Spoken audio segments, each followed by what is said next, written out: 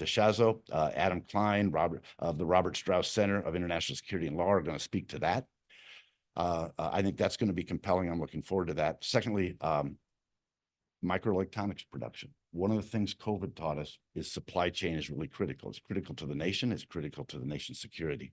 So a discussion on U.S. microelectronics production for national security is going to be chaired by Bong Bumahad, former senior executive service with the United States government, Adriana Elrod, Molly Just with the CHIPS Program Office, and the Honorable Ellen Schaefer, the former Deputy Undersecretary of Defense for Acquisition and Sustainment. And in fact, Trent Overhue, who's the chairman of Silicon Heartland Holdings, will also join them. So I think that's an important topic. Then around noon, our own Nicole Robinson, our Chief Growth Officer at Comtech, will join Damon Feltman of the Space Development Agency, Ben Reed of Quantum Space, Joshua Carlson of Dauntless Space, and they're going to be talking about space, science, and technology partnering to win. They're going to move to a discussion of how government and industry partners together to really move the needle for all of us, okay? We're going to move then to topics about America's digital future, charting a path forward by harnessing technology in the current geopolitical environment. We'll look at that. We'll look at and we'll look at aerospace and defense investment. We got a really good panel led by Preston Dunlap, who's Arkenstone Ventures, but former, I think, chief architect of the U.S. Space Force. We all know Preston well. And then we've got David Caden of Blackstone. We've got Kirk Conert of AE Industrial Partners, Daniel Charnoff of Bain Capital, and Richard Wells of Insight Partners. So I think that this day two is going to be another compelling day. And in fact, all of our stuff, all of this material is going to be on YouTube, yeah. YouTube. Okay. I looked back at YouTube. I actually watched one of the sessions a second time yesterday and gleaned some additional insights. So we all have that opportunity. But David, we're pleased to be a sponsor. Love what you do. Looking forward to the day. Going to be very exciting. Well, fantastic. So we're going to cut over now to this conversation. I want to thank in particular Dr. J.R. DeShazo, who leads the LBJ School for Public Affairs.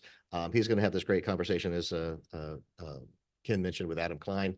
We're going to turn it over to them. They're going to take it over, and when they come back, we'll just carry on with the day. Thank you so much for coming, and again, thank you, Ken. You bet. Thank you, David.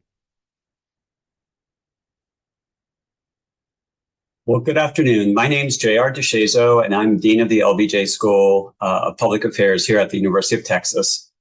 And I'm delighted this afternoon to have a conversation with Professor Adam Klein, who is the director of the Strauss Center for Law and National Security. He is a lawyer by training, but has also got some very significant expertise on the topics that we're going to discuss today. He was formerly the chairman of the U.S. Privacy and Civil Liberties Oversight Board. Adam, thank you so much for joining me in this conversation today. Pleasure to be here. Thanks for having me. So, our focus today is going to be on the role of domestic data collection here in the U.S. and its relationship to national security threats. And this is a topic that has been in the news lately. And I think a lot of people don't really understand the existing sets of rules and regulations around this important topic of privacy for American citizens. If you would, please, could you just describe when and why does the government collect data on Americans for national security purposes? Sure, absolutely. I think it's helpful to bucket the government's intrusions into personal data into a few categories. The most obvious for most people will be law enforcement, investigating crimes, solving crimes, producing evidence to get convictions in court, and so forth. And that takes place under a fairly familiar set of legal principles. The most familiar is the good old search warrant, which in the old days was used to come into your house or private residence or inspect your person's houses, papers, and effects, the categories of things that are protected under the Fourth Amendment to our Constitution. Nowadays, it can be used to get certain categories of stored data. So, for example, if the government seeks to get the contents of emails that you've sent, it will now use a search warrant to go to a provider and get the contents of those messages. So that's law enforcement. That's pretty familiar, but of course, it's become more exotic now that the types of information, the types of stuff that the government will use those powers to collect is so much more diverse in the digital age. So all kinds of apps and and software services and so forth that are creating vast amounts of data about us, from location to preferences to communications. All of that is out there, and the government can use its different criminal investigative tools to go get that data depending on how sensitive it is. So that's one bucket, that's criminal. The second bucket is intelligence, and this is much less familiar to most Americans. We tend to think of the government coming for your stuff as the police or even the FBI, but there's a whole other category of agencies that may have interest in these things to investigate, for example, foreign hackers, foreign spies who are trying to get access to our government or our defense industry. And there is a separate set of tools that allows the government to get really the same types of information, communications, location information, stored data, but for intelligence purposes. And we can talk about why the standards and the processes are different in the intelligence context than if it's just a local police department investigating a hit and run that's trying to get the data. And then there's a third category, which is administering the law. So agencies like the IRS or the Homeland Security Department that are doing other important functions of government, like clearing people to get on airplanes or investigating tax evasion, that have their own special authorities that they can use to go out and collect private information, potentially from different types of companies. Right. And it seems like, the concerns that Americans often have is whether there's any oversight over how the government collects this information. And of course, we're all familiar with the fact that for a search warrant, you need a court order and there are rules around that.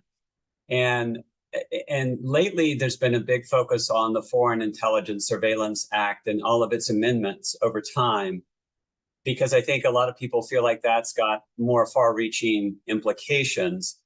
Could you talk a little bit about maybe the origins of that act? Because I think it was meant to be protective initially.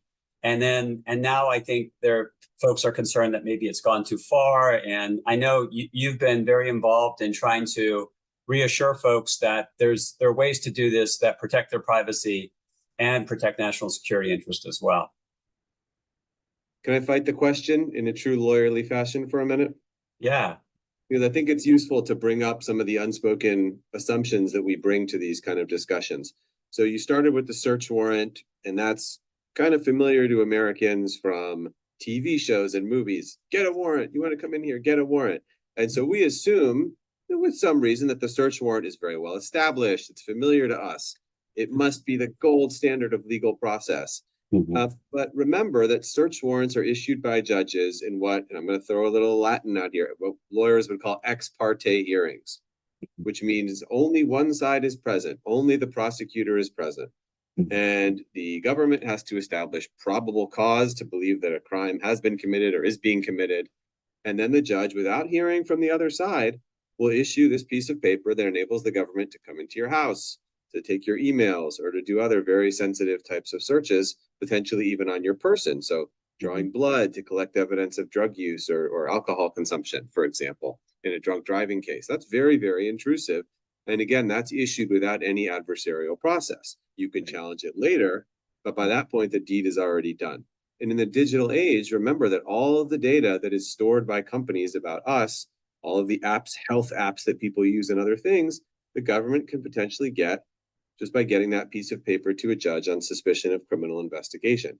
So for most Americans, the criminal process, the criminal investigative process, you are far more likely to have your privacy or civil liberties affected by that process than you are by the intelligence agencies. Okay, I fought the question enough. Should we talk about foreign intelligence? Yeah, so I mean, maybe with some historical context for... Yeah, absolutely. And I think it's helpful to remind people in sort of common English, what are we actually talking about here? The US is obviously a very large, huge economy, high-tech economy, open society. We have millions of people traveling to the United States from all over the world all the time. And that's great. That's part of what makes us America, that makes our economy go. We have digital connections all over the world. People are clicking on dubious links all the time. And so all of these connections with the outside create opportunity, but they also create vulnerability. And going back to the dawn of American history, we, like every country, have had to worry about people from outside of our society who are trying to do us harm and who are doing that clandestinely, who are sneaking around or recruiting and paying Americans to sneak or coercing Americans to sneak around and do things that they shouldn't be to help those foreign powers achieve their goals, whether it's stealing defense information, stealing information about our government, infiltrating our spy services, etc. There are many, unfortunately, celebrated examples of Americans betraying their country to work for foreign powers. Nowadays, with the cyber angle, the ability to get into America and, for example, steal the blueprints, steal trade secrets without even setting foot here, there are so many more opportunities for foreign powers to do this mischief. So the question is, how does our government fend off those clandestine infiltrations from abroad? And one way to do that is by surveilling people in the United States who you think might be compromised foreign agents or who are themselves foreign powers, who are employees of foreign governments or representative missions of foreign governments. And so there's a long history going back to the dawn of electronic communication of doing this to protect your country. Now, there's a problem. Who is a foreign agent? Is someone who expresses support for a foreign power thereby a foreign agent? The answer is no. In the United States, we have freedom of speech. You can say that you think a foreign power is correct and the United States is wrong. That's within your constitutional rights. But from the perspective of the government, does it make you seem suspicious? And so there's always been this coexistent concern that looking for foreign agents is going to transform into investigating Americans because of their opinions. And so the laws that we have now reflect a desire to allow the government to protect us while preventing overreach that affects American civil liberties. Okay. So could you run us through now what authority and what processes the government has to comply with under the current regime, and kind of what all the hubbub is about in terms of whether that should be extended or modified in some way? Sure. Okay. So for people in the United States, there's a law called the Foreign Intelligence Surveillance Act. And what that does is it allows the government to do the same kind of, let's just use a simple example, wiretaps that they can do on a mob boss, for example, but they can do it in ways that are slightly different. And those differences reflect how the intelligence context is different than investigating the mafia, for example. So there are two key differences. Number one, you can investigate people or surveil people under FISA, I'll just use the acronym, Foreign Intelligence Surveillance Act, based on their status, not on something they've done. So if they're an agent of foreign power or an agent of a foreign power, you can surveil them just because you think they might say something that's interesting for foreign intelligence purposes. Not because they've necessarily committed a crime, even though spying is typically a crime, but you don't have to show that they've committed a specific crime. That status as an agent of a foreign power is enough. Now, why is that? Because that's the business of intelligence. You don't know what you don't know that you might need to be worrying about, and it's your job to find it out. So to some extent, it's okay to have a fishing expedition in the intelligence context, as long as the fish that you're trying to hook are foreign agents of a foreign power. So that's one interesting distinction. The second is that you don't go to a regular old court. You go to one single secret court that's housed inside the federal courthouse in a secure enclave in Washington, D.C., called the Foreign Intelligence Surveillance Court. Now, why do you need a secret court? Why don't you just go to the regular court in Omaha or wherever the foreign agent is and go to a regular old judge and do it that way? And the answer is that those places aren't secure. They're not equipped to handle classified information.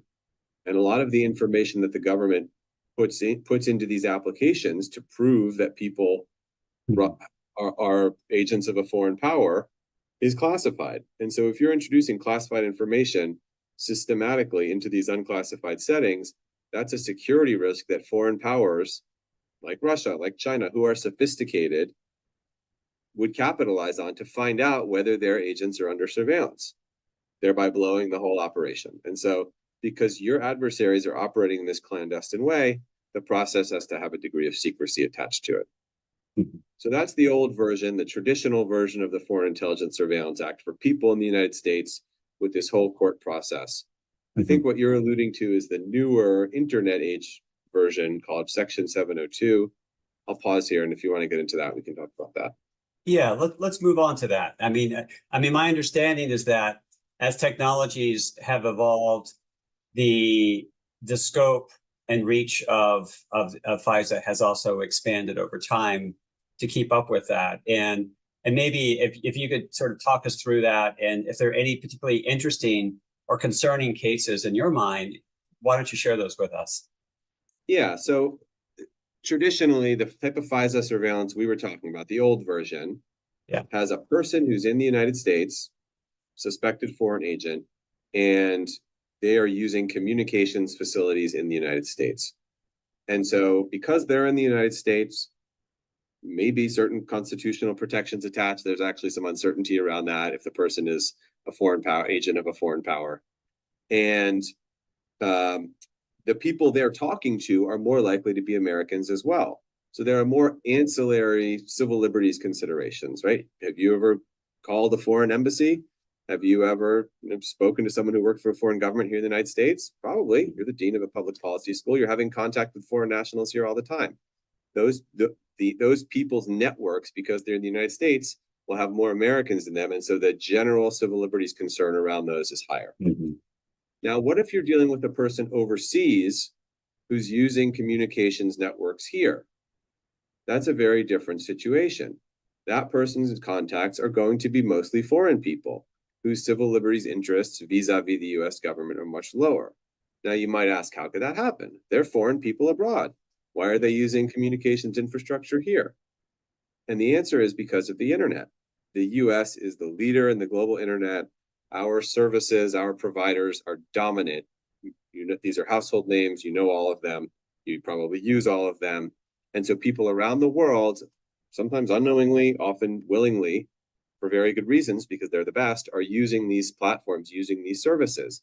And that means that people who are of legitimate foreign intelligence interest to the United States and who have very low civil liberties interests vis-a-vis the US government, they're foreign people, they're overseas, most of their contacts are foreign people, are using our communications infrastructure. Right. And so that gives the US government, frankly, a very special opportunity to collect valuable intelligence because of that home field advantage we have in the internet domain. And the question is, should the government have to go to a judge through a lengthy court process? I've seen many FISA applications. You're talking about something that can be 50, 70 pages long, lots of detail, takes forever to prepare, requires lawyers in the Justice Department. Should that whole, what we might call a full dress process, be required to do overseas intelligence collection on someone who's not a US citizen and has no real connection to the United States? And what do you think? Well, Congress's judgment in 2008 was that it should not.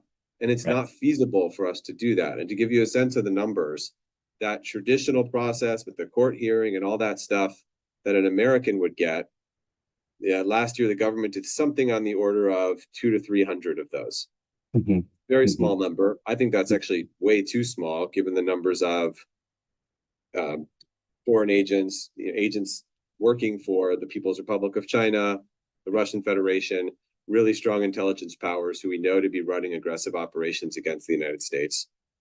Under this new law, Section 702, which allows you to go and target those foreign people who are overseas when they use American internet infrastructure, the government is covering roughly 200,000, 250,000 foreign targets a year. Right. So it's orders of magnitude different. Right. So let me ask you, you gave us the really helpful example of the search warrant and how a prosecutor could go to a judge and ask for that.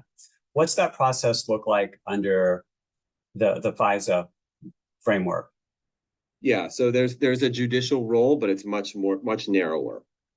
Every year, that secret court, the FISA court, reviews the rules for the program, reviews the government's record of complying with the rules surrounding the program, and then approves a certain number of certifications allowing the government to use that legal authority to collect intelligence on certain topics.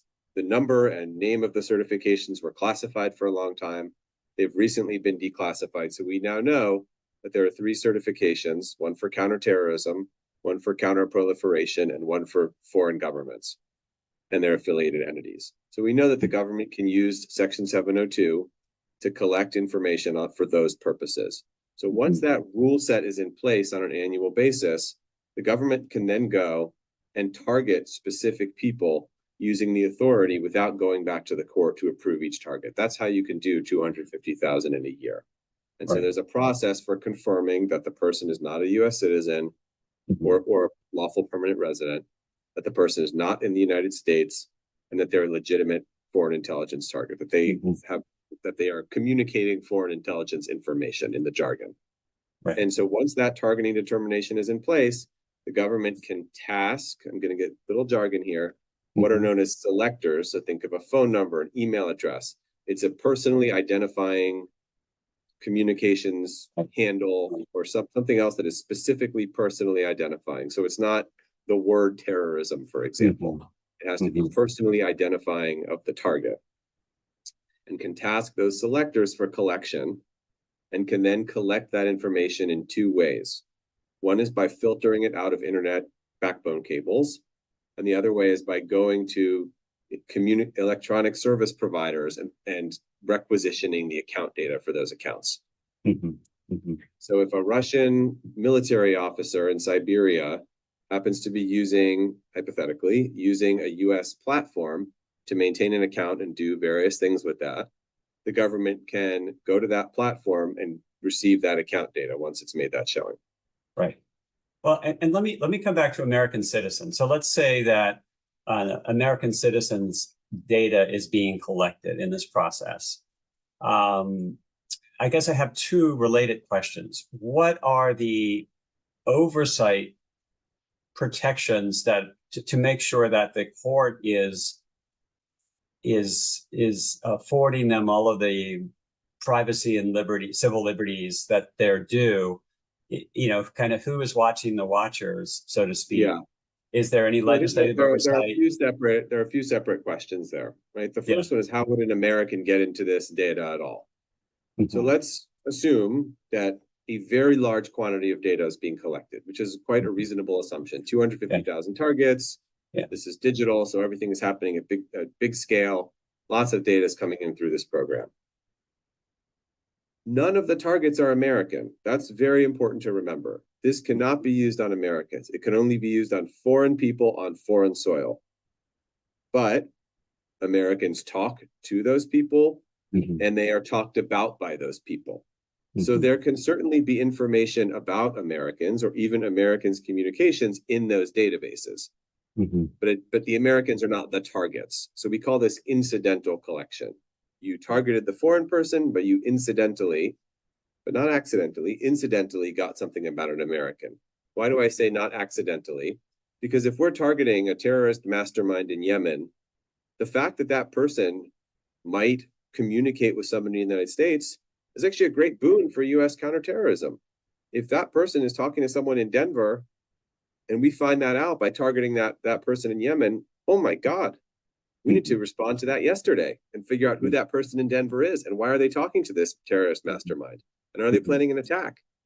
And who else is in that person's network? And so the government, the FBI, would take that piece of intelligence, that connection between Denver and Yemen, and run down all of the connections on the Denver end and see who else is this person talking to? Who's in their network? Is this person planning something? And that could save, in similar situations, have saved lives here in the United States. So the fact that Americans can get entangled in this is not in itself a bad thing. It depends on how it's used. Okay, so that's how Americans could be in the database. So then you've got this question, is the American stuff in the database fair game? And what are the rules? And so there are rules around that. The agencies are allowed to search. If they want to search for J.R. DeShazo in the database, they have to have a specific foreign intelligence reason for doing so. The FBI can also run such searches looking for evidence of a crime under current law, but it rarely does so and rarely finds anything useful when it does so. So most of these searches, when they're trying to find out more about an American, are motivated by a national security concern related to that American.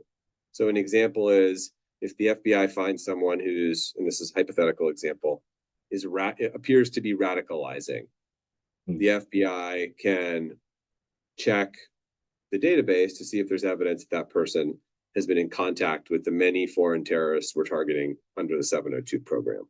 Mhm. Okay, so one other question I'm curious to ask you about. I mean, we talked about the the Foreign Intelligence Surveillance Court, which you described earlier. You are also the chairman of the U.S. Privacy and Civil Liberties Oversight Board. Now, a layperson might get these two things confused. Can you help explain the difference in their purview and their responsibilities?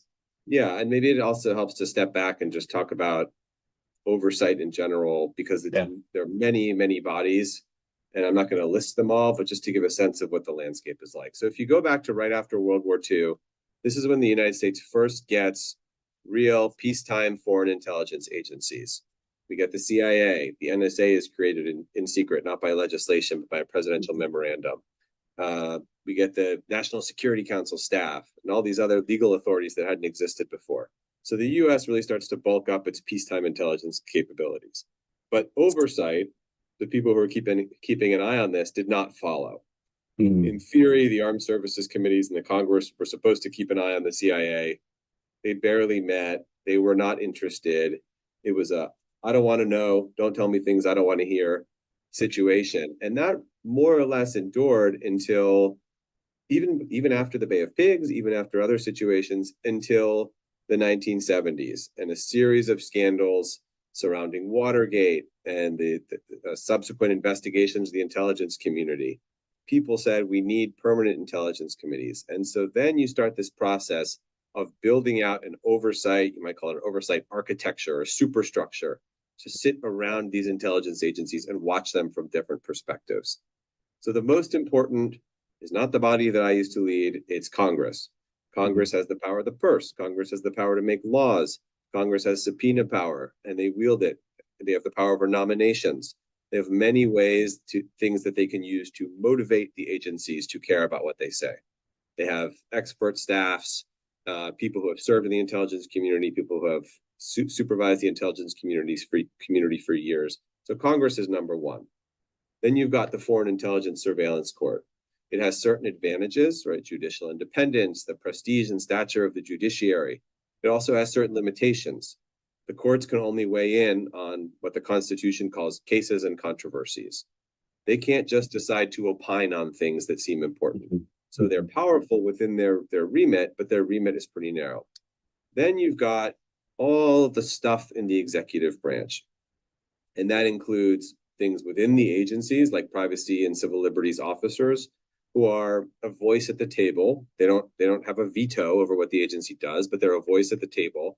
And I can tell you from working with these people for years that they're serious people, and that increasingly, especially after Snowden, heads of agencies care what they say, because they know that these things can create blowback and headwinds for the agencies.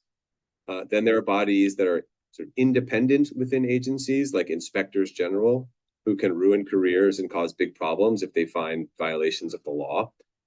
You've got the President's Intelligence Advisory Board, which is closer to the White House and can kind of opine on the efficacy of intelligence programs.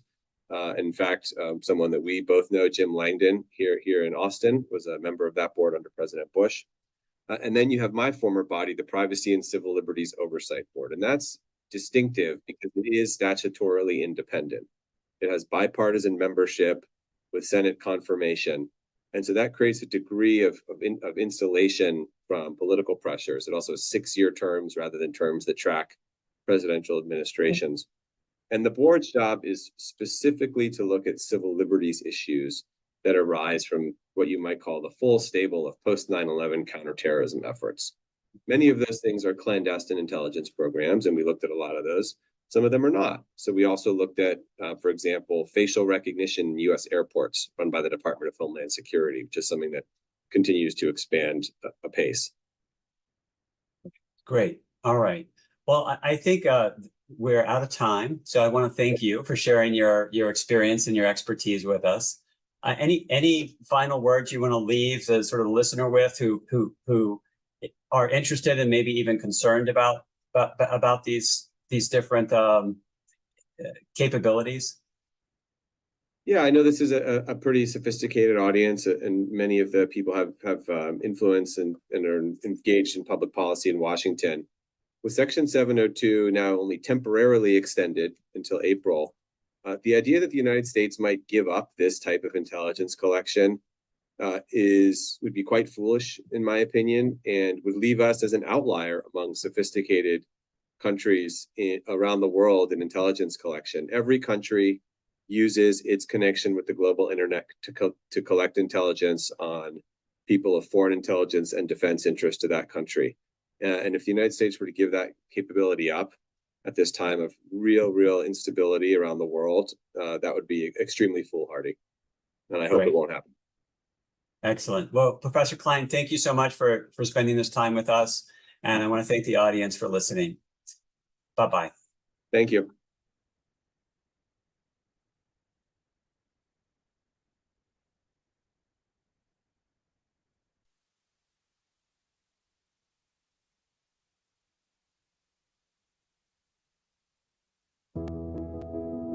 Today's world is driven by access to technology and information. We rely on it for everything, from doctor visits and education to military operations and emergency services. Connectivity sits at the heart of it all. But a large amount of the global population remains unconnected, putting them at major economic and social disadvantage. Comtech has made it our mission to solve the toughest technology and networking challenges in the world, democratizing access to smart connectivity, delivering meaningful insights, and empowering a truly connected planet. With more than 50 years of proven technology leadership across global satellite, space, terrestrial, and wireless markets, Comtech enables ubiquitous, smart-enabled connectivity anywhere, anytime, creating new opportunities for industries, businesses, communities, governments, and individuals. Leading the effort to revolutionize satellite and space connectivity, Comtech connects global communities through integrated, software-defined satellite communications technologies, virtualized multi-orbit solutions, and multimodality services. We also have our feet on the ground as one of the most trusted terrestrial and wireless technology providers in the market, delivering precise location-based services and next-generation 911 solutions with cloud-native networking capabilities. Comtech is leading the convergence of satellite, space, terrestrial, and cellular technologies to enable unified hybrid network infrastructures based on open standards and delivered through the cloud to connect the unconnected, bridge the digital divide, and deliver access to the latest services, technologies, and insights when and where they matter most. Comtech allows individuals to thrive, businesses to get work done anywhere, anytime, entrepreneurs to take advantage of new market opportunities, government agencies to provide essential technology-driven services to citizens, and first responders to anticipate, coordinate, and respond faster to emergencies. Smart-enabled, insightful connectivity from Comtech helps you enhance productivity and collaboration, optimize operations and create new ecosystems, visualize the supply chain, improve customer experience, and open the door to new possibilities. Fulfilling humanity's destiny requires seamless, smart-enabled connectivity. Only Comtech has the experience, innovation, and vision to build connections around the world that set ideas free. Learn more at comtech.com.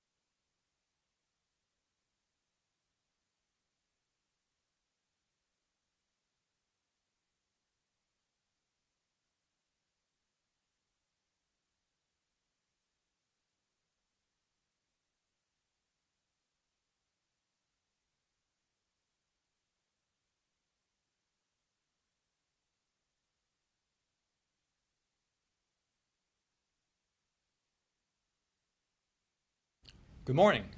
I'm Bon Gumahad, and I have the privilege and honor this morning to moderate the next panel focused on microelectronics, looking at the implications of microelectronics to both our national defense and U.S. economic prosperity. So we'll have a rather interesting interactive discussion this morning on the whole subject area. I am also privileged to have with me a distinguished group of experts in the field. And I'll do the introduction now. But before that, I also want to thank the America's Future Series for hosting us for this event.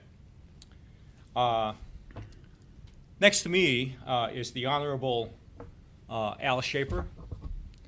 He's currently a board member of the Potomac Institute of Policy Studies, as well as Global Foundries. He was formerly the Deputy Undersecretary of Defense for Acquisition and Sustainment at the Pentagon. I worked for him then in that capacity. He's had a tremendous experience and background, retired from the Air Force 24 years, doing weather and command and intelligence, and has had a long career as a civilian employee at the Pentagon. Prior to his last role as the Undersecretary, his previous jobs included as the Director of the NATO Collaboration Support Office.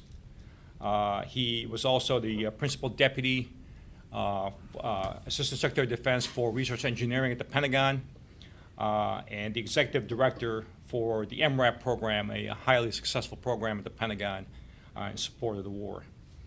Thank you, Al, for joining us this morning. It's always important to have our industry partner involved in any discussions around supply chain and microelectronics.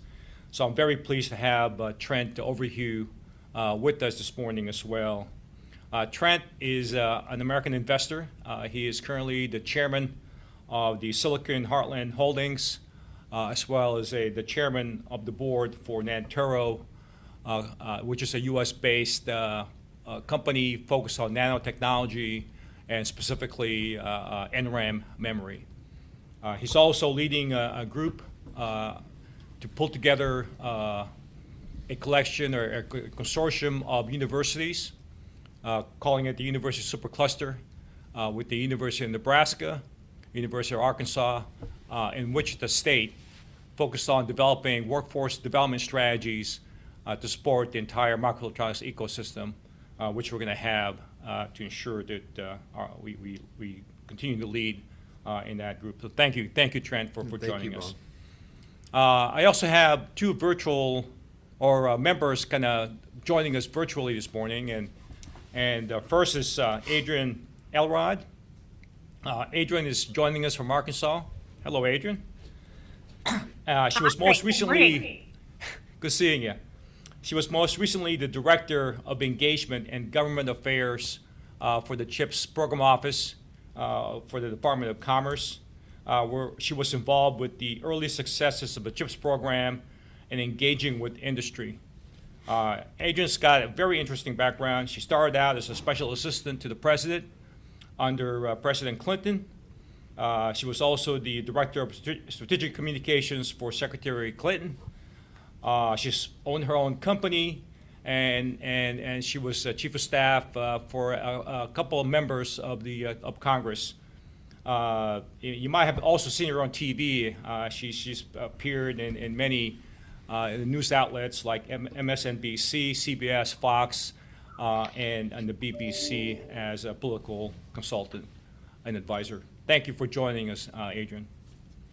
And we had one change in the agenda today. We were expecting Molly Just Burr to join us this morning. Molly is the new director for the CHIPS coordination cell being stood up at the Pentagon.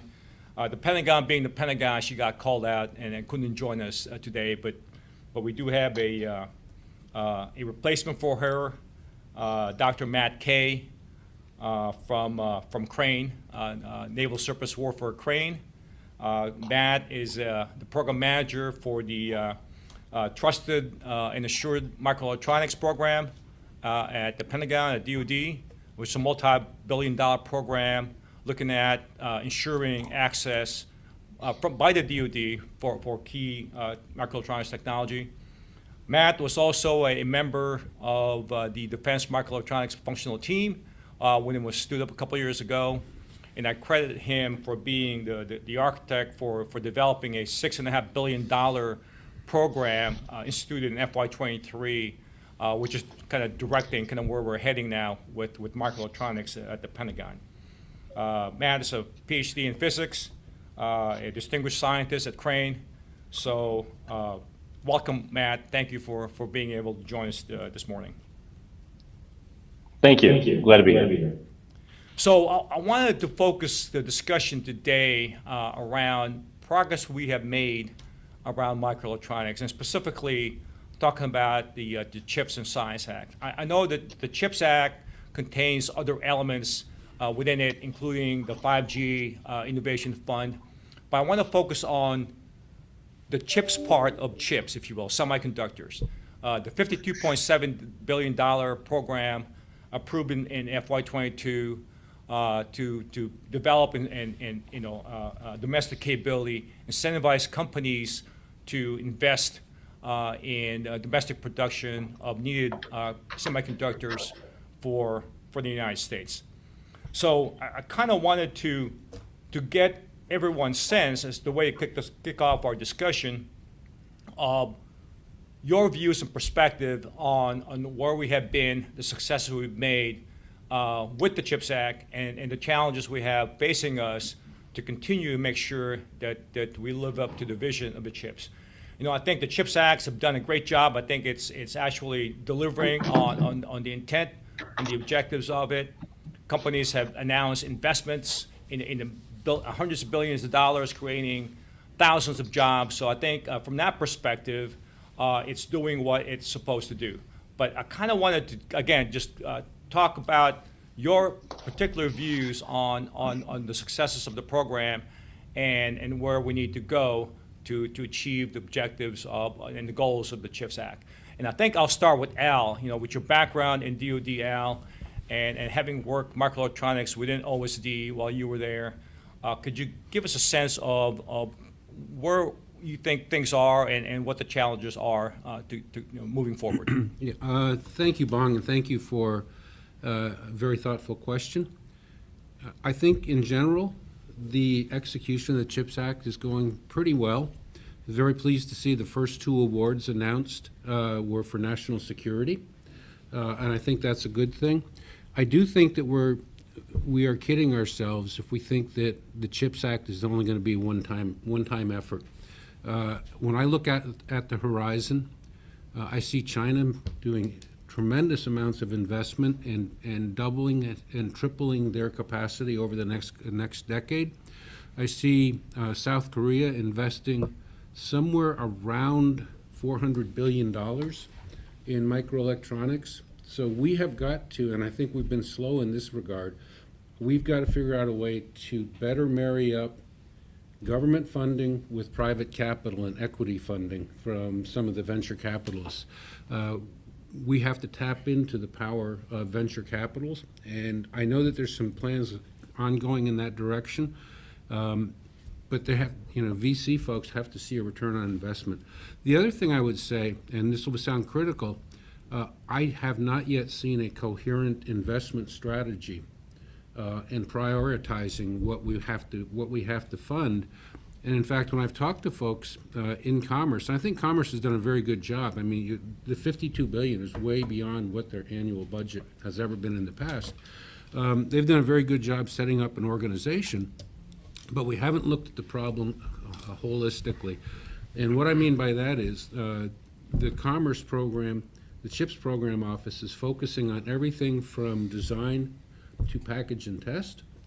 They are not focusing on printed circuit boards. So that means we're going to increase capacity a little bit in the U.S. of our semiconductors and then put them on printed circuit boards made in China.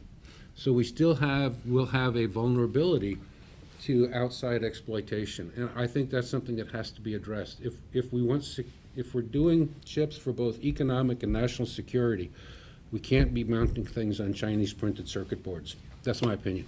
Yeah, to pick up on that a little bit, Al, before I go on to ask the other panel members, so there's a concern about perhaps the scope and making sure that it's a balanced attack on the entire ecosystem.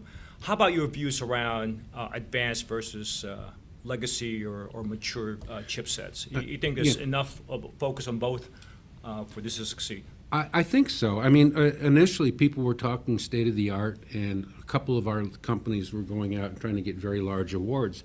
But I've been very heartened to see the first 2 awards were for state of the practice or legacy chips, because that's 70 to 80% of what we use in America. And to show the power of those chips, when you think back to the beginning of the pandemic, we lost a large amount of revenue in our auto industry because TSMC, we were relying on TSMC, stopped making one small component, and that cost the slowdown in the auto industry and hurt us economically. Right. So I think we have to pay attention to not just state-of-the-art, but also the legacy chips that go into everything that we use in the U.S. And by not having a domestic capacity of those state-of-the-present and legacy chips, we put ourselves in tremendous economic jeopardy. Yeah, thank you. Excellent points. And so let me pivot to Trent. You know, with your perspective coming in from industry, Trent, supporting Nantero, a small company, you know, kind of focused on memory. Yeah. Your views on where we are with chips and way forward to make sure we achieve the goals of it.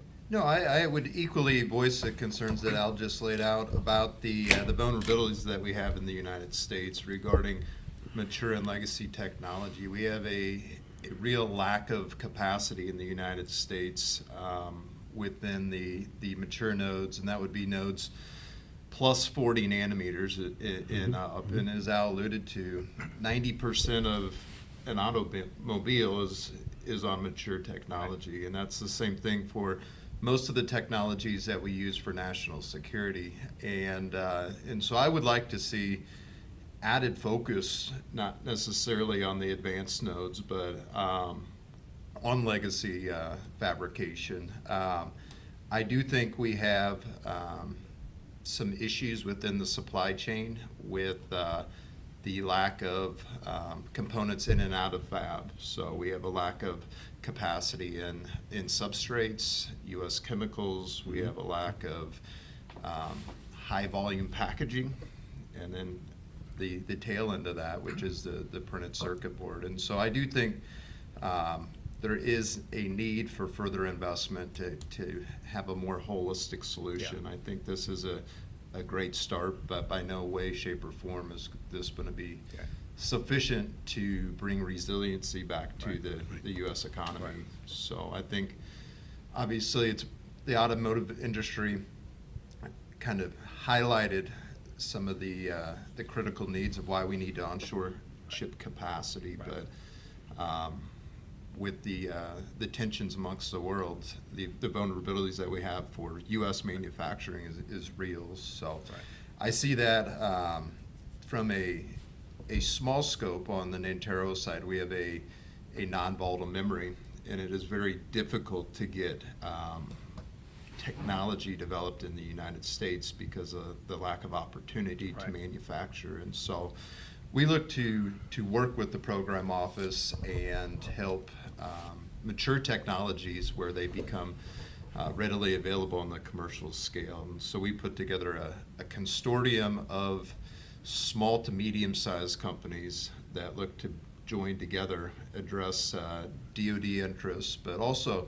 foster growth. And so Al kind of alluded to this a little bit earlier, but there needs to be a little bit more focus put on connecting the capital markets into some of the mission sets within commerce. Currently, the VCs have not flooded into semiconductors and aligned with projects. We, from the Silicon Heartland side, have over $9 billion in projects that have submitted for funding, but very little interest from the VC community, even though these projects financially are rock solid. And so there needs to be a little bit more focus to stimulate some of the smaller companies that have high growth opportunity in the United States. Why do you think the VCs are not engaging at the moment with is it because the way the bill is constructed, it's kind of maybe limiting in some aspects or not pulling in the right people to get involved? It's difficult for a smaller company, let's say, to go do a $4 billion chip fab. Maybe it's a mature node, and gain the interest when the unknown is there's not a milestone on what you would expect to receive from the program office. Right. So it's a moving scale. So you don't know on that $4 billion if you need to raise $2 billion or $3.5 billion. Right. And so it makes it difficult to go out to the financial market when you don't really have the full deck of cards to line up the funding. Right. No, excellent. No. So sounds like from what I'm hearing from both you and Al, I mean, a great start with the way the CHIPS Act's been constructed or constituted, but we need to expand it to include other areas of interest. And so the next question then becomes, and I'll point to you, Adrian, whether there's enough political will across both sides to continue with the investments we started with the CHIPS Act, and whether it's going to survive and endure. It sounds like we need to have this thing endure to make a real difference. So, Adrian, I'd like to get your perspective around that, having come from the CHIPS Program Office, engaging with the government as the Director for Government Affairs. Just your views around whether or not you see an enduring capability, capacity, with CHIPS Act starting it out, but additional investments required, in the future. Yeah, look, I think there's no doubt. A lot of this has to do with the fact that we have a really strong bipartisan group of members of Congress, from Mike McCall to Senator Warner. Sorry, do I have an echo? A little bit, but we'll see if we can fix it from this end, Adrian. Sorry, it's just a little, I don't mean to be distracting to with an echo, but we've got a bipartisan group of members of Congress. John, there we go, that's much better. From John Cornyn to Mark Warner to Mike McCall in the House, to a number of members of Congress in both the House and in Senate who are focused on making sure that this is a sustainable effort. Obviously, this was a Herculean effort in many respects, as you all know, and your audience knows, to get this legislation passed. The CHIPS and Science Act has been attempted on a number of occasions, but under President Biden's leadership, it actually got done. But I think there's no question, $52 billion is a drop in the bucket. And the members of Congress who are leading the effort, along with industry and all the stakeholders on the outside, are fully aware of this. When you look at other countries that are passing their own versions of the CHIPS Act. And a lot of countries, of course, don't have to go through the legislative process because they don't live under a democracy. They can just put money into the program as opposed to having to go through a process. We have to stay on top of the game. And I think the only way that we can truly effectively do that is to keep, funding this effort. I will say this, though, as a quick aside, I can tell you that every single dollar that's going out the door from the CHIPS Program Office at the Department of Commerce, every single dollar is being very carefully thought through. How do we maximize this dollar to achieve our national and economic security goals? How are we doing this to, make sure that we are creating more and more manufacturing jobs, that we're really boosting the semiconductor industry to reimagine America's industrial policy and do that effectively. Again, in statute, it says national and economic security initiatives are the two most important pillars that we have to look at in terms of deciding where the money goes. But the ancillary benefits, of course, are, we're creating jobs, we're rebuilding communities, we're really, making ourselves more competitive on a global level when it comes to producing, especially those highly sophisticated leading edge chips here at home. But that being said, we will see where we are in a couple of years. $52 billion, when you look at the cost of building a fab, which can cost as much as 40 billion, sometimes more, just for one fab. $52 billion is a drop in the bucket. So it'll be interesting to see what this leadership in Congress does. What President Biden, who I'm confident is going to get reelected, what he does in his second term in terms of continuing this monumental effort to spur the semiconductor industry here. Adrian, well said. Again, just kind of going back to what Trent said. $52 billion you set yourself is kind of drop in the bucket. May not be sufficient to really get everybody involved and incentivized. It's certainly incentivizing the big guys, right? I mean, Micron making, they have all announced kind of plans to build, foundries here and there at TSMC. The small guys, though, are kind of a concern in that, again, without the infusion of funding from government, they may not have the capital necessary to make the right investments to create and develop foundries and the like. Your views on how do we get and pull the smaller companies into the mix and have them participate more holistically and wholly to make this entire ecosystem work as we had envisioned. Any thoughts around the small companies? Sorry, is that geared toward me? I'm sorry? Is that question for me? Yeah, Adrian. Yeah. Okay, sorry, my audio cut out for a second. Look, the second NOFO that we put out, the first funding opportunity that we put out in February of 2023 was for those large leading edge mature node companies. And the funding that has gone out, as you mentioned, it's not actually funding that's gone out the door, but the 2 PMTs that we've announced so far were part of that first funding opportunity. We released a second one that extended the first funding opportunity for large scale suppliers of projects that are $300 million or more. But when it comes to some of the smaller companies, we did release a smaller supplier NOFO I think it was in September of 2023. And that will be to help some of these smaller companies. I mean, look, Secretary Raimondo has made it very clear, she says this time and time again, this is not a small business loan program. We are not here to dole out money because we think a small business is doing great. We are doing this to achieve, the 6 pillars that are in statute to help achieve the goals of those pillars, which are, of course, first and foremost, enhancing our national and economic security, making sure a project is commercially viable, making sure that a project is going to create jobs, et cetera. So, we're not in the business of just giving out money to small businesses because we think they make sense, but there are a lot of applicants, of course, small businesses that have applied through the second funding opportunity for those smaller suppliers that will help us achieve those goals. So, I heard you guys talking obviously about some of the venture funding. It is a challenge. And, we have a financial vertical led by Todd Fisher, who was a longtime partner at KKR, who's really focused on, he and his team are focused on working with some of those financial institutions and investors. And, number one, engaging them to see, are they investing? Is this, are they going to invest in the semiconductor industry here in the United States, given that this CHIPS and Science Act passed? If not, why? And there is a back and forth, conversation constantly going on with the financial industry. But I think you guys are right on the mark. I mean, the CHIPS and Science Act is not intended to replace capital. It is intended to catalyze growth and catalyze capital. So if you're an applicant and you say, if I just had, some additional funding here, I could quadruple my capacity on producing this very mission critical chip that goes into, a very important piece of military equipment. I'm just creating hypotheticals here. Those are projects that our team is going to find far more interesting to invest in, as opposed to someone saying, man, if I could just get an extra $1 billion, I could accomplish my current goals. We want to catalyze growth. And so we do rely on the venture industry. We do rely on the financial industry to come in and really invest in this industry, because if they don't, we can't rely on government to do this alone. If they don't, then, our goals for the semiconductor industry in terms of producing more leading edge chips in the United States are not going to be as lofty as we want them to be. Excellent. Thank you.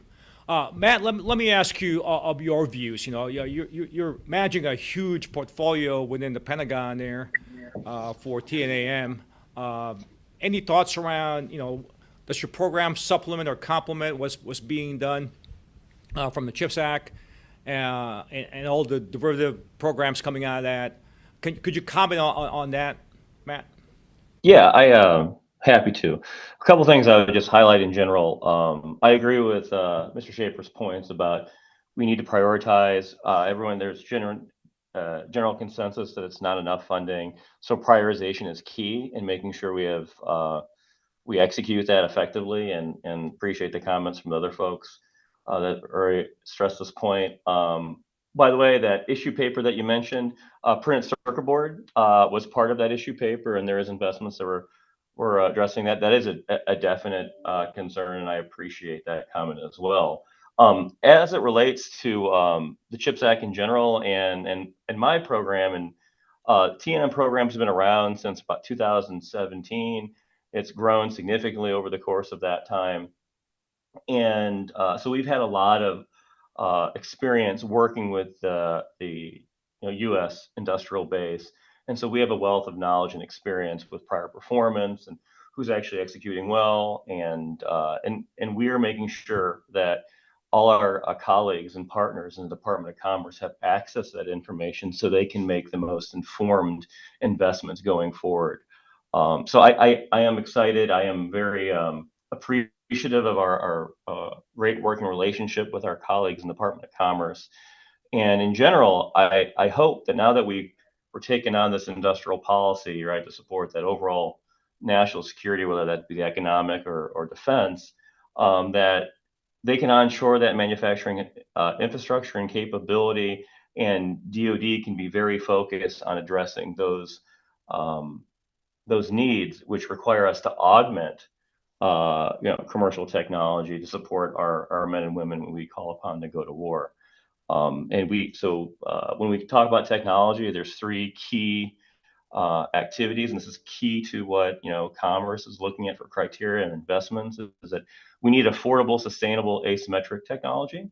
And how we get that from a DoD perspective is we try to work in it and leverage and take advantage of best in class commercial technology and augment that, because many times we have to augment it for extreme environments like space or strategic environments. So overall, it's good. I think that, as I said, that relationship has been very fruitful in providing our colleagues a lot of information. Obviously, Molly's not here. You guys are stuck with me. She is the director of the DMCFT now and the CHIPS Coordination Cell. So she is leading that interface to Commerce. I think that overall it's going well. We're providing the expertise within the DoD to help support our colleagues to vet those claims of when performers say, hey, this is a really important technology, not only commercially, but this has strategic importance to our national defense. So we're standing opposed to make sure that we are able to answer that call and provide that information to our colleagues.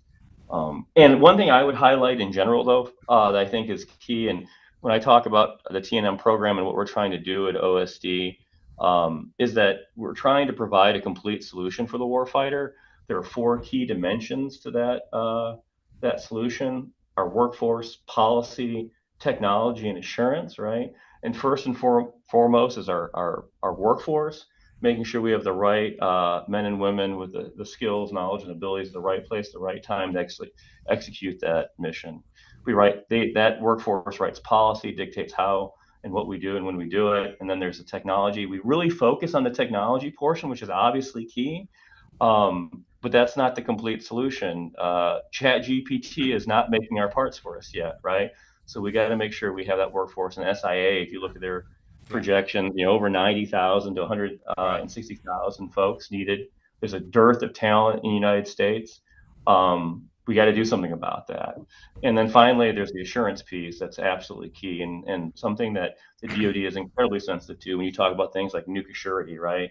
Verifying and validating the technology does exactly what it's supposed to, when it's supposed to do it. So I would to add to the list, Mr. Schaefer, the conversations have been made, that workforce piece is something that can't be overstated, the importance thereof. Over. No, thank you, man. I'm really glad that you mentioned that piece of it, which I think is under. We're not focusing enough around workforce development. It seems, right? Technology's been the focus, but if you look at what's needed, and you mentioned the 90,000 gap in talent that we need to have to support once CHIPS Act's fully implemented. So it's a big to-do around workforce development that's not, I think, being heavily addressed currently. At least that's my opinion. I know technology is the key thing, but the need to have technicians and an educated workforce to support a lot of these things we're trying to do is key and very important. You know, the DoD just published their National Defense Industry Strategy, where they have a great big section around workforce development.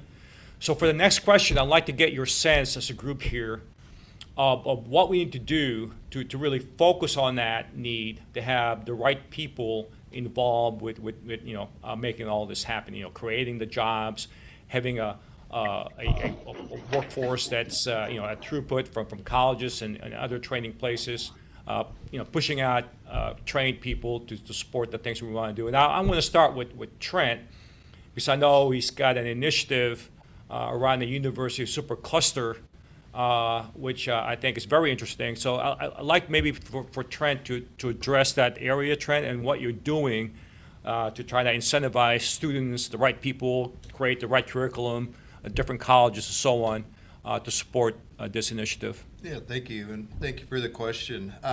So one of the initiatives that has come out from the Silicon Heartland Manufacturing is how to address the workforce. And we've saw a gap on the technical skills needed to address the 130,000 workers that are needed by 2030.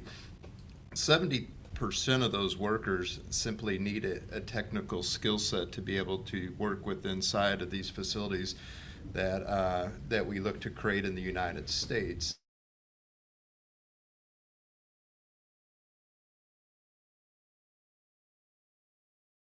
Traditionally has done within the semiconductor industry, but help complement that. And so we put together a coalition of educators and created a virtual platform to quicker address the needs that we have in the United States that would plug into academia. I think we are in the United States somewhat solid on the 4-year and PhD level programs, but we need to put a large effort into the education on the technical side. And so we've teamed up with several universities right now to craft curriculums and plug that into a virtual platform. Right now we have the University of Nebraska-Lincoln, Wichita State, Arkansas. We have interest from Cal Poly, Purdue, Michigan State, and I think the list will continue to grow as we look to onboard universities that have semiconductor interest. My biggest concern is the efficiency and the need to address the workforce. Obviously, within 4-year degrees, 4 to 7 years till you get an accreditation. So that is not fast enough, and the throughput is not large enough to address 130,000 workers. And so I do believe we need added virtual platforms that can educate across the United States much more rapidly to address the workforce needs that we have in the United States. And so one prime example is done in Omaha, Nebraska, which is IXL. They're world renowned for medical or virtual reality education in the medical industry. And we've worked with them on replicating that into the semiconductor industry. And so I have high hopes that we can put together more programs to address some of the workforce needs that we have in the United States. Yeah, great. Thanks, Trent.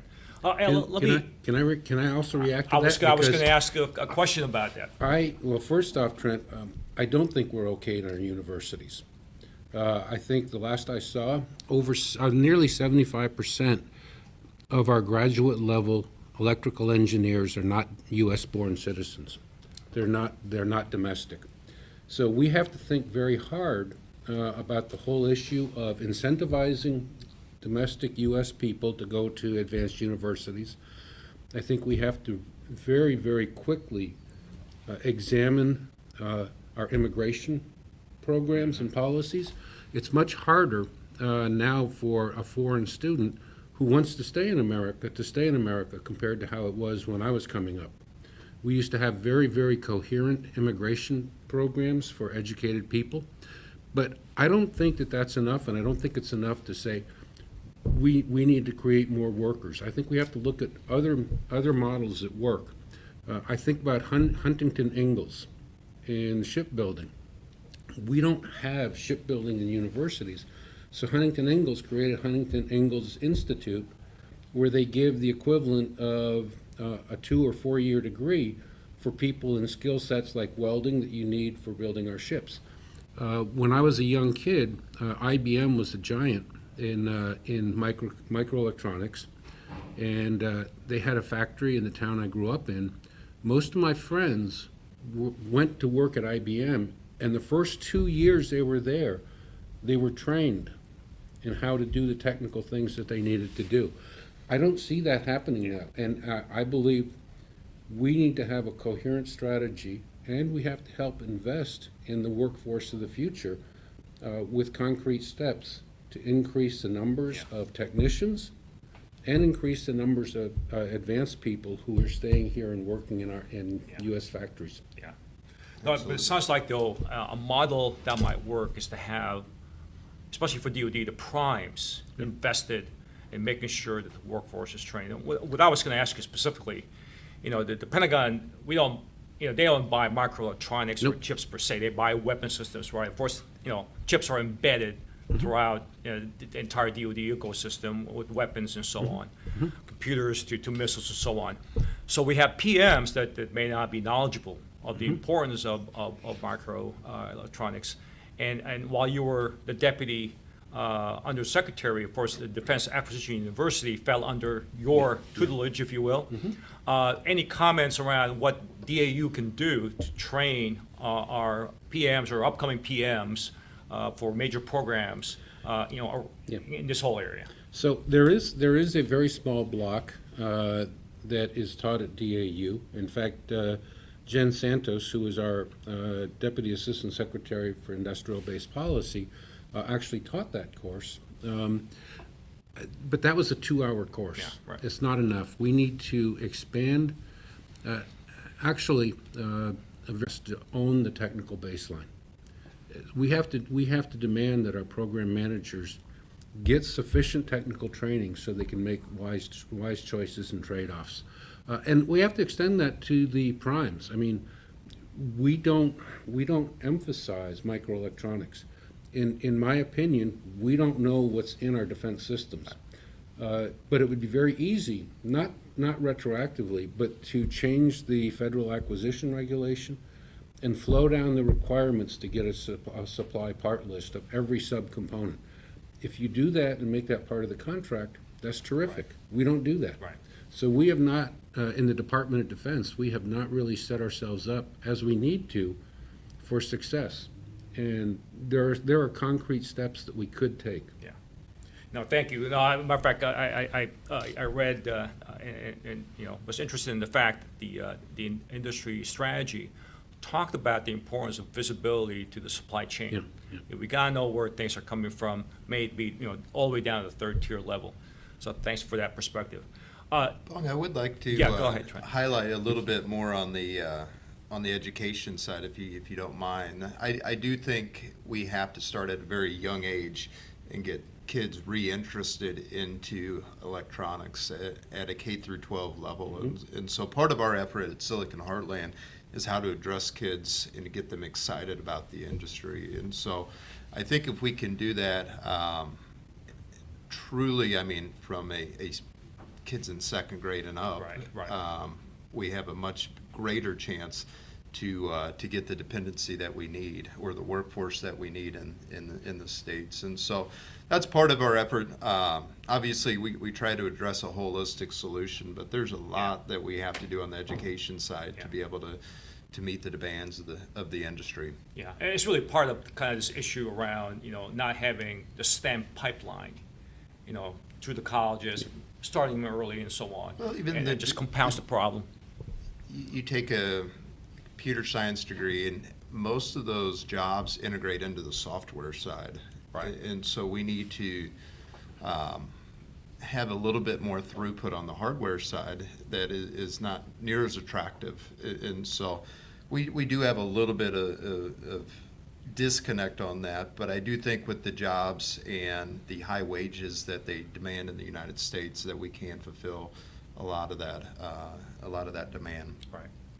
You know, Matt, let me pivot to you. I know that the Microelectronics Commons coming out of DoD stresses workforce development as well. Could you comment on any concrete programs you have today or being planned to make all that happen? Yeah, a couple things. So, by the way, wholeheartedly agree on what Mr. Schaefer said about undergrad and grad school. Like we do really well in the undergraduate programs, but by and far our graduate programs are full of foreign nationals. And one thing that I would highlight, that one thing that the NSTC and Deirdre Hanford is going to have her hands full is that I really appreciate what Adrian said about Catalyst, but we want to catalyst the U.S. economy, and we inject $10 billion into a domestic ecosystem. The last thing we want is that workforce, that IP, that innovation being exfiltrated to our adversaries, right? That's a real challenge, and this is a very heated topic about guardrails and how do we control that information, because we want America to be vibrant and thrive. So there is a huge challenge that we have in our graduate programs, and I absolutely agree with exposure. The number one thing that it dictates what young men and women go into as a career is how early they're exposed to it. And the comment I often make is, I want to put semiconductor physics in the baby bottle if I could. I don't know if that's ethical or moral if we can do that, but like the earlier we can expose our children, our future engineers to the opportunities, the challenges that we have in this technology sector, the better off we are.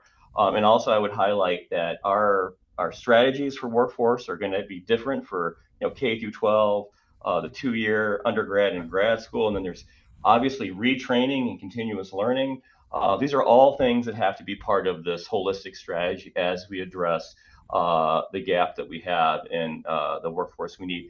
And I really, really, really appreciate the highlighting of immigration reform and saying there are people across the globe that want to come to this country, become U.S. citizens, and work in this industry. We need to enable that. This is something that's been highlighted by SIA and many others. So I really, that is a key thing that needs to be taken very seriously. With that, Bong, I will highlight a couple things that we are doing. So there's 2 major activities that have been funded under TANM. There is the MEST, which is a microelectronics for security training, I believe. And then there's SCALE, which is the Scalable Asymmetric Lifecycle Engagement.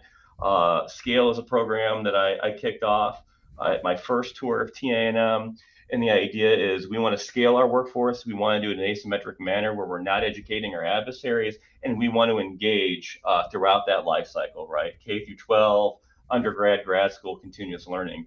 And under the SCALE program, we have a series of initiatives that are being stood up. We have pilots under K through 12. We are making investments in HBCUs, as well as we're kicking off and hopefully partnering with the Department of Commerce under the EDGE Consortium. This is an EDGE Consortium that's looking about engaging underrepresented demographics.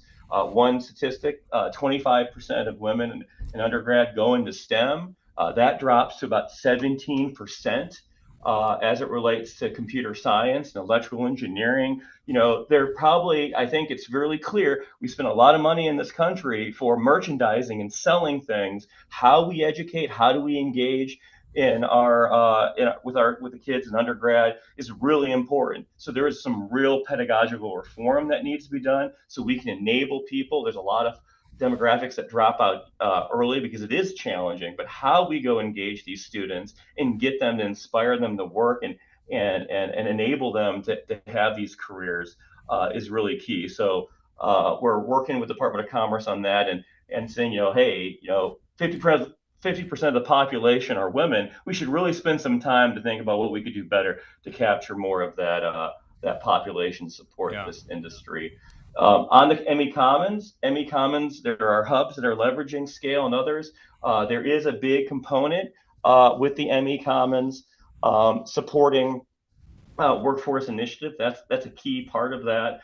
I can't speak to all that because Dr. Allison Smith and Dr. Shenoy can probably give some more feedback, but I know they're trying to leverage existing programs. And one quick comment on ME Commons is the discussion was mentioned about small businesses and engaging in small businesses. I think the ME Commons, there's 8 hubs across the United States.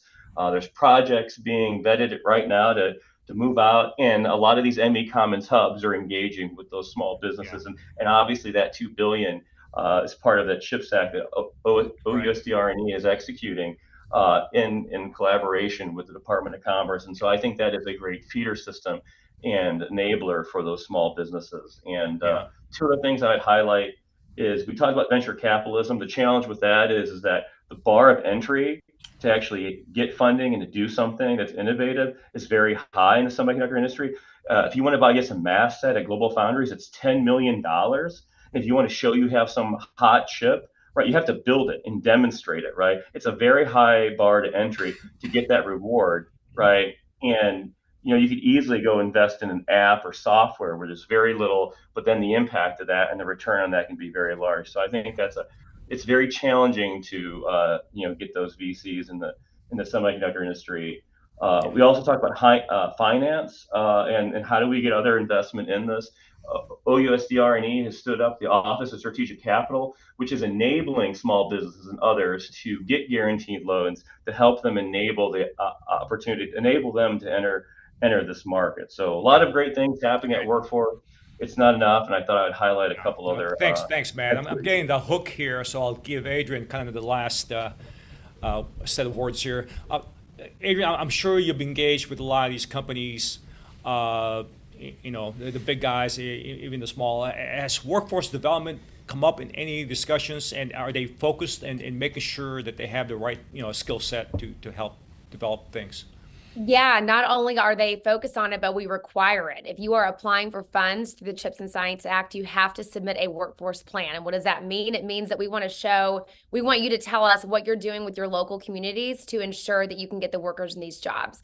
We take being good stewards of taxpayer dollars. I say we, I'm no longer on the CHIPS team, but when I was there, and I can still speak, I think, for the CHIPS team in terms of their goals, when we are being good stewards of taxpayer dollars, we want to make sure that, for example, if a company is receiving X amount of funds, and in order to achieve the goals of the project, which we are funding or helping to fund, that they can actually put workers in those jobs who are qualified and who can do the jobs. We want to see a workforce plan to make sure we can do it. If we're doling out $52 billion, but we can't find the workers to fill the jobs that we're creating with this funding, then what are we doing?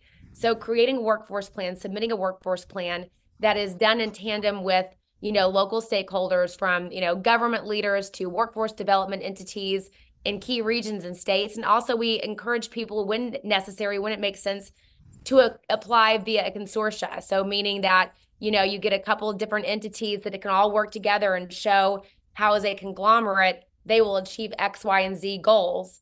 And then together they can support a workforce plan, because we want to make sure that entities are not, quote unquote, going at it alone, that they're just applying for funds, but they're not really thinking through how, if the funds that they apply for, if they receive those funds, how they're going to use them to create the job. So again, workforce plans are critically important to the success of the CHIPS and Science program.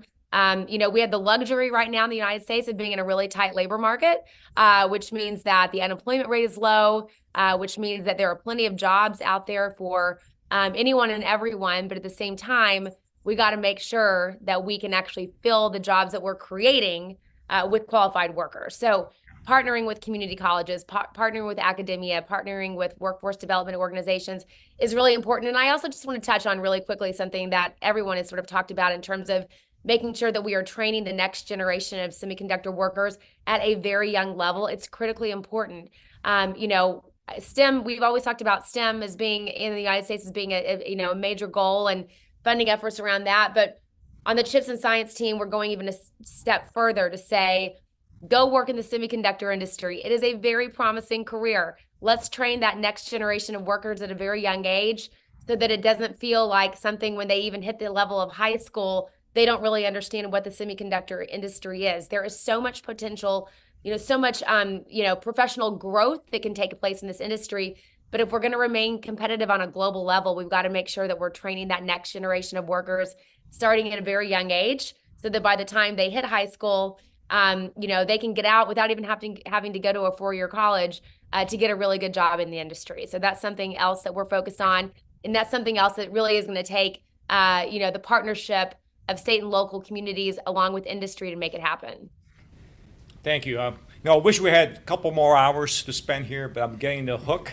I think the time is up. I just want to thank the panel for their spirited discussion this morning around an important topic for both national security and our economic prosperity.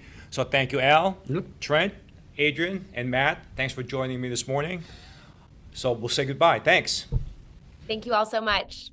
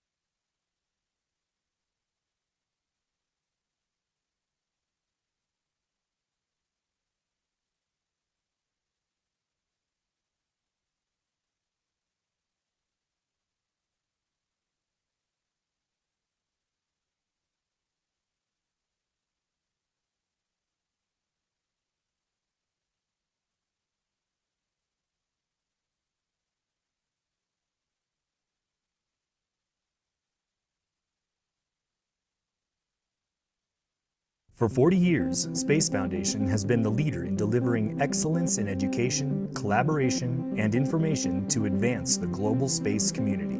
From the premier assembly of the global space ecosystem to classrooms and business centers around the world, Space Foundation works with its partners to create opportunities and inspire generations. Today, space presents more possibilities than ever before.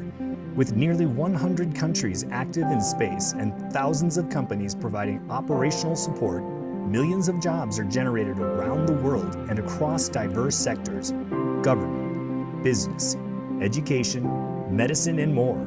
There has never been a more exciting time for space, and it's only just begun. At Space Foundation, we believe there is space for all, and we invite you to join us in creating new opportunities and inspiring generations to be part of today's adventure in space. Learn more at spacefoundation.org.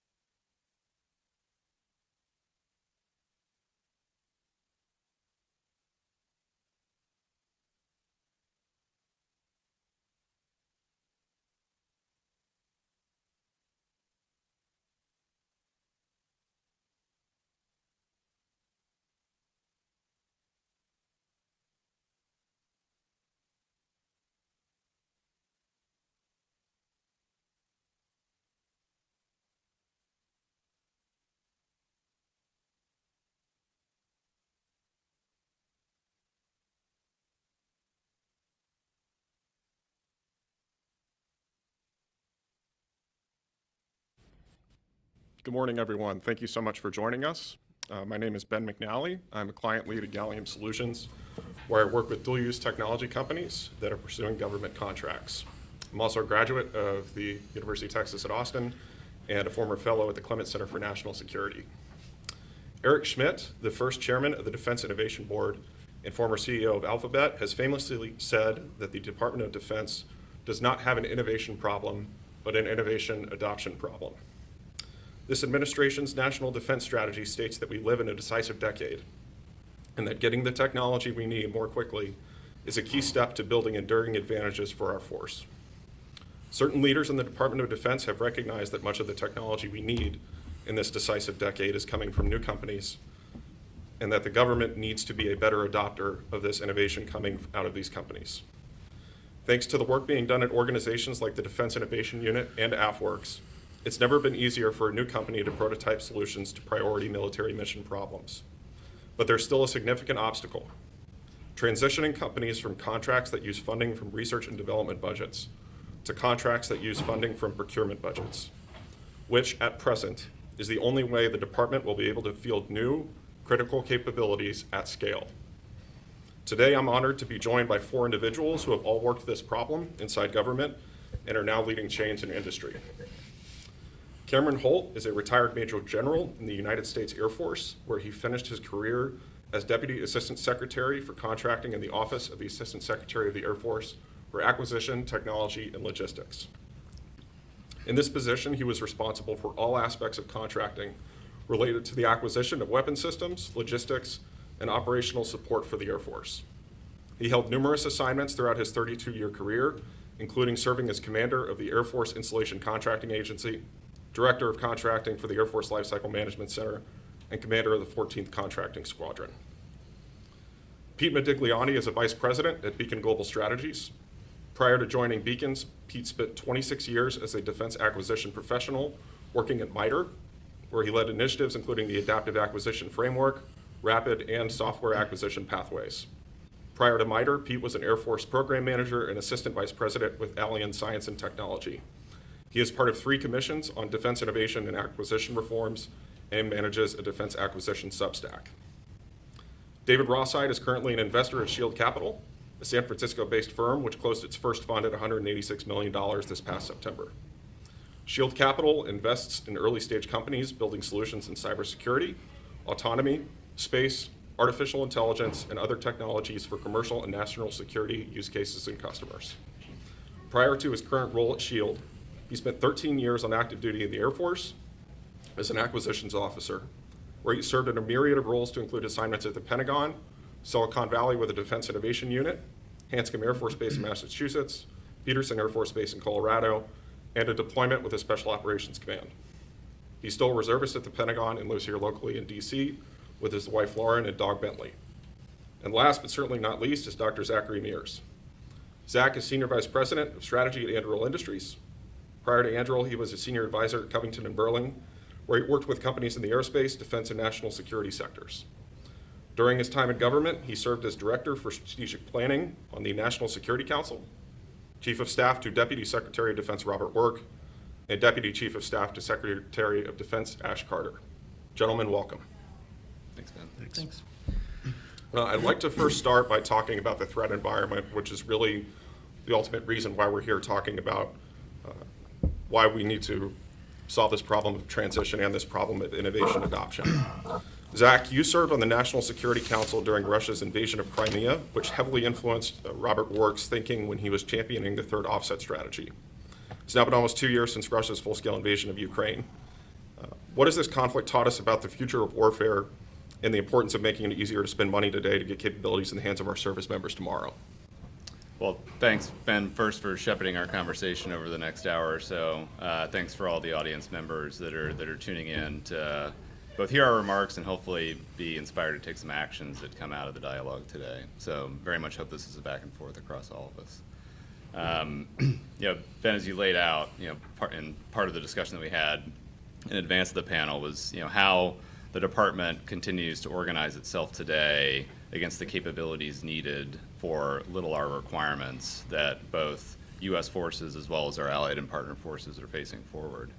And this was an animating problem for Bob and Ash back in 2012, moving through their tenure in early 2017, and certainly underpinned as we thought about third offset and the differentiated capabilities that could move at a speed to respond to the threats that were challenging both the ability of U.S. and allied forces to understand their disposition on the battlefield, to understand the disposition of the adversary, and to generate timely effects, be those passive or active, against adversary forces. And what was quite plain then, and I think has been made plain over the last 2 years in our experience in Ukraine, is that we still lack the mechanisms to deliver forward at relevant speed responsive capability to that threat. There are existing authorities that exist within the department to enable us to do so, but our practice so far has not yet adopted. If you look at the broad balance of capability that has moved through aid packages over the last 18 months, it is largely traditional systems. If you look at what the Ukrainians are identifying and advising us back through SAGU are important and relevant, their adoptions on the battlefield. And it is that test environment that is very difficult for us to replicate today. The cyber security attacks, electronic warfare attacks across that spectrum are incredibly difficult to mimic and ensure the resilience of capability. So how do we build that into the way we think about T&E, demonstration, experimentation, to fielding? Not just building, as others in industry, especially amongst the primes and middle tiers have discussed, building some level of anti-fragility into their current capability. How do we build resilience into the new commercially developed technology that we have an opportunity to start near zero building forward today? And so part of the underpinning of how Bob, Ash, and the rest of the team that built up the Advanced Capability Deterrent Panel that was basically the underbelly of animating third offset was, how do we tap into those other areas of technology and commercial development that are largely happening outside of and being seeded by capital that lives outside the department's RDT&E budget, and bring that capability in at relevant speed and scale to address these threats that are not moving at a generational pace like we plan for our capital assets. They are moving at a time and a speed that requires the responsiveness of a commercial product and a commercial business model. General Holt, when you first became Deputy Assistant Secretary for Contracting, you organized a threat briefing for the entire Air Force contracting workforce that explained the threat from China in great detail. When looking at the Chinese Communist Party, the PLA, and their strategy of civil-military fusion vis-a-vis our military and industrial congressional complex, what concerns you? Well, yeah, thank you for the question, Ben, and again, thank you for having this important discussion. When I did that, what I wanted to achieve is, frankly, I still don't see it. There's a lot of talk in the press about China. There's a lot of good speeches about it. I frankly don't think I still don't believe we're on a wartime footing. And I think that our acquisition community, our contracting community, our financing and resourcing process has to get on a wartime footing. We're behind in many important ways. We're ahead in a lot of ways. And so, I probably should say that China should think twice about challenging us militarily. But having said that, they're moving faster than we're moving. When I sit in the Pentagon and I hear a lot about the Taiwan Straits or about the military instrument of national power, I actually think that our adversaries are sophisticated enough to attack our supply chains, to corner the market on key materials, to deter other nations economically, to deter business leaders and government leaders economically, and through information power. Having said all that, I still believe that military overmatch, if we can achieve strategic military overmatch in capability, that will have a deterring effect against war. And so, as the new head of contracting, I didn't want my first conversations with my community to be about FAR 15402. I wanted them to see somebody that has sat in the same cubicles that they've sat in, have felt the same frustrations that they have felt, have endured the withering criticisms of a bureaucratic contracting enterprise that they did not invent themselves. And I wanted them to see somebody like them stand up and talk for an hour in detail about the actual operational threat and where the US and China and Russia are against each other today and where we will be after the planned 6-year Future Years Defense Plan.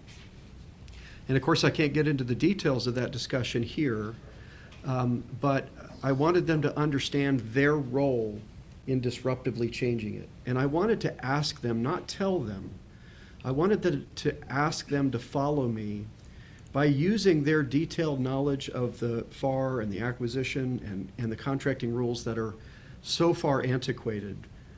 And instead of using that to keep everybody out of jail or just to be compliance oriented, to turn their attention towards the mission and hacking that old system.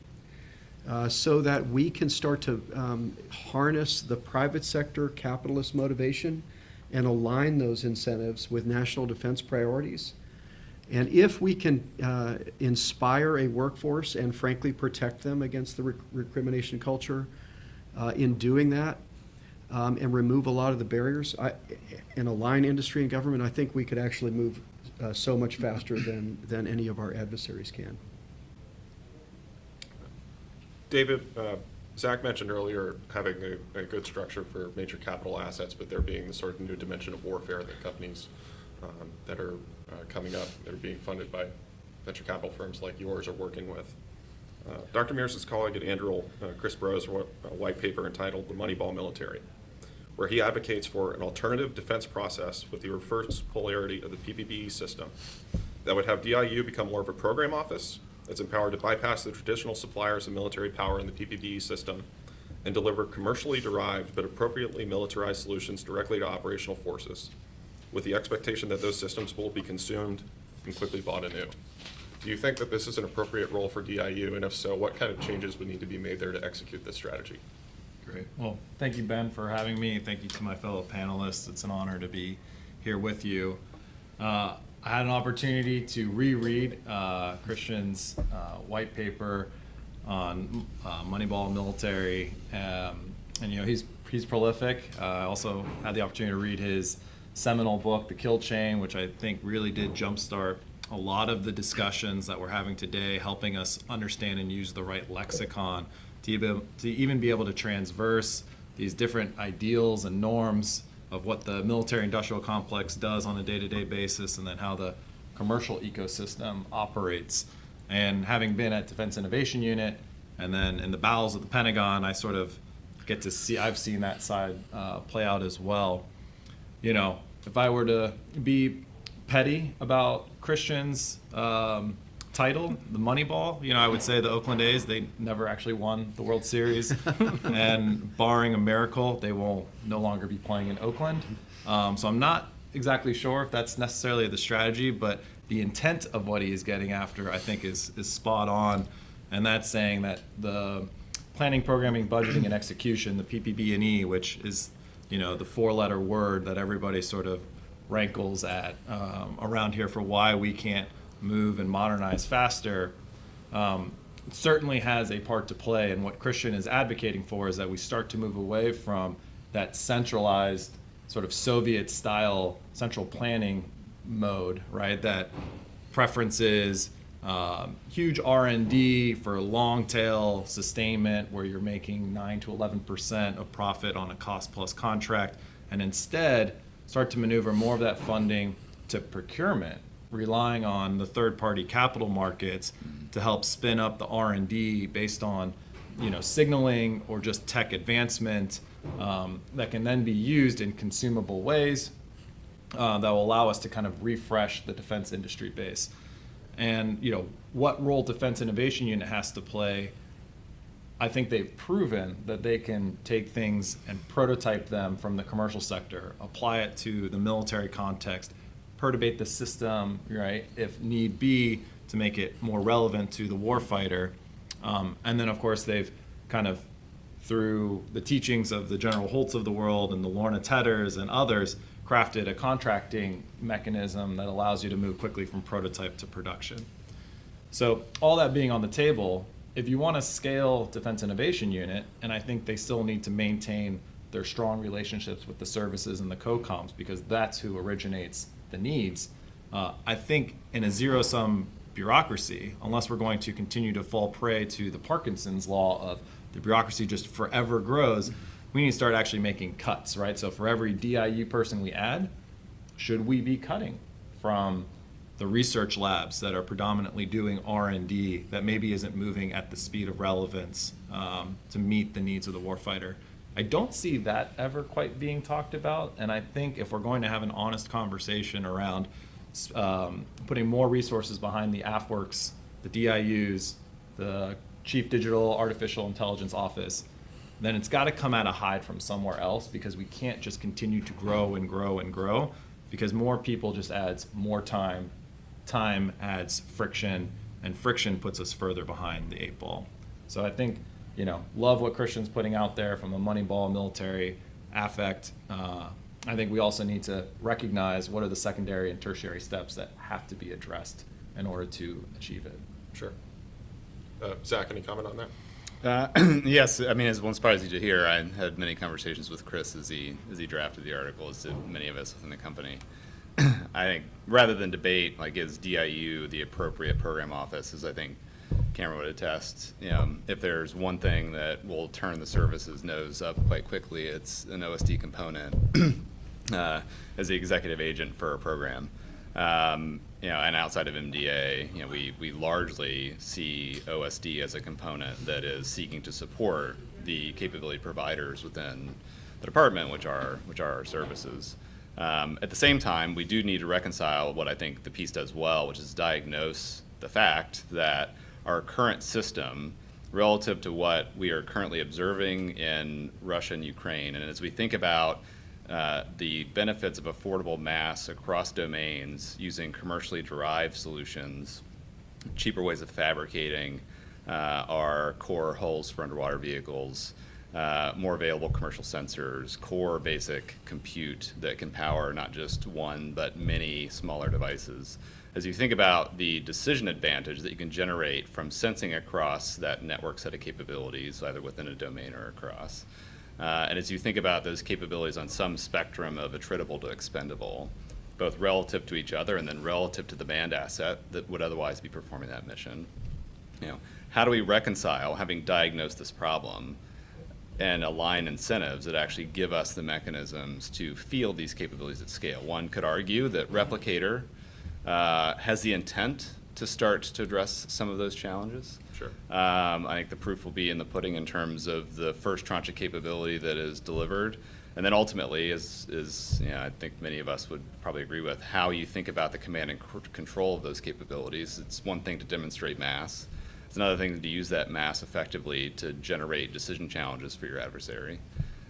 So how you think about the command and control and how we organize around these capabilities also deserves, to David's point, you know, the secondary and tertiary evaluation of how we actually man, train, equip, and organize around these capabilities that don't have the sustainment tail, that require a different manufacturing sustainment approach. So how companies in the industrial base think about inventory carry, how we think about IRAD spend against those types of things, and the durability of that IRAD over time, requires a different incentive structure. And if there's one thing that I think remains true, is that the department broadly doesn't lack for the authorities to do these things. And as the deputy herself said, you know, over 18 months ago, in one of her first trips out to Silicon Valley, it's, you know, we don't lack for the authorities or the organizational structures to do these things. We lack incentive alignment. Mm-hmm. So how you think about incentive alignment from privately capitalized businesses like ourselves, those that David and the team at Shield are funding, I think requires us to actually shine a light on that problem and have a deliberate conversation about how we actually move some of these things into the field at some reasonable scale. And I think that's one of the areas that I think the piece from Chris, whether you want to quibble with the title or quibble with whether DIU should ultimately be that program office, the underlying diagnosis, I think, would get a lot of head nods and shared recognition across the acquisition community as being true. Now, what can we do to start aligning that with the types of threats that we're seeing in Ukraine and Russia, and those that we believe that we would confront in the Indo-Pacific, especially on the surface, in the air, and in space? Absolutely. General Holt, on the subject of folks not lacking authorities. In 2021, during a fireside chat with Joe Lonsdale at Fed Supernova in Austin, you said that we still have the acquisition and resourcing system of the Cold War, and that's not going to win in this next challenge. But the vehicles that have been used to put companies like Anduril, Hawkeye 360, other new innovative firms doing great things on contracts have been around for decades. Things like SBIR, OTs, others. Is the problem the system or the resources that it makes available, or is it that simply too many contracting and acquisition professionals aren't incentivized to use all the resources at their disposal to find a way to get to yes? Well, I hate to tell you this, but it's actually both. There is, to Zach's point, there is a ton of things that we can do that I would call inside the box innovation. And the organizations like DIU and others have blazed paths that show that that's possible. As I was a young lieutenant colonel on the Joint Staff years ago, when General Petraeus needed a lot more ISR in theater, in just 2 years, we pushed $9.2 billion worth of non-traditional ISR into that theater. We didn't violate any rules for doing it. We did need congressional support to move money around with great alacrity rather than having to get Mother May I's through that system. So that speaks to the PPBE process. But when there is alignment of incentives and when we are on a wartime footing, everybody's process objections seem to fade away because of the objective at hand.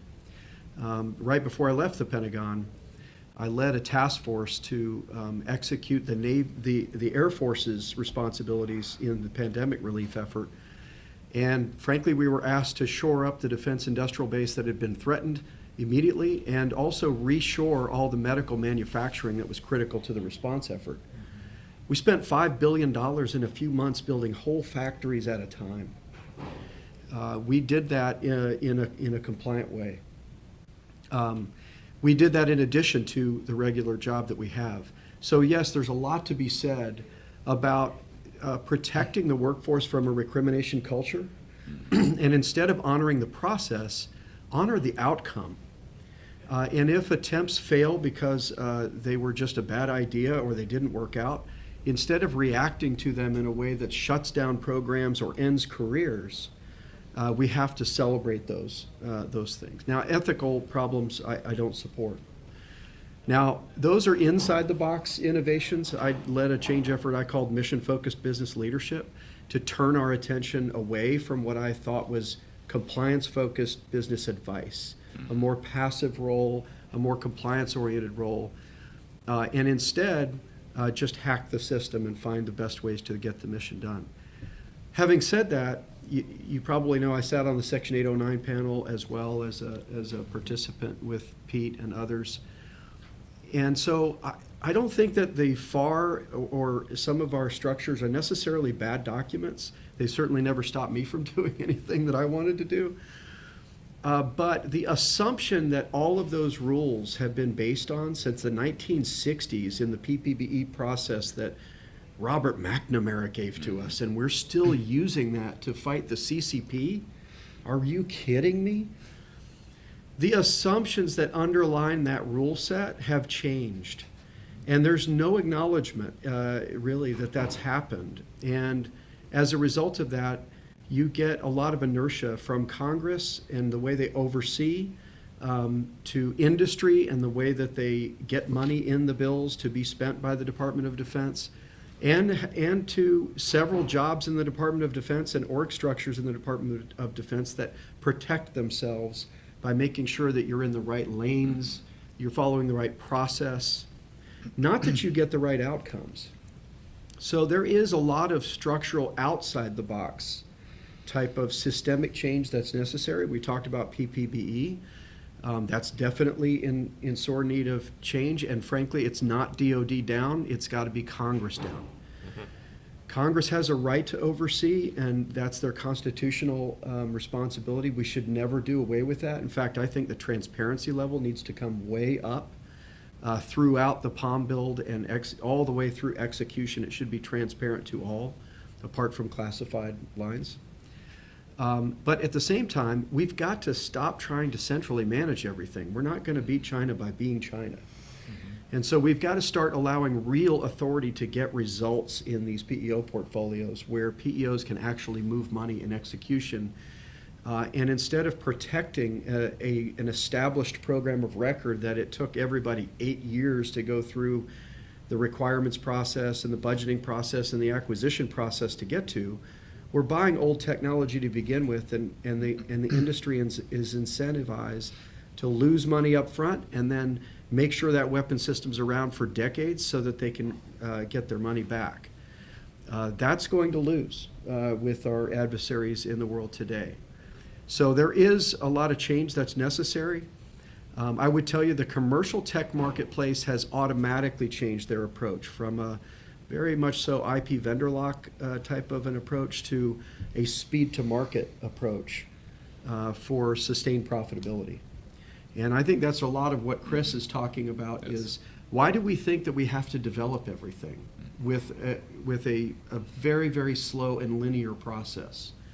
Why don't we align the incentives and create the right incentives to simply buy it and bring it to market? But we've got to remove the barriers to entry, and the level of competition needs to increase dramatically. And so there's a number of ideas that we don't have time to get into on how you do that.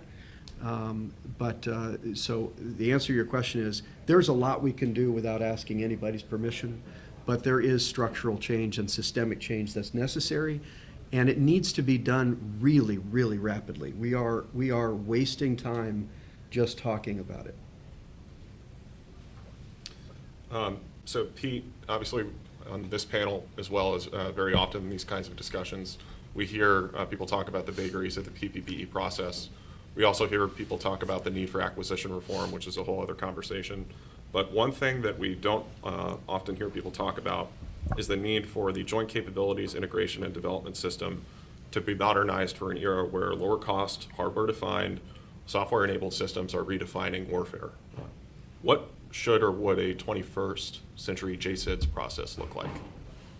Thanks, Ben. Yeah, and that's a critically important question. You know, it's often overlooked the DoD's requirement system as the third major enterprise process that is in dire need of modernization for the current environment.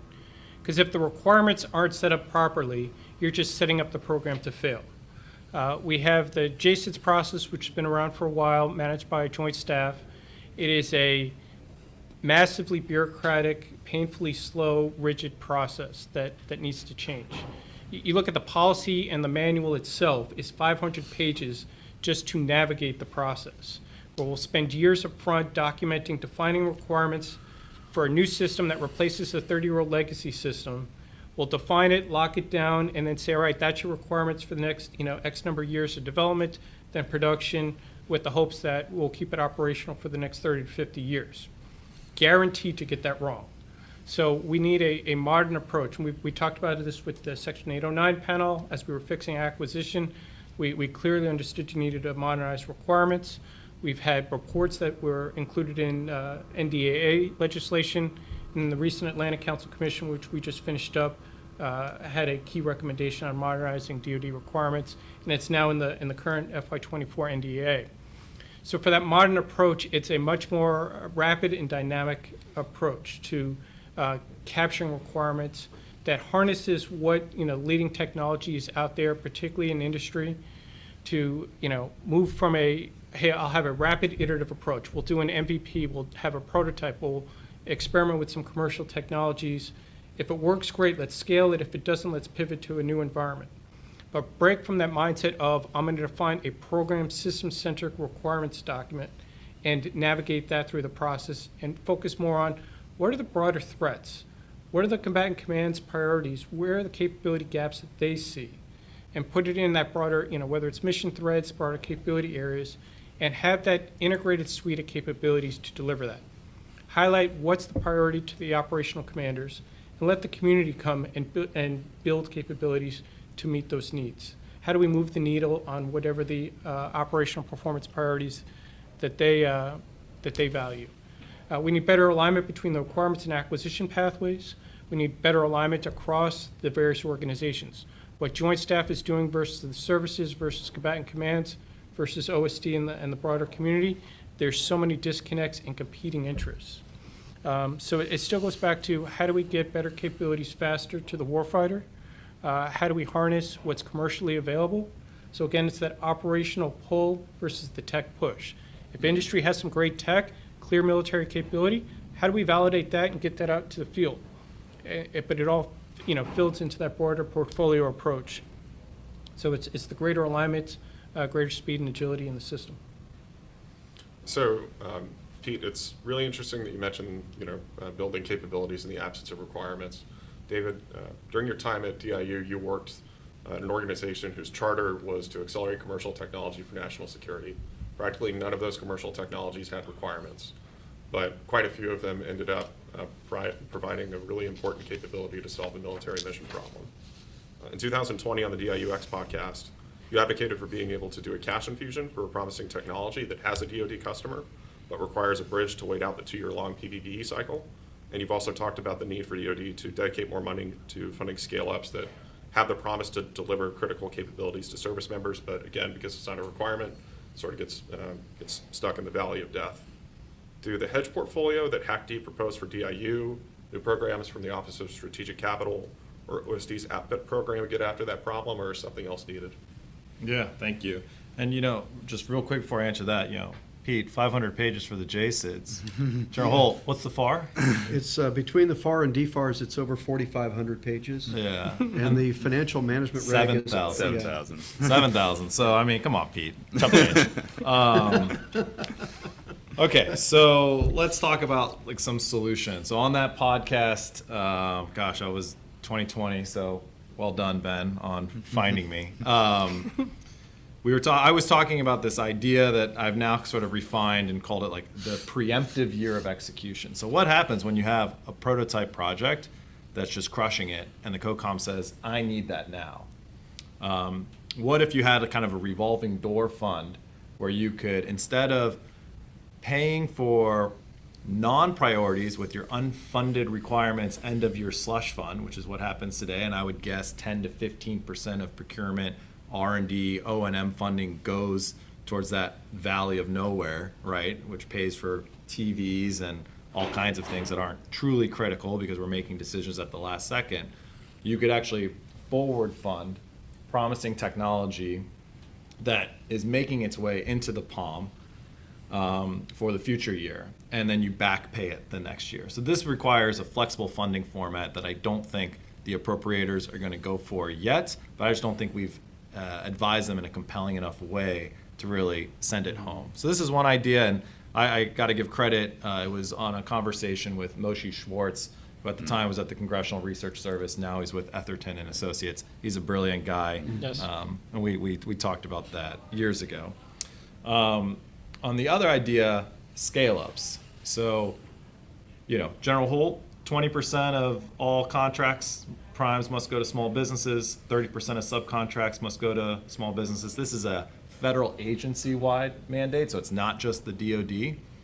And I fear that a lot of what we're getting for that 20% and 30%, which is all good intentions, right, coming out of the small business acts of yesteryear, is to kind of seed small entrepreneurs to be able to build new companies. But they get stuck in the small business game where they don't necessarily want to grow to a certain level because then maybe they won't be relevant to be able to compete. And so what you get is a lot of services out of those types of companies, and probably services that are fairly replaceable between each other.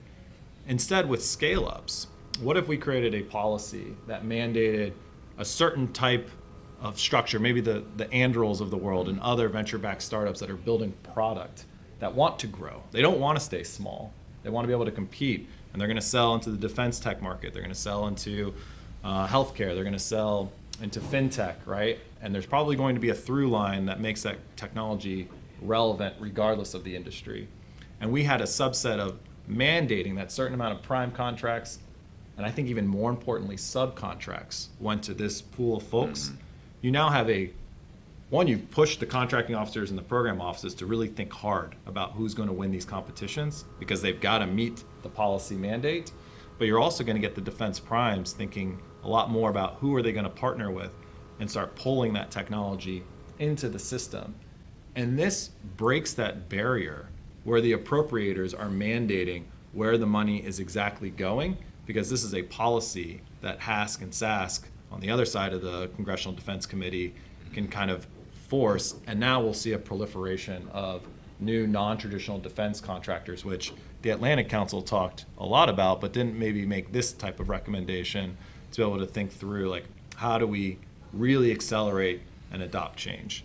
As for the DIU hedge portfolio, I think that falls more into that revolving door bucket, right, where they're going to be given a funding line.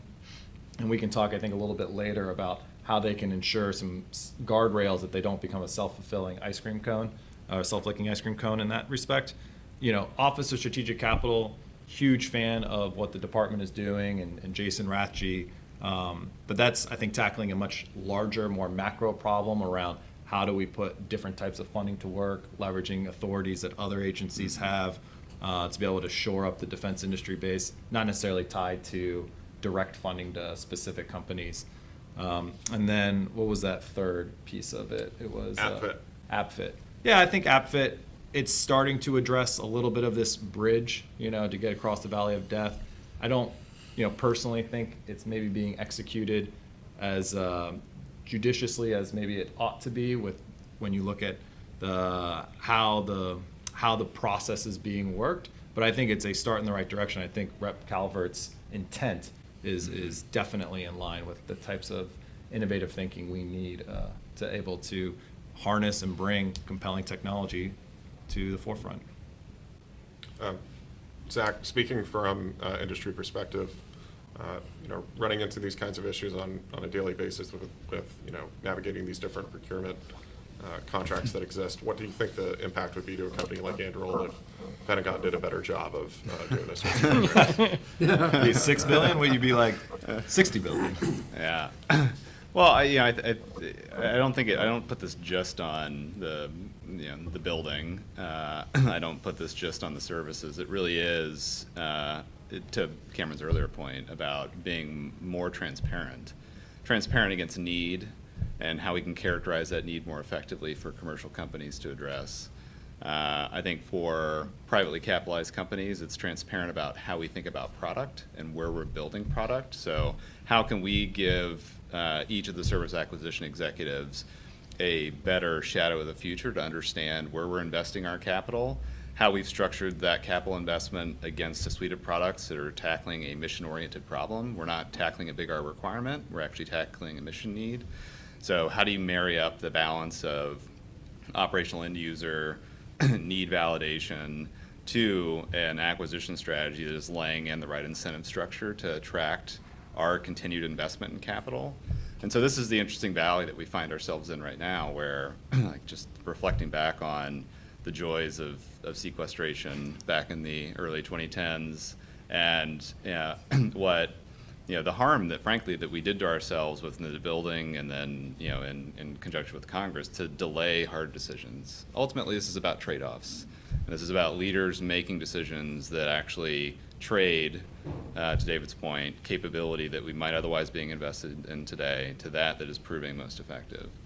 And in order to persuade folks that you are either making the right decision or that you are willing and open to being held accountable such that you've made the wrong decision, being more transparent about that trade-off structure, that incentive structure, is going to be critical to us putting our capital to work in the best way, to our investors believing that their return on invested capital has a horizon and a multiple that's going to enable them to put more cash in our business and enable us to put more cash into commercial product. And I think that, you know, from a product focus, I think that's where there's more work to be done for the department to understand how a product-centric business builds capability in ways that are different and incentivized differently than program or contract-oriented businesses, where you're not focused on a consumable per se, you're focused on delivering a more generalized product that meets needs across a range of end users. You know, that business model requires the department, again, not with any new authorities, to engage and understand what incents the development of that product differently at a different speed, and how do I acquire that and sustain it in different ways. So the scaffolding exists. We just have to make it more mature, a bit more durable, such that others that are, especially commercial dual-use companies, can balance the trade-offs between the dualities of their business, where a long sales cycle, an uncertain future in the federal market makes it much harder to continue to justify that capital investment in the federal side of their business. And they will be pulled by closer speed to market, more customer intimacy, and shorter rate of return, quicker rate of return on their invested capital in their respective commercial markets. We have to recognize that about the business. And I think that's where the recently released National Defense Industrial Strategy does recognize some elements of these problems. It diagnoses our ailments well. Now we all have to align on what are we doing to address it. Long-winded answer to your more basic question of like, yeah, we'd be better off. But we want to be helpful in being part of that solution. There's a lot of us, that have experience in the department that are now out in industry that want to help as best as we can to align capability delivery against threats that our U.S. forces and allied and partner forces are facing. That's the motivating factor. How we take advantage of our incentive structure and our capital allocation should be considered a lever for the department. And how do we best help them pull that lever more effectively? Pete, both the interim report from the Commission on Defense Innovation Adoption and the Defense Innovation Board's Strategic Investment Capital Task Force have advocated for consolidating various DoD budget accounts, also known as acquisition speak as program elements, into portfolios to bring 1, greater flexibility, 2, align various services around creating mission impact instead of servicing a particular platform, and 3, foster greater participation from industry, including small businesses. Can you shed a little more light on this issue and give an example of a particular capability that's currently maybe stovepiped across a few PEOs that would benefit from this portfolio approach? Sure, yeah, and this, starts to unpack the broader PPBE, reform that is desperately, desperately needed. And we've all advocated for some pretty bold reforms to various commissions, including the PPBE Commission, that's coming out with the report next month. And we need to continue to push. There's some resistance in the system. And we saw the PE consolidation as one stepping stone to enable some of the greater speed and flexibility required in the system. When we talk about, right now the current environment is across the RDT&E and procurement accounts, there are 1,700 different program elements. So, the department, puts in a request and Congress appropriates, down to, pretty finite details of how you're going to manage each program, each capability. And a program element doesn't even equate equally to a program. Some programs are funded out of a dozen program elements, so it's a messy environment. But one of the things, when we studied the issue is, of those 1,700 accounts, nearly 40% of them are under $20 million. So fully appreciate Congress's oversight authority. When we're talking about $850 billion budget to get into $10 and $20 million accounts, and then if you want to move any money, if you didn't accurately predict 2 to 3 years out how to properly allocate all that funding, and you want to move funding around, it is a very laborious process that you have to go through many months through the departments and then go get approval from all 4 congressional committees. So by consolidating some of those program elements, it's still staying within the broader capability areas, whether it's within a PEO portfolio or some other mix, but to say take the like program elements, whether you're merging some smaller ones, merging small ones with some larger ones. But again, Congress is authorizing and appropriating to validate, yes, you have a need for that broader capability area. As things emerge, as new tech emerges, as the threats emerge, your strategy may change. That you may now be able to acquire something as a service, going through different appropriation issues. But there's nuances. There may be programs that are slipping. There may be higher priority issues. There may be new environments to tackle. So it's empowering portfolio managers to allocate resources to maximize that mission impact. So it's going to enable more companies to compete. Again, it's part of that broader portfolio environment of breaking down the program stovepipes to more of that integrated suite of capabilities. So you allow the best and brightest ideas to prosper whether it's within the department or from industry solutions, again, to move out for that capability area. And when you look at where's the opportunity to start, it's anywhere where there's smaller, many high quantities of systems. So don't start with the aircraft carriers, nuke subs, and others. But, we see with Air Force with software factories, when you have enabling infrastructure that's supporting multiple programs and then they get starved or it gets, piecemealed up across separate accounts. Whether it's counter UAS, ISR programs, there's an enduring capability need for these areas. But to properly predict 2 to 3 years out on 1,700 different accounts is ridiculous. So some consolidation, and again, it's a negotiation between the department and Congress on where it makes sense. Just briefly on that, Pete, to follow up, one of the ways in which at an executive level we try to tackle this with Ash and Bob was to focus executive committee engagement on these mission areas that truly did cut across so many program elements, and in many cases cut across so many program executive authorities. How do you align these things effectively? One way in which, as an industry partner, we're now thinking about solving these problems, and let's use counter UAS as an example. So we partnered with U.S. Special Operations Command to provide counter UAS as a service. Recognizing that, from when I left the department back in 2016, that threat has meaningfully evolved and is continuing to evolve at a rate and a pace and in a manner and at a volume that we cannot plan our way into. We need a contract structure, a competitive capability development environment that enables SOCOM to evaluate, test, and then integrate that capability, which is proving itself in any part of the value chain in solving a counter-UAS mission, whether that's detect, track, and ID, whether that's passive defeat and capture, whether that is kinetic intercept. And that change in the nature of that architecture is going to be very different from detecting and tracking and then ultimately defeating DJI, other Group 1s and Group 2s, to now detecting, defeating essentially low-flying cruise missiles. How do you enable the architecture and then a competitive environment for industry to understand, how do I best understand the problem today? How do I understand the contract mechanisms that enable me to deliver and then have my capability evaluated, and such that I prove to be more operationally effective at solving this threat now, I have a pathway into some meaningful volume of sale that I know I can then invest back into further capability development to continue to improve that, because I don't want to lose that opportunity.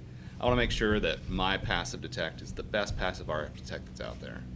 How do we think about competition in an environment that inherently involves many aspects that are anti-competitive, because we have, depending on your service, depending on your program, monopsony-like characteristics.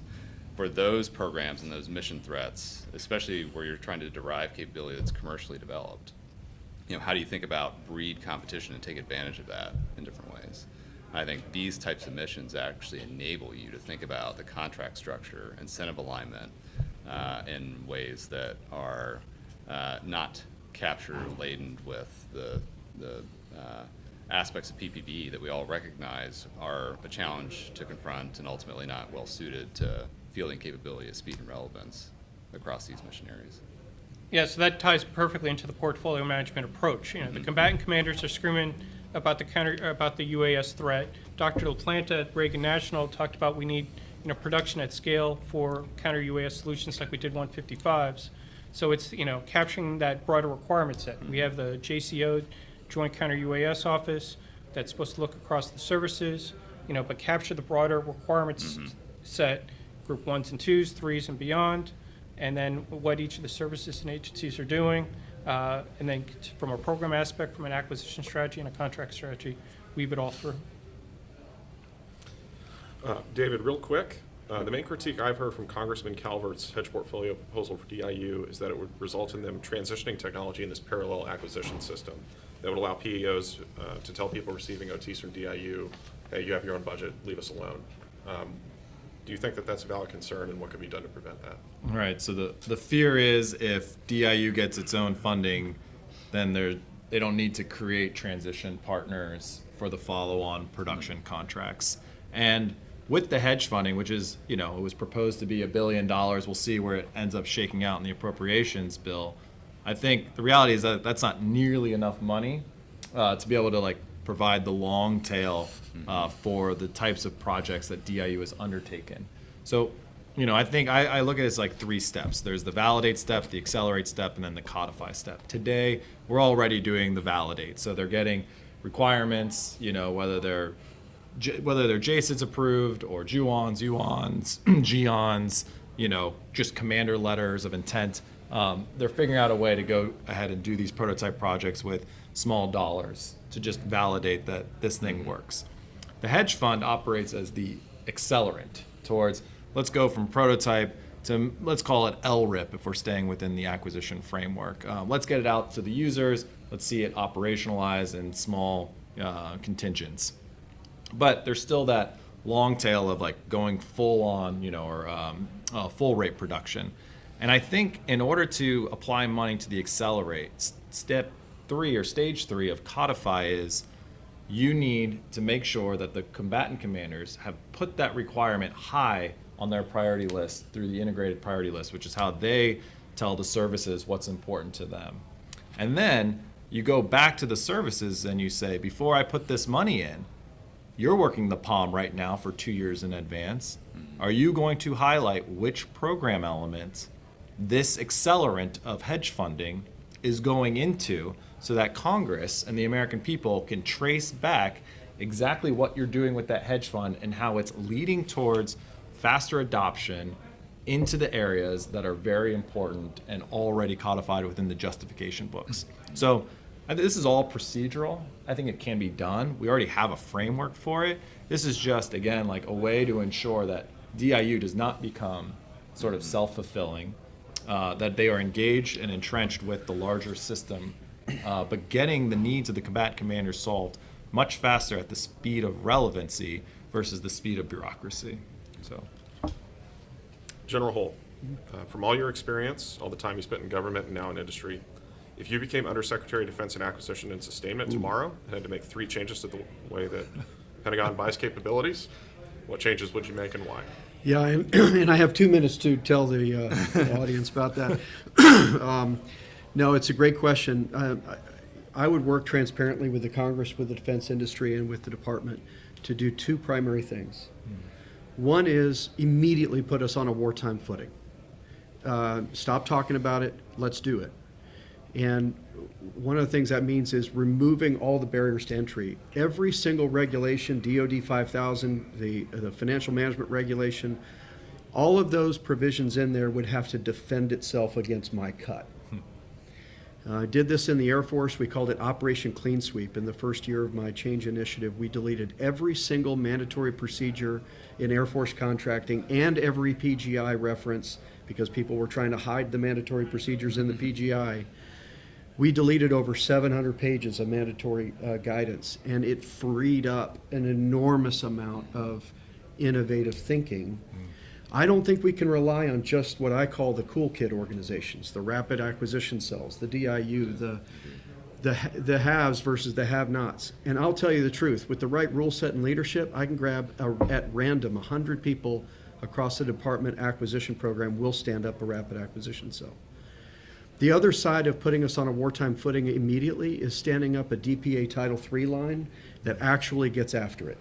Not SBIR's money, not $1 billion, but actually goes after this in a way that doesn't compete with the Department of Defense budget. So think about like a OCO budget, but now it's separate from the Department of Defense, and it is for the purpose of warfighting a very sophisticated economic and supply chain war that I would get after in a very robust way.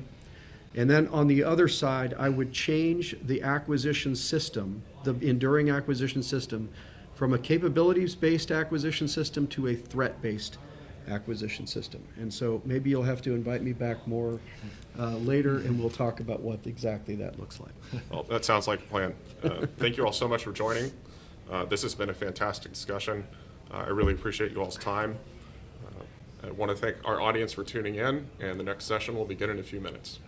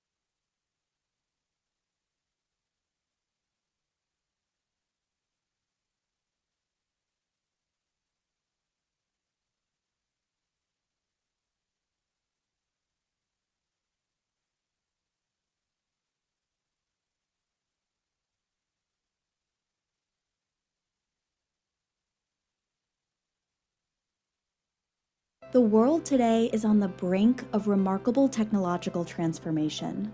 A new era of machine, human, and digital coexistence will bring forward new possibilities for businesses, governments, communities, and individuals across the globe.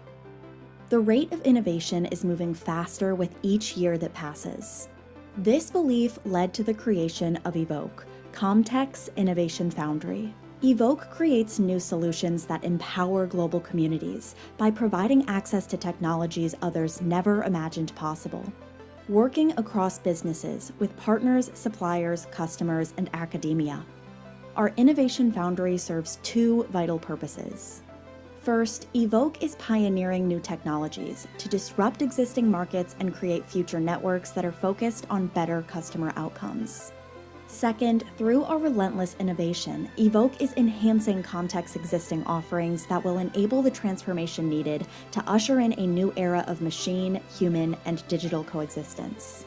Since the launch of Evoke, we have already forged strategic partnerships with market leaders, innovators, and technology disruptors that will help us push the boundaries of innovation and propel the world into a truly connected future. Together with our partners, we are anticipating the needs of customers and multiplying the value of our technologies to empower individuals, create value for our customers, and make the world a better place for all of us. Circle is combining their leading network technologies with Comtech's expertise in location-based services to deliver real-time analytics and intelligence at the edge of the IoT. Together, Comtech and Circle are delivering smart-enabled solutions to provide customers with extraordinary insights and new capabilities that can create substantial impact by exploiting the full power of IoT networks. Descartes Labs is integrating their industry-leading cloud-native supercomputer and data processing capabilities with Comtech's communications technologies to provide customers with powerful insights and services. Today, Comtech and Descartes Labs are infusing the power of artificial intelligence, machine learning, and monitoring insights to deliver real-time, actionable intelligence of developing situations.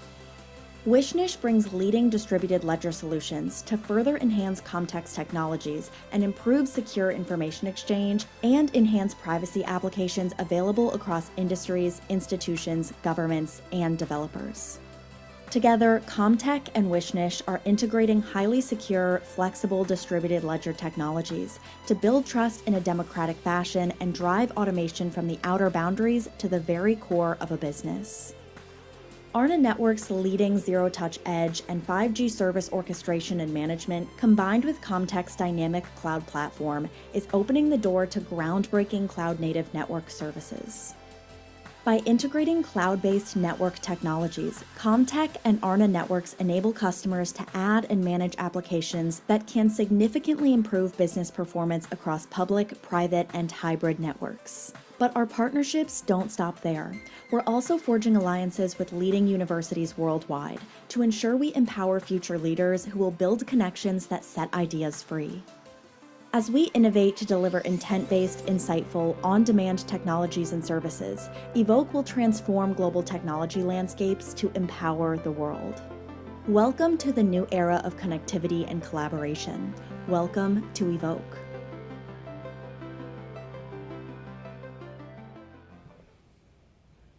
So we're back. I'm Dave Hamilton, founder and chairman of America's Future Series, and I want to thank Ben McNally for doing that great conversation. It was stellar, right on point, as always. I want to thank him. And up next, really thrilled to have John Saad, SAAD, joined by Maria Falkowski. They're going to have a fantastic conversation. I want to thank Guidehouse for being the gold sponsor of this event, and I want to thank them both for participating. Maria is with, I think, Defense Aerospace Report, and I want to thank Defense and Aerospace Report for their support of this program. Great to be part of the America Future Series, and I'm honored to be here with Marie Falkowski for MoD&I. My name is John Saad. I'm a partner and national security segment leader at Guidehouse. We do government and commercial technology and management consulting. So Marie, first of all, thank you for joining me. This is great to have this dialogue. Why don't we start by just going through your background? I know you have a very extensive background in national security, a lot of passion that's come from years and years of service. Maybe talk about how you came upon this journey to where you are today. Yeah, sure, John. And thank you so much for having me. This is quite an honor. Thank you. I'll start with my passion for national security, which is deeply rooted in my family.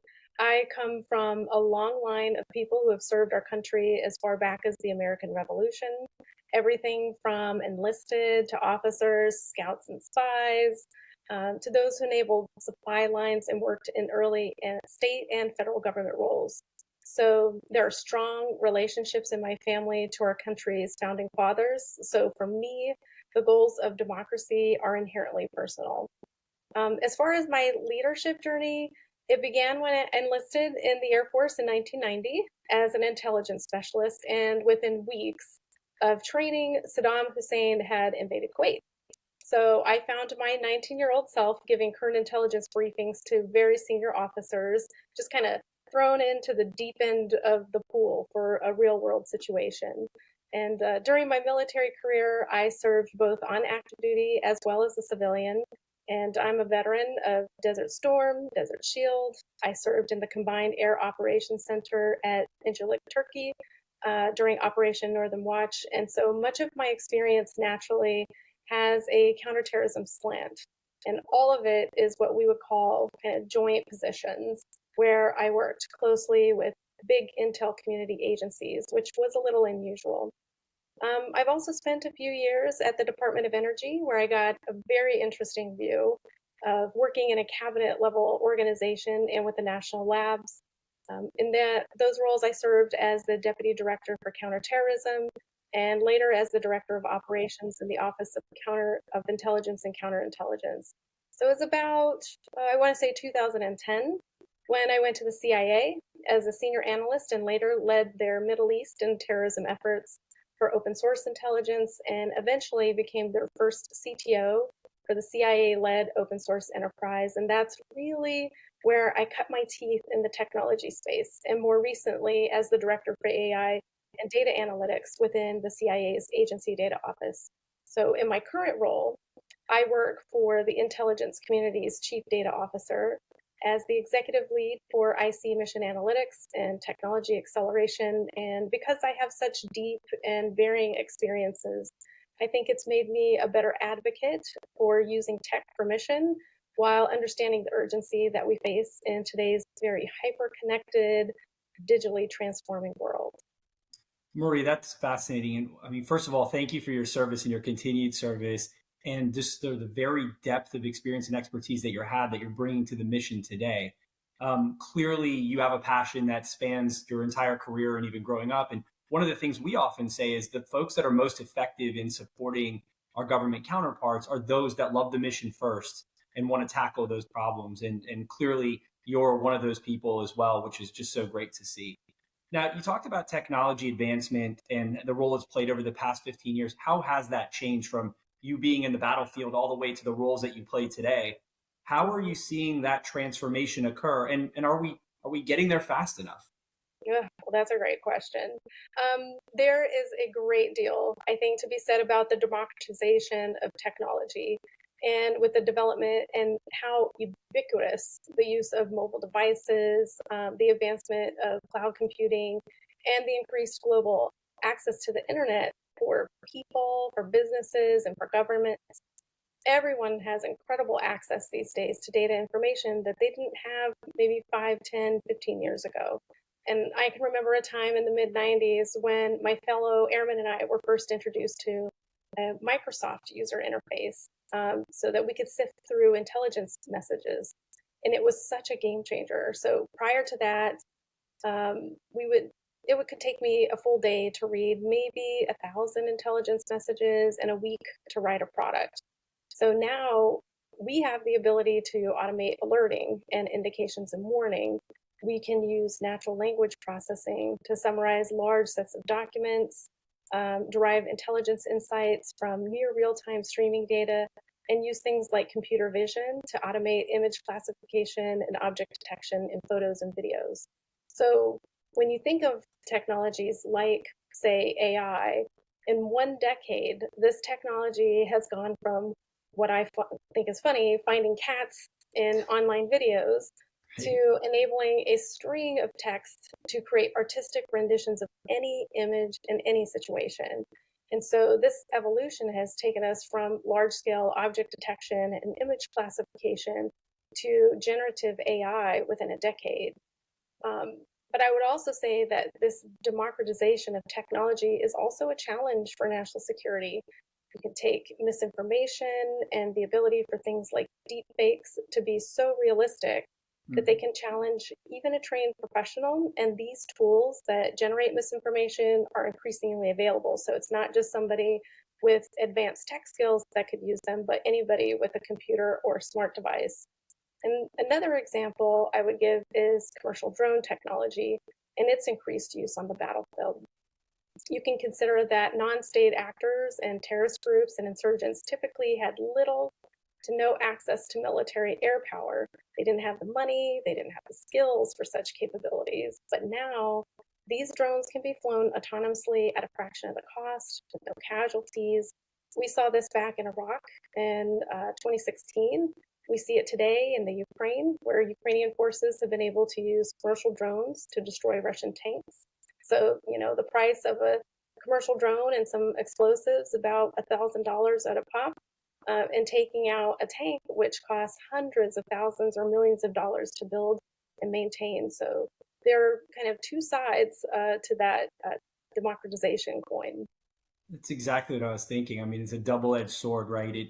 The barrier to entry, unfortunately, for those seeking to do harm to us and our allies is much lower because the technology is more ubiquitous, whether that's the way they analyze data and, to your point, leverage misinformation or just use technology in rudimentary ways or ways that it wasn't even developed for to inflict, damage and harm. So yeah, it is a fascinating challenge. So I think this next question sort of plays a little bit more on, are we doing enough as a nation from a government perspective, from the private sector, the defense industrial base? There are lots of organizations out there like America's Futures and BENS and others that are working hard side by side with their government counterparts to make these things happen. But do we have the right infrastructures in place to think through policy changes at the rapid pace of technological change, or the way we sort of procure services or products and others? Maybe just your thoughts on where that stands and where we can do better collectively as a country. Yeah, this is such a great question, and it's a big topic here at the ODNI. I would say in a recent interview, Director Haynes had indicated that we had to do more than just improve relationships, but we have to change our philosophy and our approach. So in one example, we have to stop viewing the private sector as just vendors, but an extension of the national security mission. So one way we've started to tackle this issue is that our office has launched what we call the Future Now series of events, where we're bringing partners from the private sector and academia together with IC leaders, which includes the DoD, as well as several law enforcement agencies. So we can talk about common challenges and how we drive solutions. And our most recent event was actually just this week, where we held the IC's first ever Data and AI Summit. This is the first time that we brought together the IC's what we call the digital C-suite, or our preeminent senior technology executives that are responsible for enabling the missions of each IC organization and private sector. And the theme of the summit was AI readiness by 2025. So this was a Chatham House Rules invitation-only event that was designed to allow the participants to feel very comfortable and engage in open dialogue. So can't really get too much in the details, but I will say that we learned a great deal. We're going to use some of the themes and some of the recommendations in our upcoming strategic planning efforts. But we have to do more of those things where we just feel comfortable talking to one another. And we're also very closely partnered with the Department of Defense and how they're implementing CJADC2 to drive a more data-centric approach to technology. But the bottom line here is that we have to recognize that we all have something in common, and that very thing we have in common is data. And the more that we view data as a national security asset and not just think about it from the point of fact of where it sits and the system that it's housed in, we start to peel away some of the myths and the dependencies that have inhibited closer collaboration in the past. Yeah, very well said. And I think, obviously there's been tremendous advances in collaboration in the years since 9/11 across the federal entities and how they engage and think of the private sector. And, there's clearly continued need to evolve those relationships and collaboration. So you talked about AI. Everybody talks about AI all the time.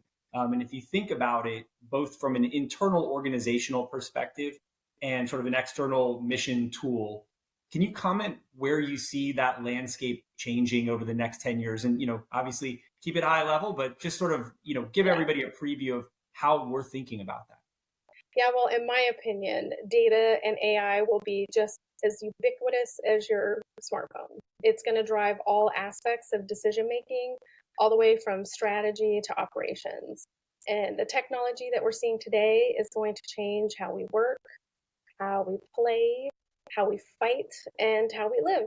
And it will do things like power gamified and immersive approaches to operations planning, medical readiness, you name it. But one of the things that is kind of a choke point for me is to date, we still use the term innovation to mean introducing something new or cool to the workforce. But really, at least in government, we're still in the novel phase of using AI for intelligence and military operations. So for me, innovation is taking those cool new things and changing the way we operate. And in order for our data and AI to be used by warfighters, law enforcement, intelligence officers, diplomats, policymakers, in order for them to use that more holistically, we're going to have to consider the guidance and the standards that have to be in place to advance adoption. And I always like to give the example of electricity, which is so essential in modern life that many of us have no idea what it's like to live without it. But it wasn't until there were standards that were accepted, AC versus DC, that made electricity less expensive. You could distribute it and create the means to power large areas. And that's when electricity became an innovation and changed how the world lives. And I just think about AI and the use of data in that lens. Yeah, and I'd like to pick up on that theme a little bit because I completely agree with your perspective. I think we should be looking at AI not as something to replace what we do, but rather to be a tool in what we do to be more efficient or effective at it. And I think right now, a lot of the dialogue quickly goes to AI will do this and we the people won't do this anymore. And I don't think that that's the right discussion. Is how can it enable us, like so many technologies and advances, to do what we do better, to focus on the things that you need humans to drive and make those sort of analytical decisions or those subjective decisions, leveraging technology. And I'm very excited to see how that's playing out, not only across government, but also industry as well. I think it's given us all a lot to think about how we design and structure our organizations, how we train people to leverage these kind of technologies, and then how we think about deploying them. And as you said, that all sort of new sets of rules and ideas come forward: government, governance, policy, usage, rights, et cetera, et cetera. So it's fascinating. I'm glad to hear you comment on that. I'm going to talk a little bit about sort of your current role as the IC CDO and what you view first as the biggest opportunity, in terms of leveraging the data that we currently have going forward. And obviously there's no opportunity question that doesn't come with a challenge. So be ready for that one, Marie. No, that's great. Yeah, no, that's fine. And I work for the IC CDO, Lori Wade, and it's just been a fantastic opportunity. I've been in my position now for about 9 months. And I think, my experiences in the past have really kind of made me ready for these roles. From my perspective, I would say the biggest opportunity I see is there is a realization across the intelligence community and the DoD that the IC is a data organization. So really, no matter the discipline, the byproduct is always data, and it has to be shared and it has to be analyzed across our community with our partners in order for the U.S. to really maintain global leadership. And with the launch of the IC data strategy last year, we are all driving how the IC will innovate to discover, access, manage, share, and analyze the collective data holdings that we have. This starts with end-to-end data management, which kind of can be a little bit, passé for some, but it's really critical. We should know why and how and with whom we must share our data as we make collections decisions. And this really gets to trustworthy technology. All intelligence professionals and decision makers at every level require an assurance that the data is available in the right quality and quantity to train AI and machine learning algorithms responsibly and ethically, whether they're collected by our officers and platforms or if they're commercially acquired. So we have access to, like today, the power of multiple cloud service providers. We're also focused on building a strong and agile digital foundation with the compute resources and the infrastructure that is securely available to access this high quality data at scale so that we have the necessary automation and tools that work at the speed of mission. And this is a mission where timeliness of decisions increasingly must be made at fractions of a second rather than months or weeks. So I would say when it comes to challenges, the biggest challenge, as always, is culture. We have the technology available to us. We have strong cultures, we have strong microcultures, well-established processes across and within our organizations. And I would say we have experienced some remarkable successes in the past few years, but we have to find ways to make those gains more fluid across organizations. So working to break down cultural barriers and enable processes that focus on secure data sharing is really going to be the truest test of our success over the coming months and years. Yeah, it's great to hear you say that. You talk about culture. The other thing that always comes to mind in thinking about change and initiatives is sort of workforce transformation or the workforce availability. And Yes. how do you see that? Are enough people joining, the profession to be in government, to be in the IC, to hold those highest levels of clearances that have the skill sets that, the job requires today? And are people that are currently supporting getting upskilled to be able to do this? Can you talk a little bit about what you're seeing? Is that transformation occurring? And is it occurring at a rate that you think is going to keep up with the change in the way we do things? No, I think that's an issue, and it's a great question. I think that's an issue that we see across all established organizations that have varying degrees of experience and working through their digital journey. The intelligence community, like any established organization, is going through that digital journey. And part of that is working with the workforce so that you're bringing in the right talent, that you're upskilling your workforce so that they have more digital literacy, and you're able to maintain a high quality workforce. I think what we're going to have to do over time is take advantage of more of these private partnerships, public-private partnerships, where we can have an exchange of individuals coming in and out of public and private sector institutions so that we can share information. But also, we probably will have to manage our expectations too, that individuals won't be serving 20, 30 years in one organization.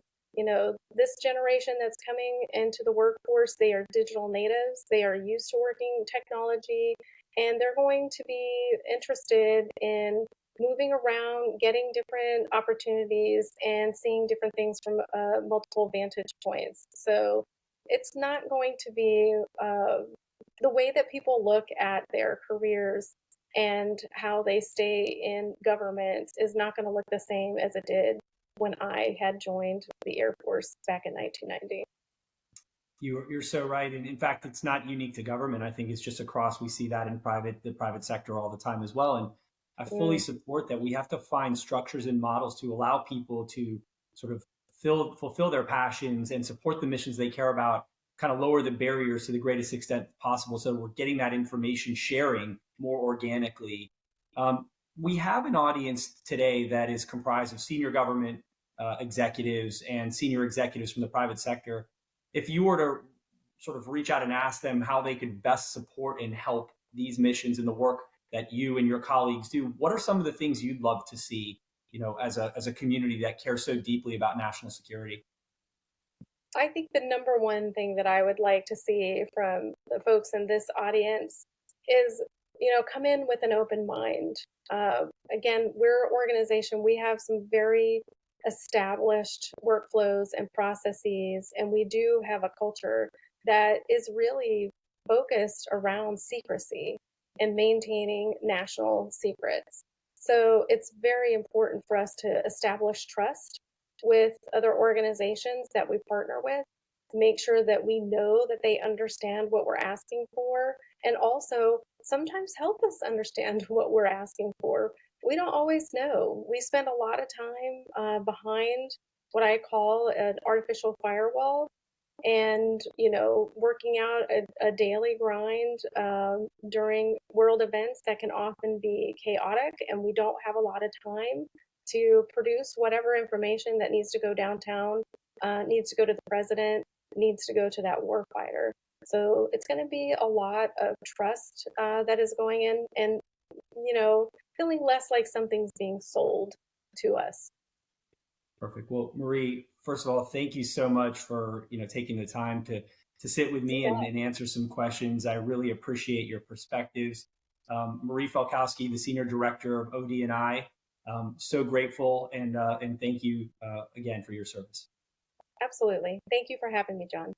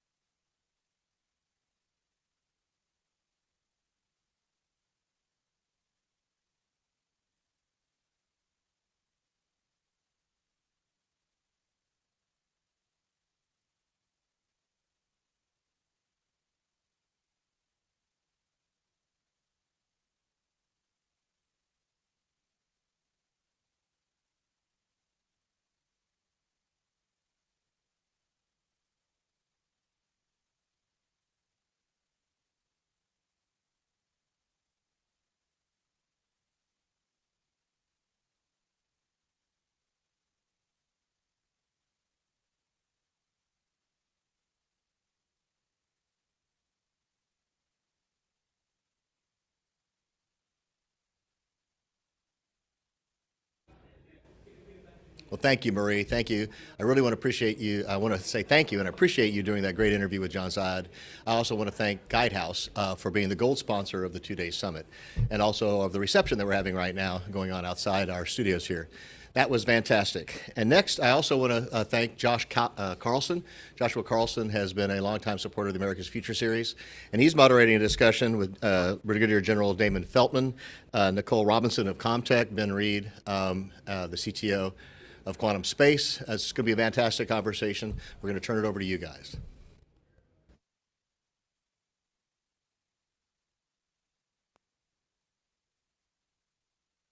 Hello, everyone. My name is Josh Carlson. We are having a panel on leadership in space, technology, and partnerships.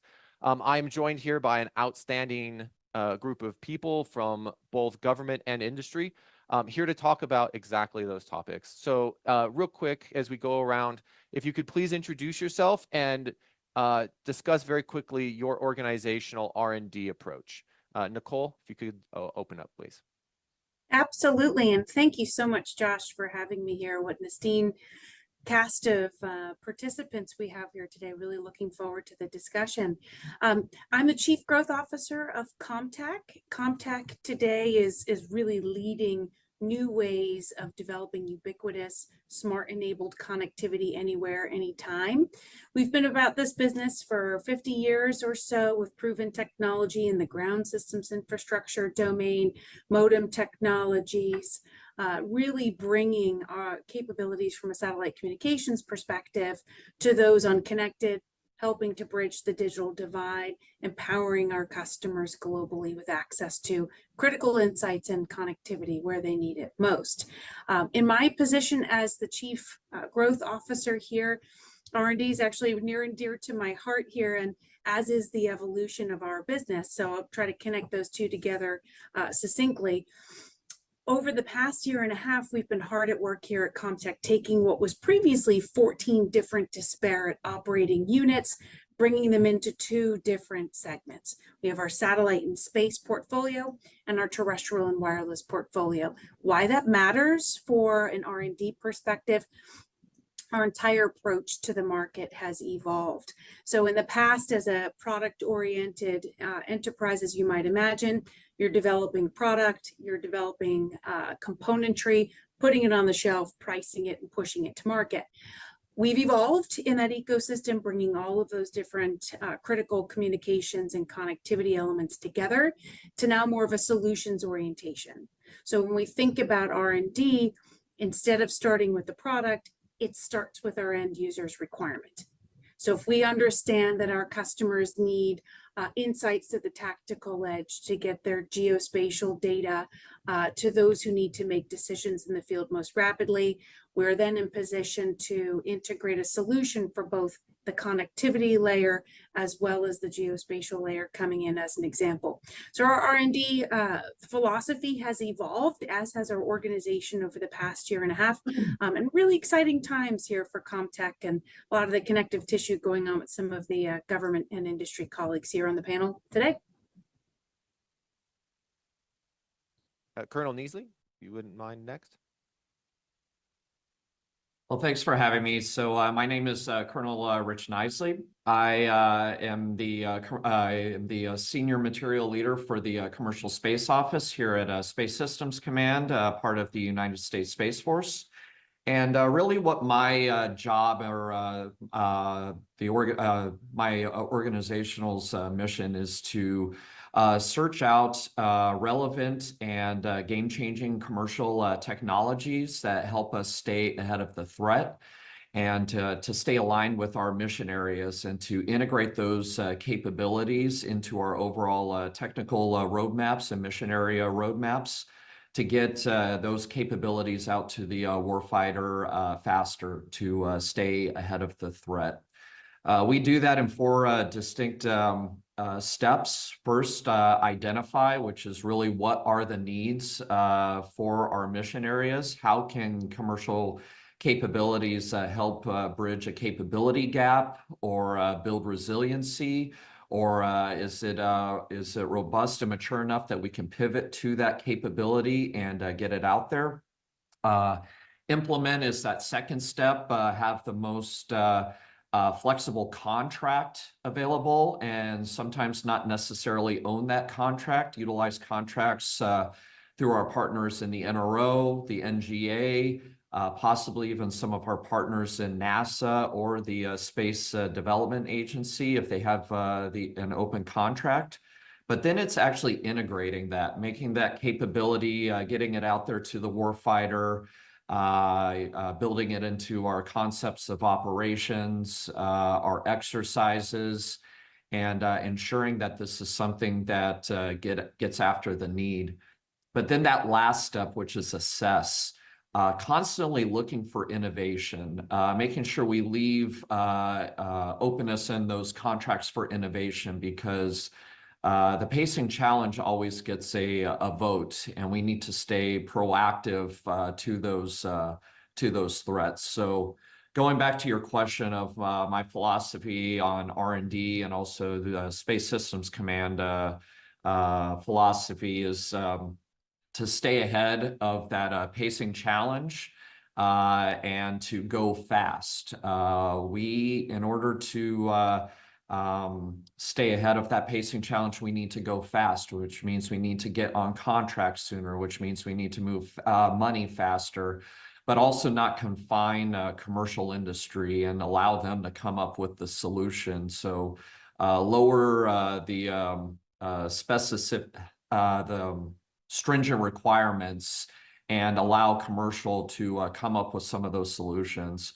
But like I said, my last piece of it is to leave room for innovation.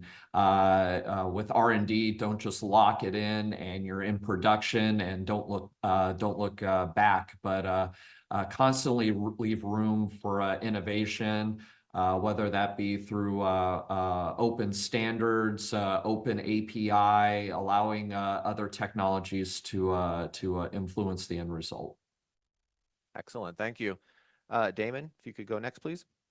Sure, thank you, Josh. My name is Damon Feltman, and I am the chief of the Space Data Transport Cell at Space Development Agency.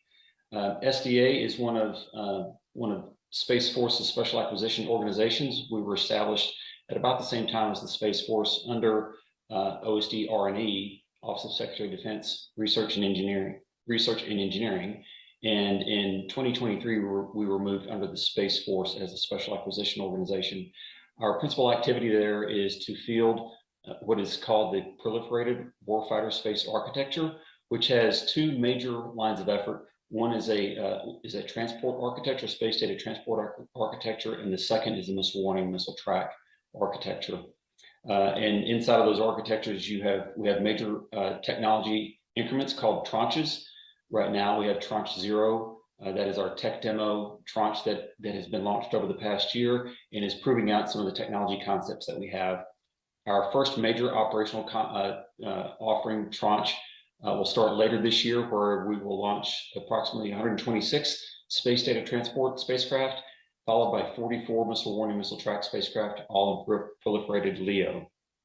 And then after we check those out and get those operationally accepted, we will then transition to Tranche 2, which will add more capability, both in terms of numbers and new systems and capabilities for the architecture. In my role as chief of the transport cell, that is one of several technology-centric cells inside of Space Development Agency that looks at the state of technology that is available to put onto the tranches. And then the tranches are run by specific program directors who are responsible for managing the contracts that are building the spacecraft, getting them on orbit and getting them checked out. With respect to Space Development Agency's R&D philosophy or R&D approach, I would characterize it as having kind of two major lines of effort. First is the fact that we let contracts and launch spacecraft on approximately 24 to 36 month centers. So about every 2 years, we are setting a contract for a new spiral of spacecraft. So for that to occur, we can't rely on state of what might be in 3, 5, 7, 10 years. We have to go with what's in the state of the ready. So what is the tech maturity in the market right now, or that will be ready in 2 years when we're ready to launch the next spiral. So there's a deliberate effort of making sure that we are using high TRL capabilities for our next tranche coming up. But in the background, we are not neglecting what is in the future. So we work with the labs to collaborate. So the service labs like Air Force Research Lab, Navy Research Lab, et cetera, to understand where the state of technology is going. We also have our own tech roadmap that is managed by our technical director. And as those technologies advance in their TRL, we look at those through our SBIR program. In fact, just this past week, we had a SBIR close out that had a whole suite of technologies that we were looking for.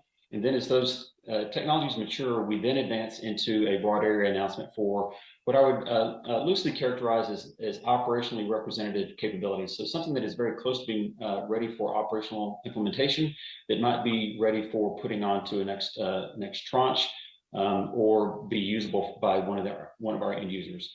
So it is a looking at what is ready now, but we don't take our eye off of what's coming around the corner. Excellent, thank you. And finally, Ben, if you could please introduce and talk about your R&D philosophy? Very good. Thank you for inviting me. Very excited to be part of this this panel.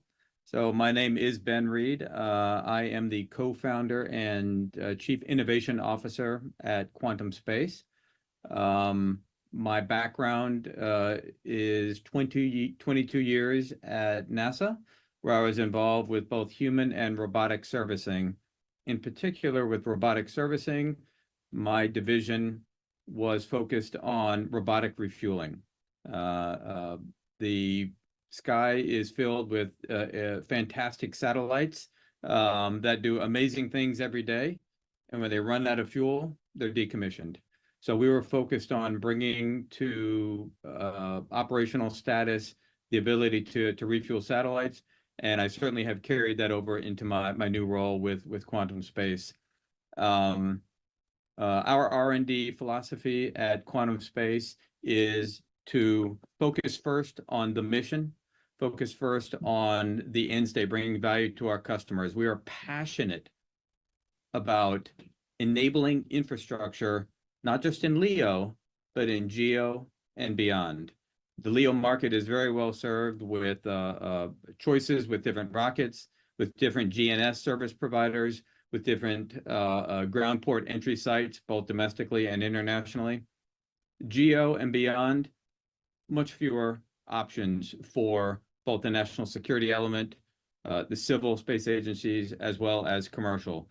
So we are investing our IRAD dollars into mobility and logistics services and data services. Mobility and logistics, the ability to host a payload, deploy a spacecraft from our multi-mission orbital transfer vehicle, OTV. And then that OTV, rather than simply decommissioning itself, it then becomes a data hub for comms, for alt PNT, edge processing on board with AI/ML, so we're less dependent upon the ground for making decisions, but they can be done in orbit. So the philosophy is not to fall in love with the technology. We don't develop a particular widget or a particular subsystem to the exclusion of others. We search for best in class from the commercial aerospace community here in the United States.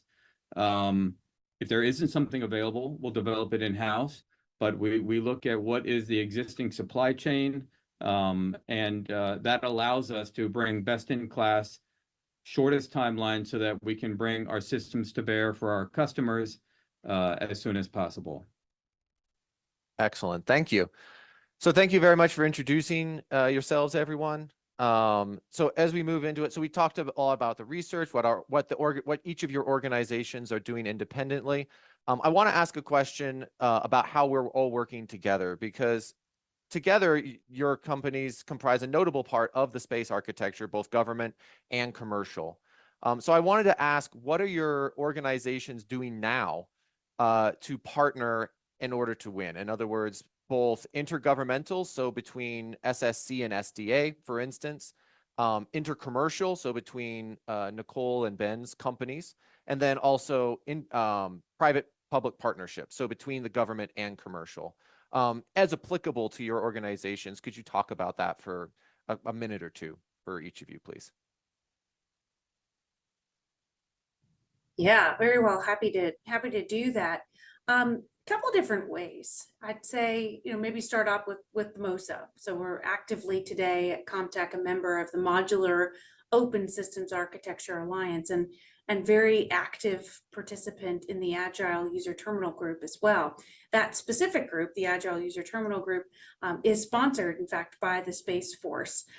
There, it's about working to define next generation management and control architectures and interfaces between government SATCOM terminals. So we're very thrilled to be working with MOSA today to help those standards and also help to build next generation architectures that helps the Space Force enable their vision for SATCOM.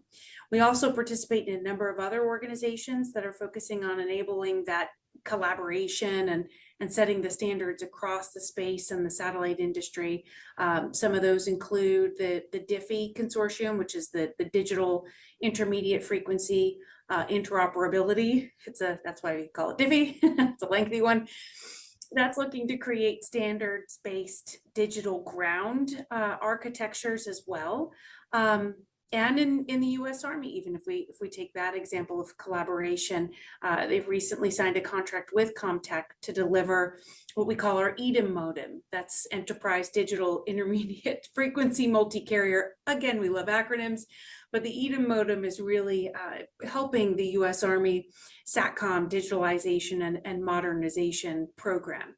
So our EDIM modems today are designed to support multiple satellite providers, multiple orbits, multiple frequencies, and really positioned to become one of the primary modems used by military writ large, even beyond Department of the Army. So programs like those and others really put us in position to believe that enhanced collaboration across government and industry really helps to bring about these next generation capabilities and maintain that strategic advantage across all domains. So I think I'll go next. Let's see. So my organization has many different areas under the Commercial Space Office. And it was really good to see this panel come forward, and it was awesome to see how my office is actually integrating with many of the different members and the companies and agencies that are on this panel. So even starting from the top, so Comtech, we were able to procure their capabilities through our Commercial SATCOM office, which is the one-stop shop for commercial SATCOM needs for the Department of Defense. So we're able to procure their capabilities and get those out to the warfighter. Another area under my office is the Space Systems Command front door.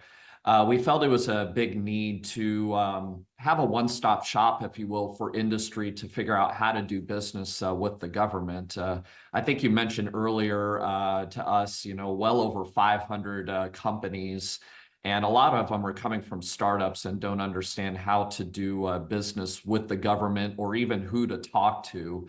So we set up and actually unveiled a brand new website and share tool powered by Salesforce this past August. And Quantum actually has come through the front door. So we've been able to understand the capabilities that they can bring to the table, especially with regards to SAML, and introduce them to the respective decision makers through that can help understand their technologies and where they fit into those roadmaps. But then also the Space Development Agency, and as we heard earlier, putting out those tranches, getting after our space data transport needs, as well as being a huge help with missile warning and missile track. We are flight following and integrated with those capabilities through my office, where through SpaceWorks, we actually run the SBIR budgets. So working with them, funding some game-changing technologies to get after the fight and maturing those technologies so that we can get them out to the respective mission areas. But also through our Space Systems Integration Office here at Space Systems Command, that is working together to stitch together the overall space enterprise and understanding the enterprise effects. So they run the Program Integration Council. One of the members there is the Space Development Agency. So we have a huge forum of government coming together and talking together, both from the acquisition side as well as the operations side. So now that we do have a Space Force and a U.S. Space Command, the conversations have never been higher, where we're reaching out across the community and understanding what everyone's doing to get after what that collective goal is, which is to stay ahead of the pacing threat. And I'm sorry, real quick, I know, Damon, you're going to jump in a moment, but Colonel Knisely, you mentioned SAML. If you could just define the acronym real quick. So that's our servicing, assembling, manufacturing, and logistics mission areas. So, think of refueling in space, possibly maneuverability in space using another satellite or a vehicle to possibly deorbit a vehicle, or at some point having the ability to do repairs in space. So what that's going to allow us to do is extend satellite mission life, do more passes with a certain capability, and through refueling, or if there was a malfunction in space, instead of that just being a dead vehicle, having the ability to do that repair, whether that through the use of a robotic arm. There's a lot of different innovative ideas that are actually coming to bear and maturing right now. But this is something that U.S. Space Command has asked us to look into, and through our Assured Access to Space mission area, they are doing that. And through the Commercial Space Office, we're bringing them the companies that we feel can do that, and working with SpaceWorks maturing that, and then the PEOs taking those on as a program of record when it's time. Awesome. Thank you. I just noticed the acronym. I wanted to make sure that we were all level set on that. Damon. Sure. Thank you so much. As Colonel nicely mentioned, we do work closely with Space Systems Command on several items, and I'll touch on that in just a moment. We also work very well across, as I pointed to in my opening comment, working with Department of Defense labs, as well as other organizations. So DARPA, Strategic Capabilities Office, Air Force Research Lab, Navy Research Lab, NIWC, and the Naval Information Warfare Center, those types of places. And we do coordinate a lot with SSC, Space Systems Command, and I'll pull on that one in just a moment, because it also touches the public-private partnership aspect of it. Probably the place where we are collaborating the most right now is in the next generation of our optical comm standards. So SDA developed and published a optical comm standard as part of building out Tranche 0 and Tranche 1. That was a collaborative effort across government and with industry, and it was built principally to support building out our mesh network capability and consolidating competing technical aspects of where the state of technology was. And as a result of that, we now have we're on our third generation of the standard 3.1.0. But that standard is a public document. It is open on our public-facing webpage, along with several other standards that we built along the way to help facilitate commercial actors to see what we're doing, to see if they have an opportunity for their technology to become part of our architecture. And now we're in the process of building the next spiral of that optical comm standard, and it's a place where we're working closely with SSC. Along with others in the community, to make sure that not only can we communicate at the PLEO layer, but what are we looking forward to be able to communicate to MEO and GEO with laser comm technology. Then I think the last thing that I would point out is that with our public-private partnerships is we are very active with communicating to industry through public releases for RFIs and industry days and specialized studies. For instance, we did a special study this past fall with several commercial companies on looking at what the future might look like if PWSA was interconnected with commercial architectures in a direct fashion, not connected at the ground level, but what would it look like if we were connected at the space layer, and what are the technology considerations, the cost considerations, the other cyber and data security considerations that would go into something like that. So we feel like we do a good job of communicating with industry and working with others inside the DoD and government. All right. So commercial to commercial activities or coordination. We are active members of CONFIRS, Consortium for On-Orbit Servicing. This is a purely commercial consortium. There's 80 or 90 companies from both the U.S. and international that are working in common safety standards. Colonel Nisley had a very good description of the benefits that SAML or ISAM is going to bring to the global community. Having lots of rendezvous and docking or touching or grappling in space, we don't want that to be an opportunity for lots of collisions in space. And so the community is working hard to coordinate within itself on interoperability, on standards, so that we together can move forward with secure and reliable servicing in the future. So we're active participants in that, and my background at NASA, leading that group for the last decade, it helps me with that community. On the government to commercial front, I'm on the steering committee for COSMIC, which we love our acronyms. Thank you, Nicole, for that. So COSMIC is the Consortium for Space Mobility and ISAM Capabilities. The difference being this is a purely governmental consortium. So it's government agencies talking to themselves about how they're going to develop, implement, and one day procure commercial ISAM services. So why is Quantum Space, a private company, involved? Is because they have a steering committee with input from industry to help them as they think through the roadmap for implementation. And so we are honored to be a part of the steering committee for COSMIC. My last duties when I was still at NASA was to stand up a activity within our group to promote the transition of NASA-funded technologies, particularly for servicing, to get them out into the U.S. aerospace community so that those taxpayer-funded technologies and capabilities could be brought to bear for government activities at commercial cost.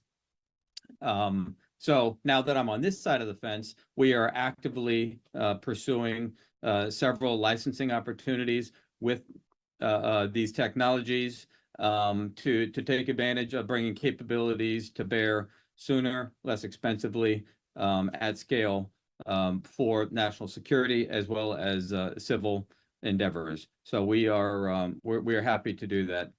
I'll also mention quickly, I think that my company and the commercial sector writ large has an opportunity to collect the various requirements of national security and civil, for example, or two different groups within national security to come up with solutions or capabilities to be brought to bear that doesn't require government agencies to have a joint program. I'm going to botch it, but Admiral Rickover has a great quote, the late great Admiral Rickover from the Nuclear Navy, where he talks about he would rather march on a road to hell than to be involved in an intergovernmental program again. It is difficult with, budget cycles and requirements and stakeholders. So I think commercial companies like Quantum Space have a role to serve here, where we can serve 2 different or 3 or 4 different government agencies with one commercial service where they don't have to combine their programmatics. Thank you, everyone. So we've talked a lot about it. Obviously, there is a lot going on in space. There is a lot going on in space R&D wise and in partnerships. But kind of the next question looks at, where do you see, we've talked a lot about what we are doing. Where do you all see possibilities for improvement in partnerships, in personnel, in processes to help? I believe it, Damon, I believe it was you that was saying that we need to go fast to beat the threat, that moving quickly is key. And Colonel Nisley, I believe you said that as well. And so how do we help to accelerate that? What sort of areas do you see for improvement in this area? Sure. Yeah. Go ahead. I'm sorry, sir. I'm sorry.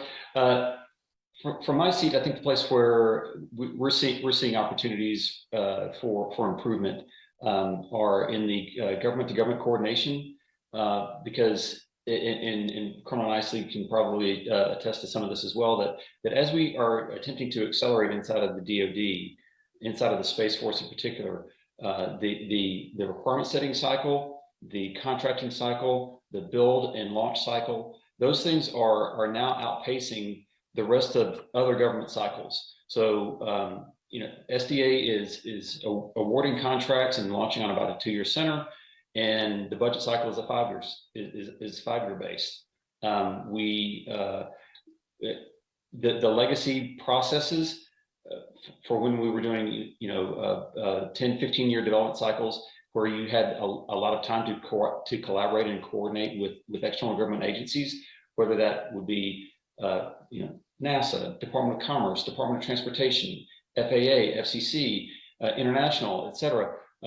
Those people get a vote in the overall process, and so we're at risk of outpacing them in some cases. So the places where there are opportunities, I think, are on the U.S. government policy side, to make sure that at the national level, there are efforts made to unify the pace at which the government wants some of these regulatory frameworks to work together and work on a better timeline than where they are today. So I'll stop with that and hand it over to the next commentator. Over. Yeah, I'd love to kind of dovetail some of the points that Damon just made. In particular, there's a variety of improvements we can make on the processes and policy side, for sure. We think about improvements on the technological side. A lot of the things that we've discussed today, we need simplified hardware and software, open interfaces, and a network that has self-healing and auto-scaling capabilities. We also discussed convergence and the move towards smart networks earlier in this panel, really to take advantage of that full benefit, the benefit that hybrid networks bring to bear, and the convergence of satellite communication technologies. There's a couple of core elements that I think are important for improvement. Continued and enhanced industry collaboration. We won't get there alone. This is one of those that we're, as a the interoperability across the variety of constellations and orbits and frequency is particularly important. Gone are the days where the end users care about which transponder they're on and which frequency and which orbit. They just want to know they have always on connectivity, and it's going to be available where and when they need it most. Standardization is a huge area to help us achieve that outcome, as are open interfaces. Virtualization to make this faster, less onerous from an equipment perspective, and really permit access to additional capabilities, inclusive of cloud-based infrastructure. So when you look at the implementation and the fielding of new technologies, the importance of spanning and bridging those legacy systems with the emerging systems is oftentimes overlooked. So I think there's an opportunity there for us. You think about, how do we deal with integrating and mixing legacy and new systems in the field during multi-year implementation and deployments? It will mean the difference between success and falling short of critical mission goals and objectives. I mentioned before our EDIM program with the U.S. Army in terms of having multi-orbit modem technologies to help in that path of virtualization and digitalization of the infrastructure, that we're really excited to see that momentum and really tip the hat to the Department of the Army for being able to move as quickly as they have. The SDA, of course, as you've heard from Damon, you're hearing from others, they are tip of the spear in innovating and bringing this new technology to the tactical edge. And we're certainly pleased to play any role that we can in that developing ecosystem. But I think all of this shows a healthy amount of foresight and understanding that it probably will take us a few years to get a system that's fully proliferated. And you must support those legacy capabilities through that transitional period.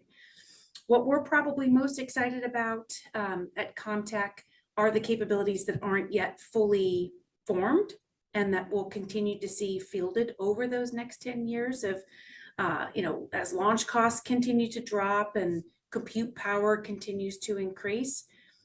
Those elements will again also take enhanced collaboration across the industry partners and between industry and government, like we have here today in this panel. So we're very excited to see what that future holds. So thank you very much for that question. So I would say, since, we stood up Space Systems Command and where we're at now, I mentioned earlier about open dialogue with industry. I would say before we stood up Space Systems Command, we would normally have maybe 4 industry days a year. And a lot of it was the government, preaching to industry, this is what we're doing. And it wasn't really a conversation, but it was just more of, like I said, us briefing and industry receiving.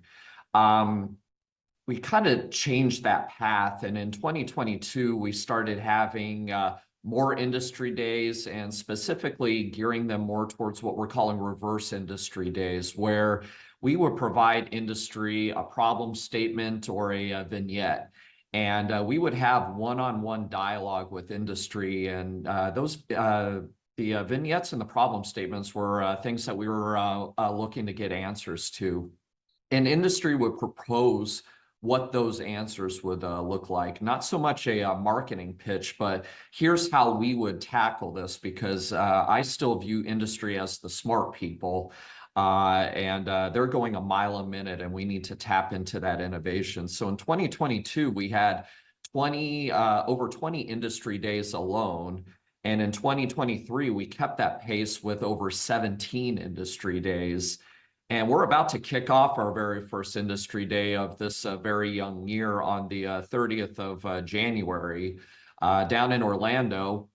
We're about to have our second annual Space Mobility Industry Day, where we'll be looking at assured access to space, but we will also be having panels and discussions on SAML. So we invite all of industry to come to that and really get engaged and have that dialogue with the government. But a lot of the feedback that I hear from industry is, we need to understand, what does the government need? And we have, in addition to industry days, we talk a lot more about what our requirements are, what are our needs. We are engaging on threat sharing. I would say that I'm very close to signing a memorandum of agreement with the Space ISAC. Through open sharing goes into cybersecurity threats that are out there, and talking with industry about cyber vulnerabilities, and that's only going to make their enterprise stronger, but it's also going to help them understand where that pacing challenge is going as well. I'm also working harder on getting the commercial industry involved in our exercises and our wargaming, because what I like to tell industry is, especially from a space standpoint, it's like no other domain that's out there. In space, we are all working together, whether it be military, civil government, private industry, different companies. We are all in the same orbits, co-located together. And you're even operating over what we call the area of responsibility, where a lot of these pacing challenges are. So all the more important that, we are all one big space enterprise that's out there right now, and we need to start doing more cooperation, more working together, and tapping into the commercial industry innovation. How we are going to do that is, and it was kind of alluded to already, is understanding our requirements, making sure that those requirements aren't strict, that basically pushes out industry, because we need them more involved and integrated with us. But it's also the budgeting process. A lot of this that I'm talking about is great, but industry will also say, show me the money. How we have to fund our companies as well. So we are working out ways to carve out new budgets, utilizing our SBIR dollars to increase technology maturity, and finding budget to catch those technologies and move them over to what I would call more of a program of record, and where we can potentially pivot from an organic build in the government, or take on that commercial capability to build resiliency and field capability gaps. But the government budgeting process is very geared towards systems. And we need to, in the government, figure out a way to break that mold and build more towards capability. With that, it's not so much you're linked in hardcore to a system, but you are looking at what's the best way to get after a capability. And then I think there will also be ways to be more fluid with your dollars and be able to move within the financial system and not have it so strict. So a lot of that are ways that we are doing better, but I've also named some ways that I think we can definitely improve on our relationships together. Thank you, sir. Hey, Ben, I'm sorry, we're running up against the back of our time. If I could actually, I'm sorry, we might have time to come back to you, but if we could go to the last question real quick, and this one will be for Nicole to start with. So we've talked a lot about what we are doing, what we can do better. As we start winding down on this panel, what is the one or two things, speaking to the audience, which is very broad and includes lots of people from commerce and government, where do you need, what highlights would you want to provide? What opportunities do you have to partner right now with your group to help make some of this a reality?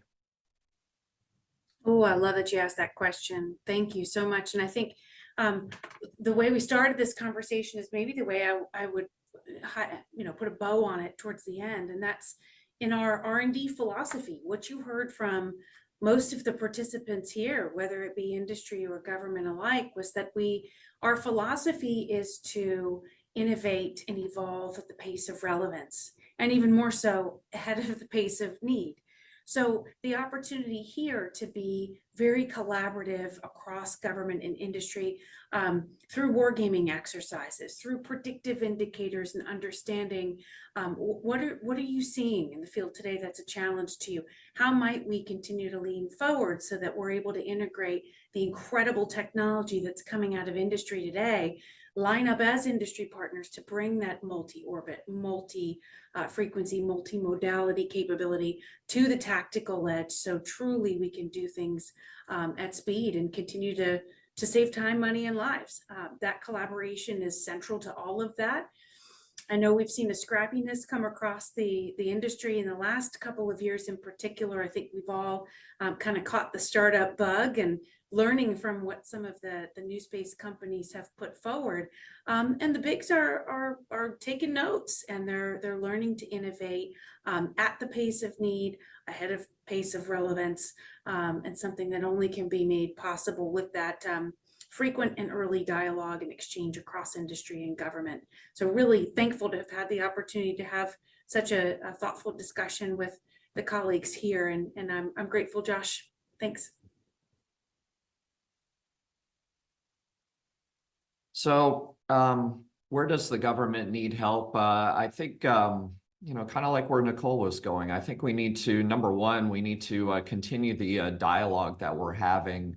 I would say definitely come to the Space Systems Command front door, where there we have a list of all of the industry days that we're going to have.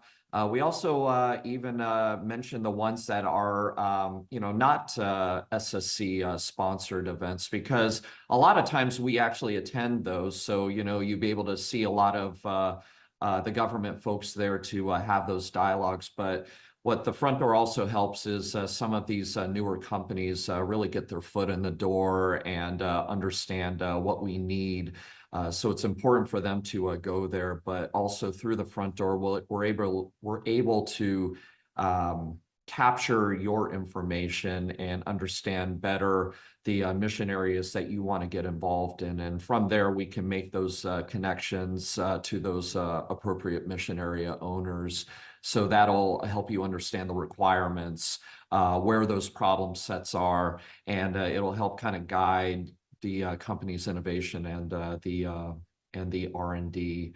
But like I said earlier, we are really leaning forward on getting industry more involved in our exercises and wargaming. Another aspect that I want to talk about is the commercial augmentation space reserve that we are working to stand up, which is really going to be a voluntary partnership with industry to put industry on contract for a peacetime level amount of capability, which is going to allow us to integrate that capability and exercise it. But through the contract, we will be able to surge or scale that capability across the spectrum of conflict.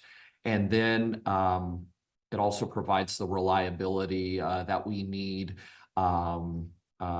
because you will be a partner with us in that space enterprise. So please keep your eye on that. But the foundational pieces of that are threat sharing exercises and a good incentive plan for industry. But kind of echoing what Nicole said, thank you very much for having me here. I always look forward to having this dialogue and definitely getting the mission of the Space Force and Space Systems Command and how we look forward to working with industry in the future.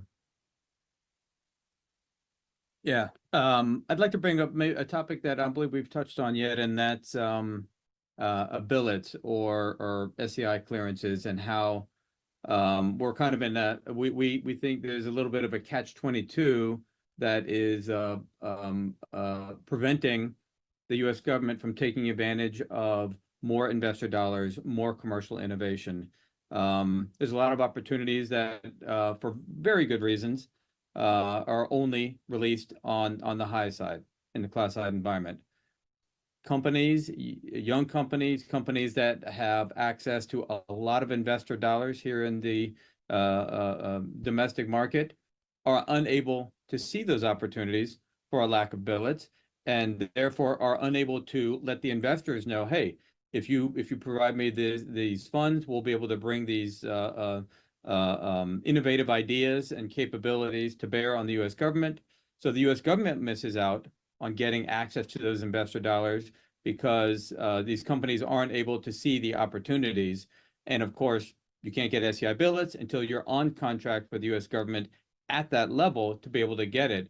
And so I understand why or how we're in this box, but if I would leave that to this group and everyone listening to this summit to think about how to break this cycle so that we can get more innovation, more investment dollars to bring to bear on these very challenging problems. Once the problem is able to be talked about in the open, then the front door does a great job of making the community aware, as does SDA for its things and many other open opportunities that are put on SAM.gov, for example.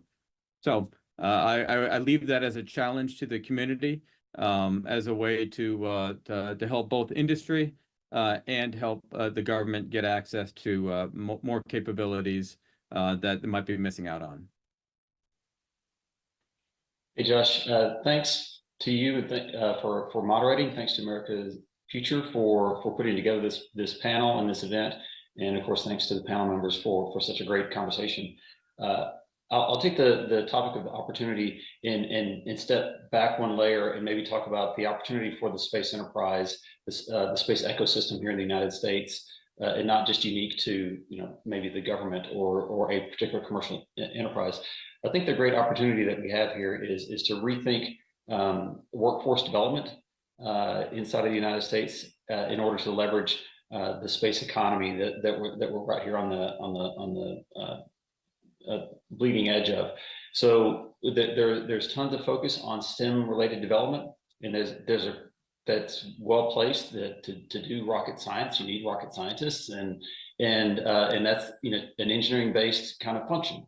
But to take a successful technology and scale it into a market and run it in the economic setting requires a whole library of skills, some of which are STEM centric, some just require to be STEM literate.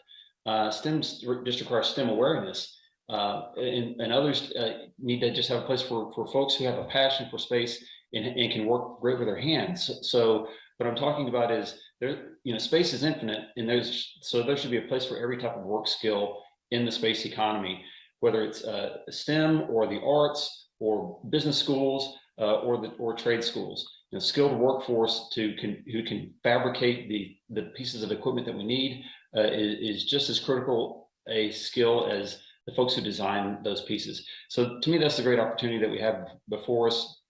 And I hope that those who listen to us here in the compiled session, when this is finally put together, will take that to heart and maybe figure out a way that they can affect the education of the workforce. Thanks. Thank you all. Thank you once again to the panel, everyone involved. Thank you for your very thoughtful comments, and thank you for your time. I personally appreciate it all, and hopefully everyone listening got a chance to learn a couple of things today and knows the next steps that they should take. Damon or Ben, did you want to add anything? I'm good, thank you. Just want to thank you for the invitation to be here. Very, very privileged to be with this august group in discussing these important matters. Thank you kindly.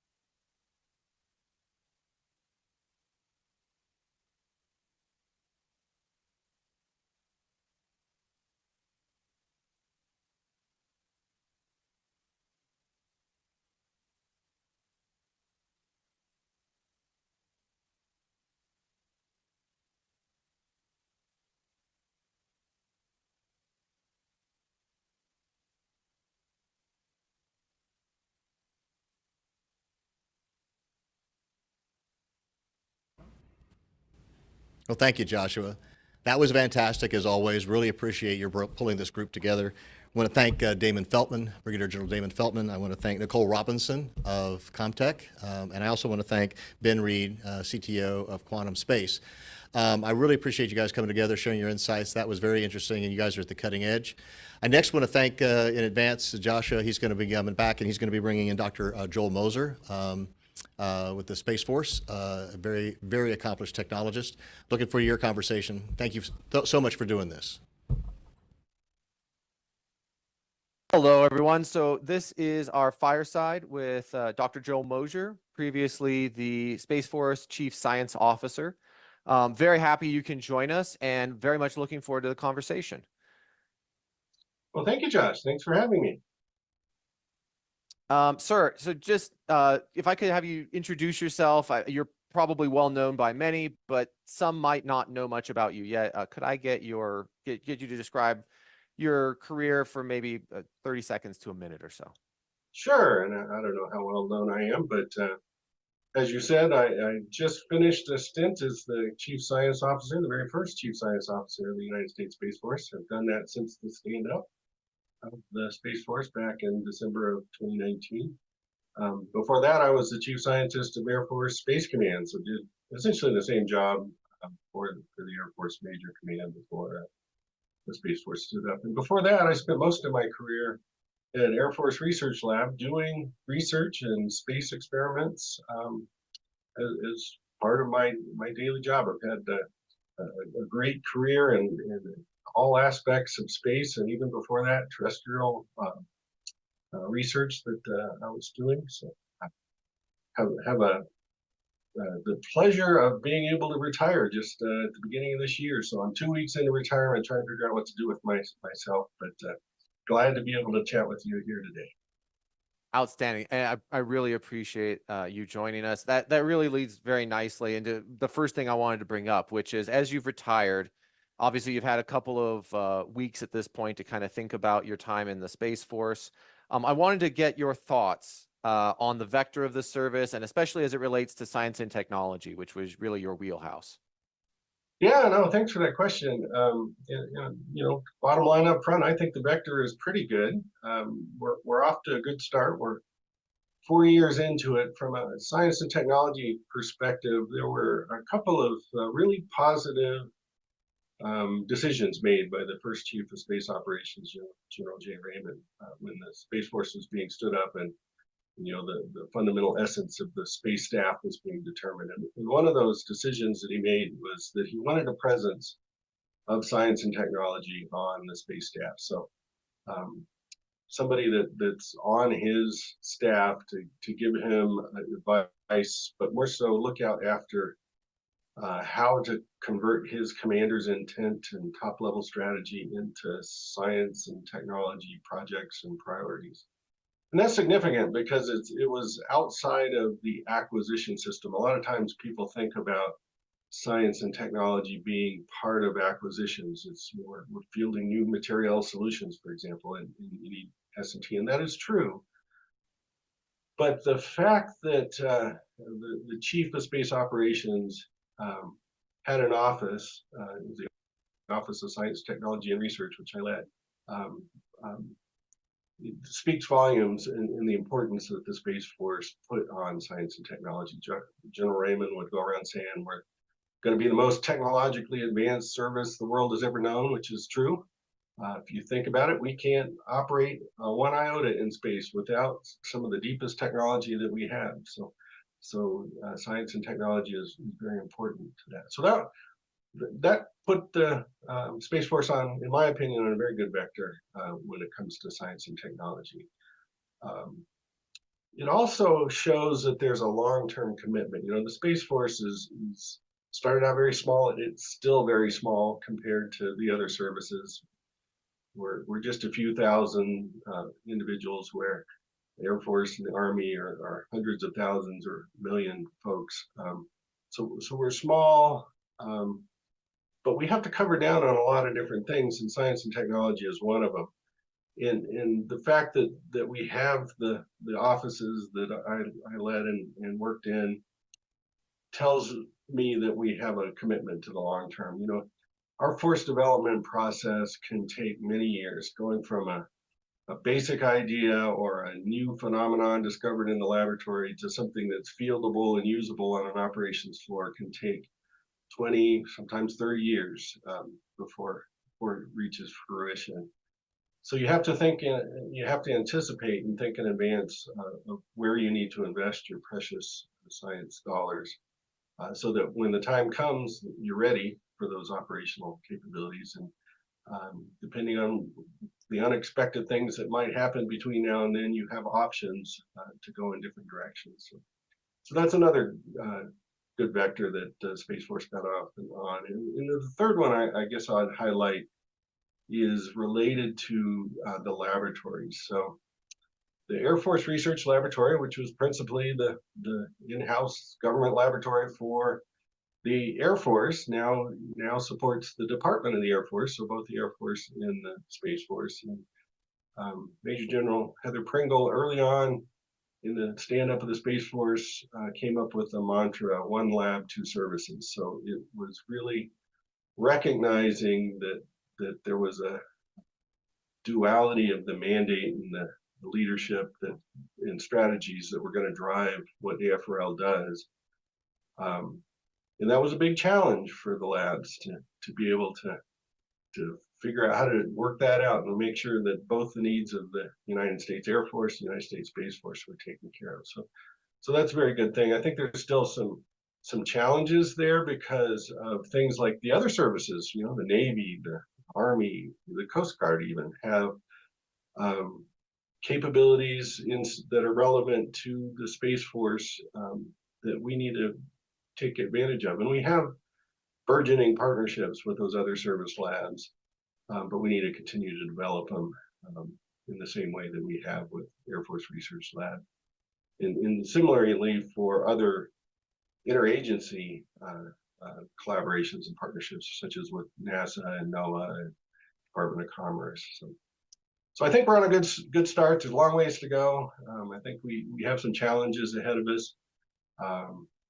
The future will tell how well the first 4 years provided a baseline for us to springboard from, but I think we're on a good start. Yeah, just two things to highlight about what you said. One of them being that we're a small service, we're getting bigger, but we're still very small. If I remember correctly, I looked at the budget numbers for the Space Force. By budget, I believe the Space Force is about 16th largest military in the world. If it was just the Space Force was the sole service, so it's a very small service trying to executing a lot of dollars because the size of the mission is huge. But as you said, there's not a lot of people. That's right, and that's also a testament to just how technologically advanced and hard space is. So one of the reasons we have such a large budget is because we have to invest in hundreds of million, if not billion-dollar satellite systems and constellations that achieve our mission. So it's a very expensive domain to operate in, and it's reflected in our budget. Yeah. And then the other one that I wanted to highlight, as you mentioned, it was 20-30 year cycle between when we were doing the basic research, applied research, prototyping, and then finally a system of record, and it gets out on the operational floor. I mean, to put that in perspective, like we're on this year, 2024, we're on the iPhone 15. So the iPhone wasn't out 20 years ago. And I mean, that's ubiquitous everywhere today. And that 30 years ago, you're talking about the beginning of the PC era. To put that in perspective, that you would be, in other words, if this was a space program, it'd taken that long, you'd be just starting to put some PCs on satellites for comparison. That's right, and that's actually very significant that you bring that up, Josh, because we are in a point in history where we're seeing technology grow at a faster rate than we've ever seen it before. And that's pointed out in places like our national defense strategy. It's also a time when technology spreads faster than it's ever spread globally, whether we want it to or not. It's very hard to stay on that leading edge and keep in front of the technology when things are happening that fast and spreading that quickly.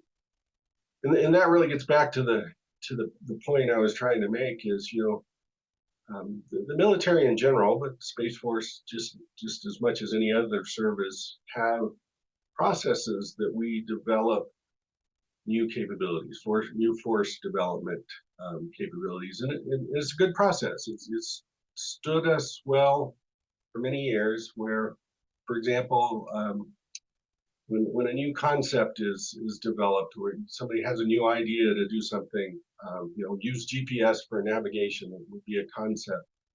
Then we develop that concept. We think about all the tangential concepts that might feed into it. We war game it.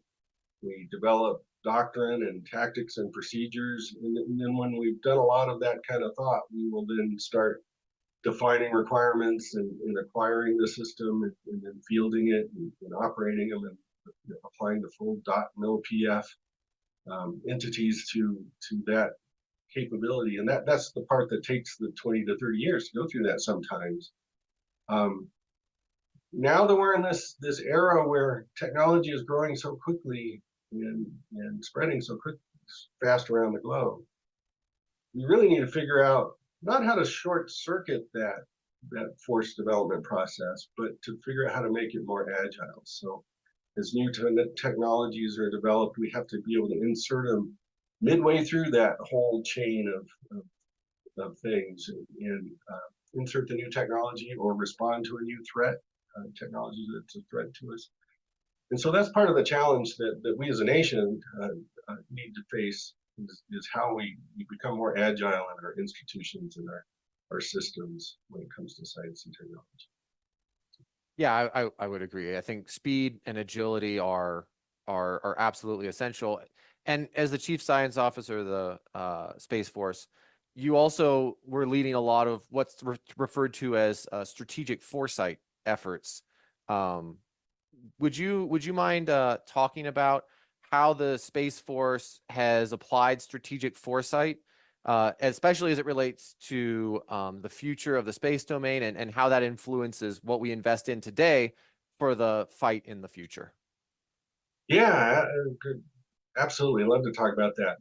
And it relates to what we were just talking about, because when you're trying to develop agility in applying technology or responding to technology, one way to do that is to anticipate conditions in the future, not necessarily predict the future, and I'll get back to that point in a second, but anticipate things that could happen in the future and be ready for them. So being ready means investing today in technologies that will provide us options in the future. So when the time comes, something unexpected happens, we at least can go to the shelf and look at some of the fruits of that early investment. So that was the whole point of the strategic foresight that we developed under the Space Force and continue to carry on.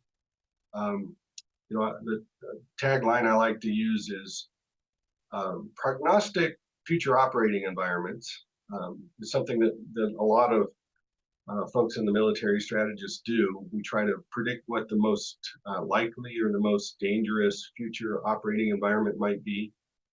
And then we build our force to meet that challenge. And that's absolutely important. Have to do that. That's critical to making sure we're secure. Strategic foresight, on the other hand, is all about preparing for the unexpected, the things that we don't anticipate, we don't think is most likely or we can't see coming. And so that was the whole idea of the strategic foresight's efforts that we started all the way back in 2018 before the stand-up of the Space Force. And we've had about a dozen space futures workshops with lots of subject matter experts who participated from government, intelligence community, academia, private industry, other places to come give us their thoughts about what's possible in the future. And so in 2019, we published a report. It's called The Future of Space 2060. So we were looking 40 years out, just trying to define a set of scenarios that cover the waterfront of how things could possibly evolve. And we looked at three different things. We looked at the space economy, how big that was going to grow or not. The number of humans that live and work in space. Today it's a small handful. Some people talk about in 40 years it might be tens of thousands. And then leadership in space. Is it really going to be led by Western liberal world values, open sort of approach to leadership in space, or is it going to be more authoritarian? So we published that report 2016, and that again was defined to try to just map out some scenarios, and we came up with 8 different scenarios that were different corners of that parameter space defined by humans in space, money in space, and leadership in space. And the idea was to have some tabletop exercises and some strategy sessions where we tried to think through some dilemmas that the United States Space Force might be called upon to resolve in each of those scenarios and develop some strategy around that. We did that. And one of the interesting things that I like to point out these days, so that was 5 years ago that we published that report, and lots of things have happened since then. Lots of unexpected things have happened since then. So just to put a finer point on it, is hard to predict the future. in trying to understand exactly what the future is going to be like is impossible. You can only come close. So just think about, since 2019, what has happened on the world stage. And I like the construct of STEEP: social, technological, economic, environmental, and political. Just 5 different things to look at. In the social world, we had a pandemic. We lost 7 million lives worldwide.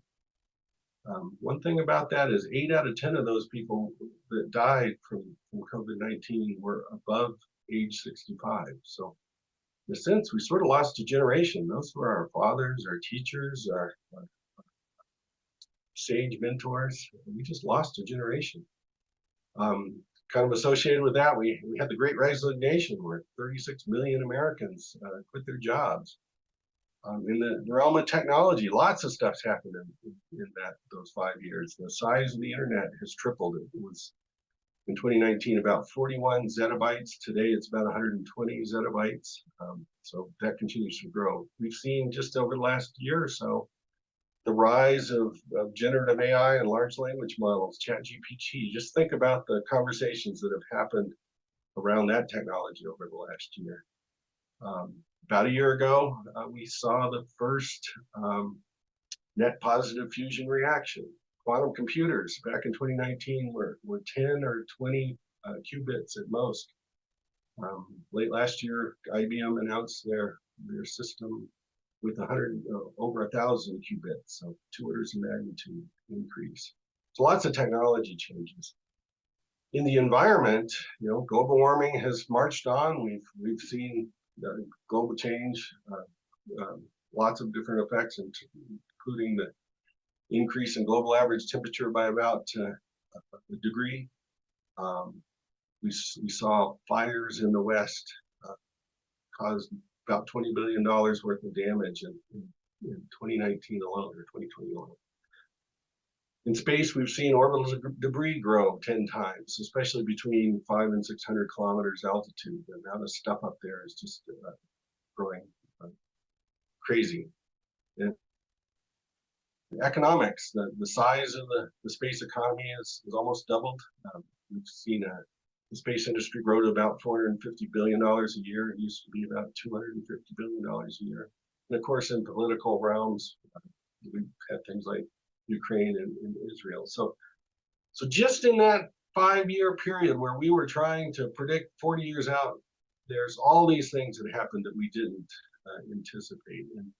And the whole idea behind strategic foresight is not necessarily to anticipate the specifics, but to at least understand what the range of possibilities are, so that we can invest again in the basic and applied research that will help us have options for there.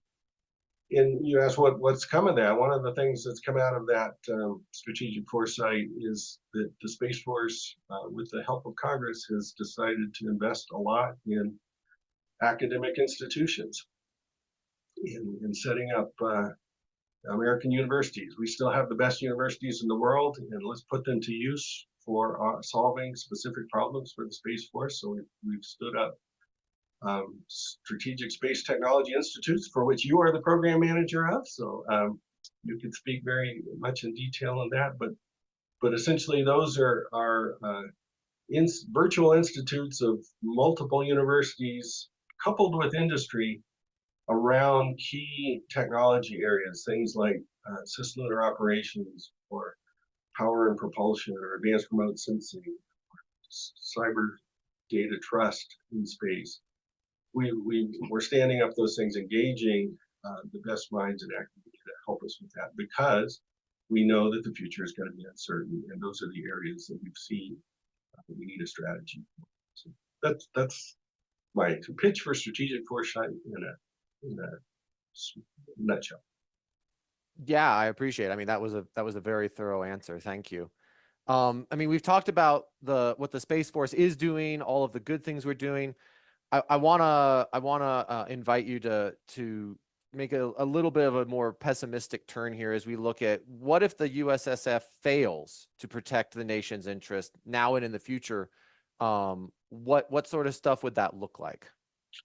Yeah, that's a very important point and good question, Josh. That the Space Force and the space national security space in general has a very difficult challenge ahead of them along two things. So the first is, and there's a lot of in the community, a lot of debate about what's the real role of the Space Force and Space Command.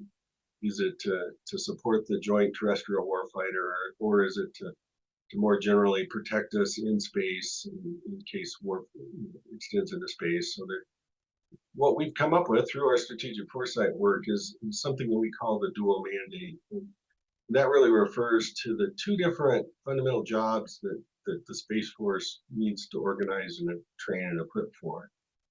One of those is to provide the communications, the PNT, the surveillance, and all the other pieces to the joint terrestrial fight. So as soldiers, sailors, airmen, and Marines execute their missions, they are dependent on services from space, and the Space Force absolutely has to take that seriously and provide those services. That's one mandate. The other mandate is protecting the nation's interest in space, which could involve things like protecting commercial satellites or constellations from attack, or even as we expand out to cislunar and beyond out to Mars, providing the infrastructure and the capabilities to ensure the security of the nation's interest in that domain. So it's sort of the looking up part of the mandate. So the challenge is that we got to be able to do both of those things on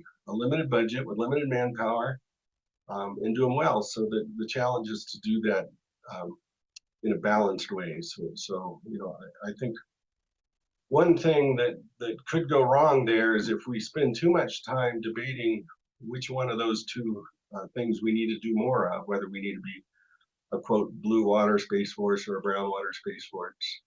If we divide ourselves too much on that's going to limit our ability to do either one of those missions. The truth of the matter is we have to be able to respond to whatever the need is. So if we're going to protect our nation's interest in space, we need to be prepared to go and do whatever it is that's needed to be done to do that protection. And that's where staying on top of the technology, staying in front of the technology is critically important. And even bigger than that really is, we can't get too focused on either the war fighting or the security aspects of space in isolation. Truth of the matter is we are in a strategic competition for technological superiority in space with strategic competitors, China and Russia. In China in particular, the PRC has stated goals to become the premier technologically dominant nation in cislunar space. They are pushing very hard, just as they have in other areas of technology, everything from 5G to biotechnology and artificial intelligence. They're investing in a big way in becoming technologically dominant. I think we need to understand that if we fail to invest in a large way and to stay in front of that curve, we will come in second place as a nation, not just as a Space Force or a DoD. As a nation, we will find ourselves behind the curve, and I don't think that's something that the American public will enjoy much at all. Yeah, I completely agree. I mean, I would point to the relationships that China enjoys or does not enjoy with its local neighbors, and I would argue that it is definitely a negative world to live in, one dominated by a Chinese and Russian system. So looking for that, definitely a very pessimistic consideration, but one that has to be looked at realistically. In order to avoid that, and if you were not even like CSO or president even, because both of those positions have limitations, if you were emperor for a day, what sort of things would you institute? What sort of things would you change if you had a completely free hand? Yeah, well, to wish it were, right? So, but you know, if I had my way, one thing that would be very important is just what I said is, you know, I think that the American public needs to realize that our technological dominance is being challenged. We've been surpassed in certain areas, and that space is an area, because it's sort of the next frontier. It's an area that's expanding quickly. We're seeing new use cases for space, new revenue streams forming in space. We're advancing the technology to use it better. It's a primary place where technological advancement will happen over the next decade or so. And, you know, the first thing I would do is, if I were king, is to get everybody to realize that we're either going to be competitors in this race or not. And it's very important, you know, going back to concepts like, what is the United States fundamental grand strategy? What is it that we hold most dear? Our ability to do things and have technology that allows us to see what other people are trying to do to us and going other places. So that would be the first thing. You know, how do you respond to that, though? You know, it's clear that the PRC has very definite investment strategies to become technologically dominant. Their 5-year plans call out specific technology areas where they want to invest in. Space is one of those, and they follow through. They have, if you look at their fraction of research and development that they're putting in of their gross domestic product, they are very, very rapidly catching up to what the U.S. invests in basic and applied research. So we need to up our game in that area too. We need to figure out what are the key areas that we need to invest in, that we need to stay technologically dominant in, and invest in those areas in a big way. It's kind of like the moonshot in the 1950s and 60s, where we were developing technology because we wanted to demonstrate to the world that we would be technologically advanced in being able to put the first man on the moon. We need to do those things again, and we need to make sure that the world knows that we're serious about that. So, you know, it's easy to say double the amount of money or triple the amount of money you spend in science and technology, but there's some other things that could be done too. Things like integrating across the civilian space institutions, NASA, the military institutions, the Department of Defense, and some of the commercial institutions such as NOAA and the Department of Commerce. There's great work happening in all three of those things, doing important jobs. There's something to be said for putting those spacefaring organizations together more holistically than they are today. So if I were king for today, that's one thing I would look at. Maybe a United States Space Service that encompassed all three of those things. Not that they're not doing great things together, but we need better synergies amongst the interagencies, and the precious federal dollars that we're investing need to go further. So if we could communicate and strategize together a bit better, that would be good. And then finding ways to have public-private partnerships. So a lot of the advancements that are happening in space are not government funded. They're happening from industry and entrepreneurs who are finding new ways of doing things. That is absolutely fantastic. We need to encourage that. However, we can't completely cede all of our national security space to commercial entities to develop, because clearly there's a different motivation that an entrepreneur has than a national security agent would have. But we need to find ways to partner across those two things. So we need to figure out how do we incentivize, from a government perspective, industry to develop in positive ways for U.S. superiority. And that can be through seeding basic research, technology investment, putting investments in universities, as we talked about earlier. Maybe it's policy, maybe it's more legal realms that we need to make some changes. But we need, if I were king for a day, I would want to develop a great strategy so that the private commercial entities and the government national security entities and exploration through civil space would find a common set of goals that we could, again, have sort of a moonshot type North Star vision in space that would drive the technology. Don't know if that helps, kind of big picture, but that's where I would go if I were king for a day. Well, thank you. And as we're getting ready to close, I want to ask you a question. I'll talk for about 30 seconds here to give you a chance to really consider your answer, and then we'll come back. So the question I want to ask you as we close, for the audience across industry and government, if you could communicate one thing to them about what they can be doing at a personal, business, governmental level as individuals, to them to help with this, what would you communicate?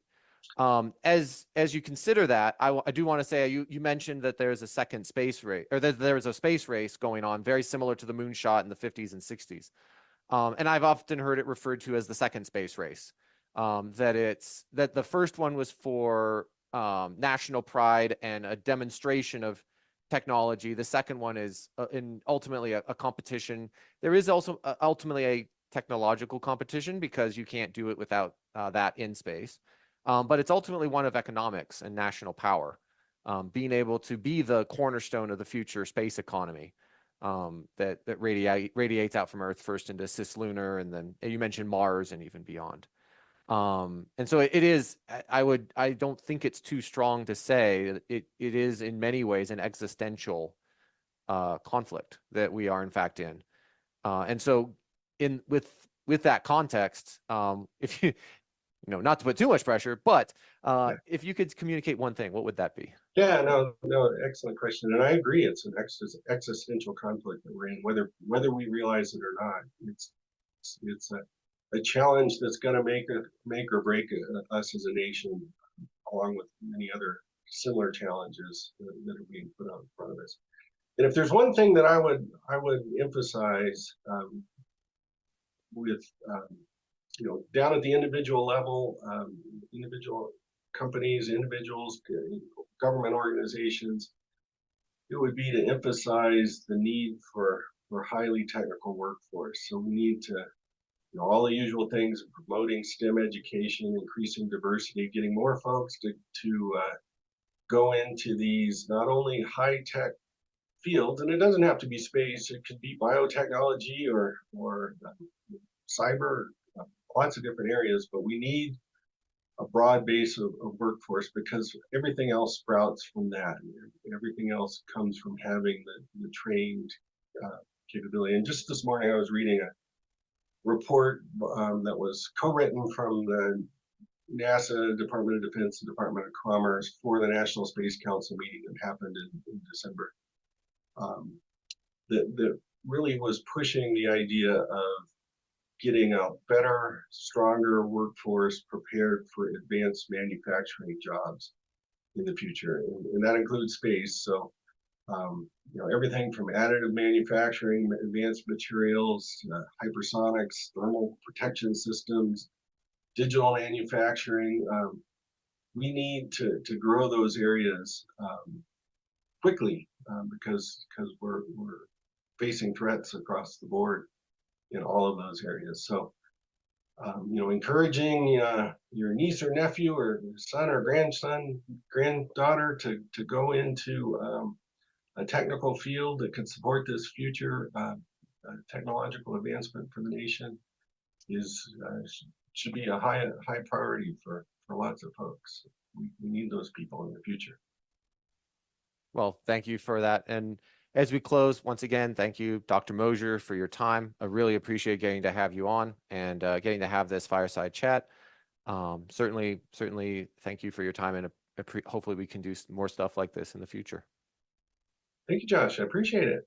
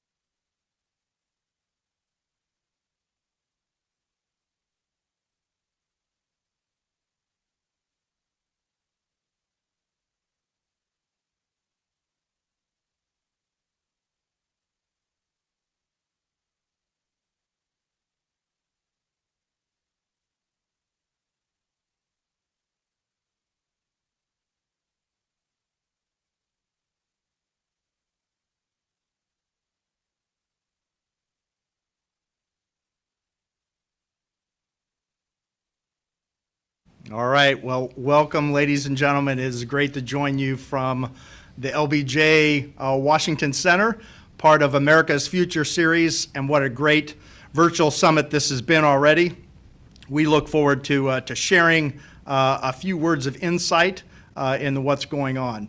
A huge shout out to America's Future Series and the leadership that David Hamilton provides on a daily basis to bring together experts from across national security to talk about the problems that we face as a nation and the solutions, more importantly, that we're going to get after. So we are absolutely thrilled to be here.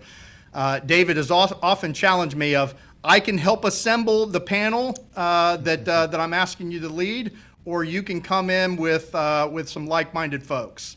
And I always go for that option because I have assembled a group of not only professionals but friends that share in this space, and I'm sure are going to blow your socks off by their insights and their thoughts and their vision of where they want us to go.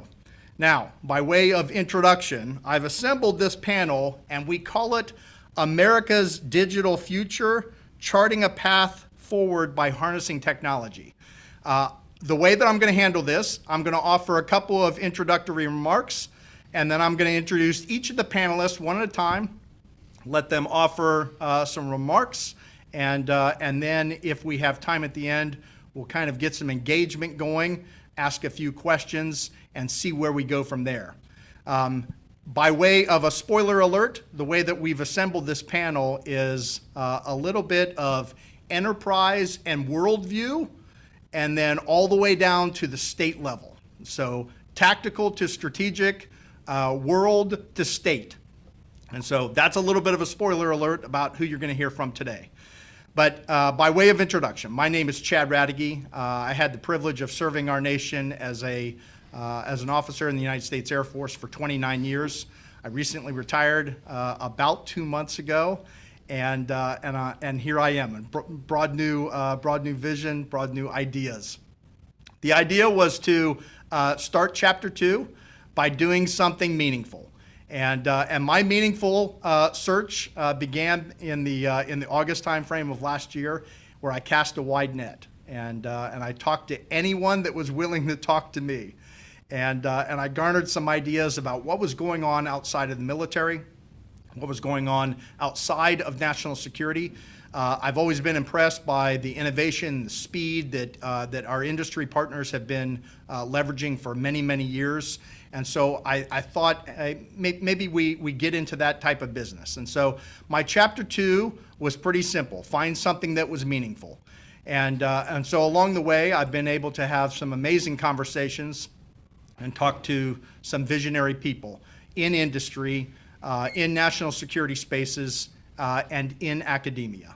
And so that's where I've landed. After 29 years of taking ourselves around the world, I brought my wife and I back to her home state of Oklahoma, where I have joined the University of Tulsa as the executive director of the Oklahoma Cyber Innovation Institute. This is a brand new institute that we have just stood up. The vision is to bring together all of the ideas of academia. And so the University of Tulsa is uniquely postured. They have vast experience in the cyberspace arena by way of cyber core programs. They have cyber doctorate, cyber fellows that study at the university, a remarkable cadre of professionals that are teaching about cyber in the future. So I'm coupled with that. I have the opportunity to think about workforce development across the state of Oklahoma. And so I'm truly excited about K through 12 and beyond, and what's the cyber education that we need to get after for not only the state of Oklahoma, but more importantly, for America's digital future. And so really inspiring work there. Couple all of that with a little bit of responsibility of building out and supporting the digital ecosystem that is building up in the Tulsa area, as well as the state of Oklahoma. And so as we have businesses that are coming in with their ideas, entrepreneurs that are coming in and wanting to stand up tech projects and tech companies, we need to marry up the workforce with them and get them going. And so I get to be at the intersection of all of those activities together: the research, academia, the workforce development piece, as well as the entrepreneurial spirit and some of the great work that's going on. And so I feel like I found some meaningful work in my Chapter 2, and I'm excited to launch. By way of some initial thoughts from me before I introduce each of our panelists, I've been thinking about this a lot. Believe it or not, I'm on week number 2 of my job, and so I'm less than 10 days into the job.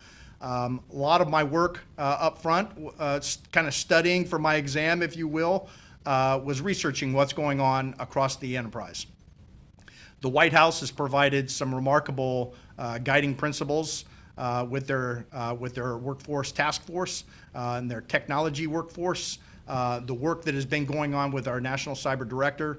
And so I've done a lot of reading on what they are trying to inspire at the U.S. level, and then how we can incorporate that into the state of Oklahoma. And so there's some great work that's going on. What I've learned and what I have observed over many, many years is that the real power comes when you team people with technology. They cannot work in isolation. Technology without the right people is just a tool. People without technology, you can't move fast enough to keep up with the digital world that we work in. And so it's marrying those two concepts, the people and the technology together, is what's going to inspire us moving forward really into America's digital future that we aspire to. And so I think that this is goodness. I think that the White House vision of where we want to go enhances all of the things that seem to be important to us as voters: national security for our nation and the economy. And so those two things coming together, people and technology, are going to drive us forward into that. And so I'm really excited about that. The work that I'm trying to do in the state of Oklahoma that I'm aspiring to is to build some unity of effort in the way that we think about marrying those people and that technology together. And I think that it's really some unity of action and unity of vision that is required up front. When you have the State House and the state government involved, when you have academia, when you have the businesses that all are collaborating and talking, and then you bring in the individual person, there's real power and real unity of action if you can get all of those things working together. And so that's what I'm trying to do, at least up front, is build that ecosystem where you collaborate and talk to one another about technology and how do we harness technology for our future. And so some goodness going on there. The recognition is that everyone is going to need some sort of foundational educational skills. And so we're going to look at how do we take cyber and digital and tech down into each and every school, every K through 12 student, every teacher that's in a classroom, give them the tools to teach our future, that of our students, what they need to know about securing our digital future. And so I'm excited about that. There's also a recognition in this new role, and finally, is that we need to have some continuing education. It's one thing to get in and have a conversation with a student and give them the entry-level skills and education that is required. But it's another thing to build up some sort of ecosystem that supports their continued growth. It could be clubs, it could be professional organizations, it could be skills, it could be training, it could be resources that we allow these students to grab onto and to bring their skills into the workforce. Really excited about where we're going. I'm really excited about the role that I'm going to play in helping pull this unique ecosystem together for now my home state. And so thanks for a couple of minutes of letting me tell you what's going on in our part of the country and our state. So the real reason you're here is to hear the experts that we've assembled on this panel. And so I'd like to introduce our first panelist. I had an opportunity to work hand in hand with Lauren as she was leading the innovation efforts for our Department of the Air Force and our Department of well, that includes the Air Force and the Space Force. She played a unique role in helping collaborate, bring together innovation as our Chief Innovation Officer for the Department of the Air Force, and then our Chief Information Officer. And I got to witness her abilities, her ability to pull together a vision, and then more importantly, communicate that vision across the entire Department of the Air Force. It was an inspiring message. She had buy-in from the leadership in the Pentagon to our youngest airmen on the flight line, and I got to see her in all types of forums. More importantly, I saw her tested as we went through COVID together. And what I will tell you is that many late night calls and calls around the clock trying to figure out how to transform our Air Force seemingly overnight to enable them to continue national security. And so she has just been a remarkable teammate and someone that I have looked up to for many years now. And so it is my privilege to introduce now in her new role as the Chief Innovation Officer for SAIC here in Washington, D.C. Ladies and gentlemen, please give it up for Ms. Lauren Knausenberger. Lauren, over to you. Well, thanks, Chad, and it's great to see you here again, too, transformed from General Radigi to Mr. Radigi here. The hair's a little longer? The hair is longer. You get traded in the camo for the suit. Yeah, indeed. Very well done, very well done. And and great to see another old friend and colleague on this side from Microsoft, and then new friends, of course, from Oklahoma. You always have to have more friends from Oklahoma for sure. For sure. So, it's so funny as you were talking about COVID. It almost, I know it's yesterday, but it kind of feels like a lifetime ago too. And I think back to 2020, the Department of the Air Force, and actually a lot of corporations around the world valued in-person work a lot more. And in the military, culturally, it was just like, if I don't see you, you're not actually working. There's no way, being remote work, working from home was kind of how people felt about it in the military at the time. And we went from no capacity to work from home to a merry band of people from around the world, more than a merry band, a pretty lethal force there, deploying within a matter of weeks, really, getting all 750,000 plus airmen plus contractors across multiple networks digital. So, yeah, I hadn't thought about that in a minute, and it is something that we should continue to feel pretty proud of, and the kind of the digital and cultural transformation that came from that. And that's fantastic that you're looking at the next generation of kids and how can we bring people into that field. I'll share with the audience just because I'm sure there are a couple of folks out there that don't know me, but a big part of my story is that about 8 years ago, I accidentally joined the Air Force, was effectively tackled by a bunch of 3-star generals, and I had never met a general before in my life at that point. But I was told I needed to serve my country because I was passionate about the problems that were faced by the department at the time, and I really just wanted to come in and see what I could do to bring emerging technology into the Department of Defense. And just found a really incredible community there, still have a deep love of the Air Force and then the Space Force, which came along during my time there. Just as I thought I was going to escape to go back to private industry, was asked to stick around another few years to be the Chief Information Officer. And we'll say, I guess how many years did you have in? 29. 29. I'm still 29, so so not as many years served. But I have to say that the 7.5 years that I spent, it was such an honor to be able to serve beside these airmen and guardians and to get after these problems. And if you look at what really motivates people, at least probably a lot of your crew is too. When you can get in and solve problems that you can't solve anywhere else, I mean, there are some gnarly problems in the DoD. And we got to be on the front lines of solving those, and it feels amazing. And so I am only a little bit more retired than you are. I retired from the department in June, and I guess I didn't get to stay retired for long.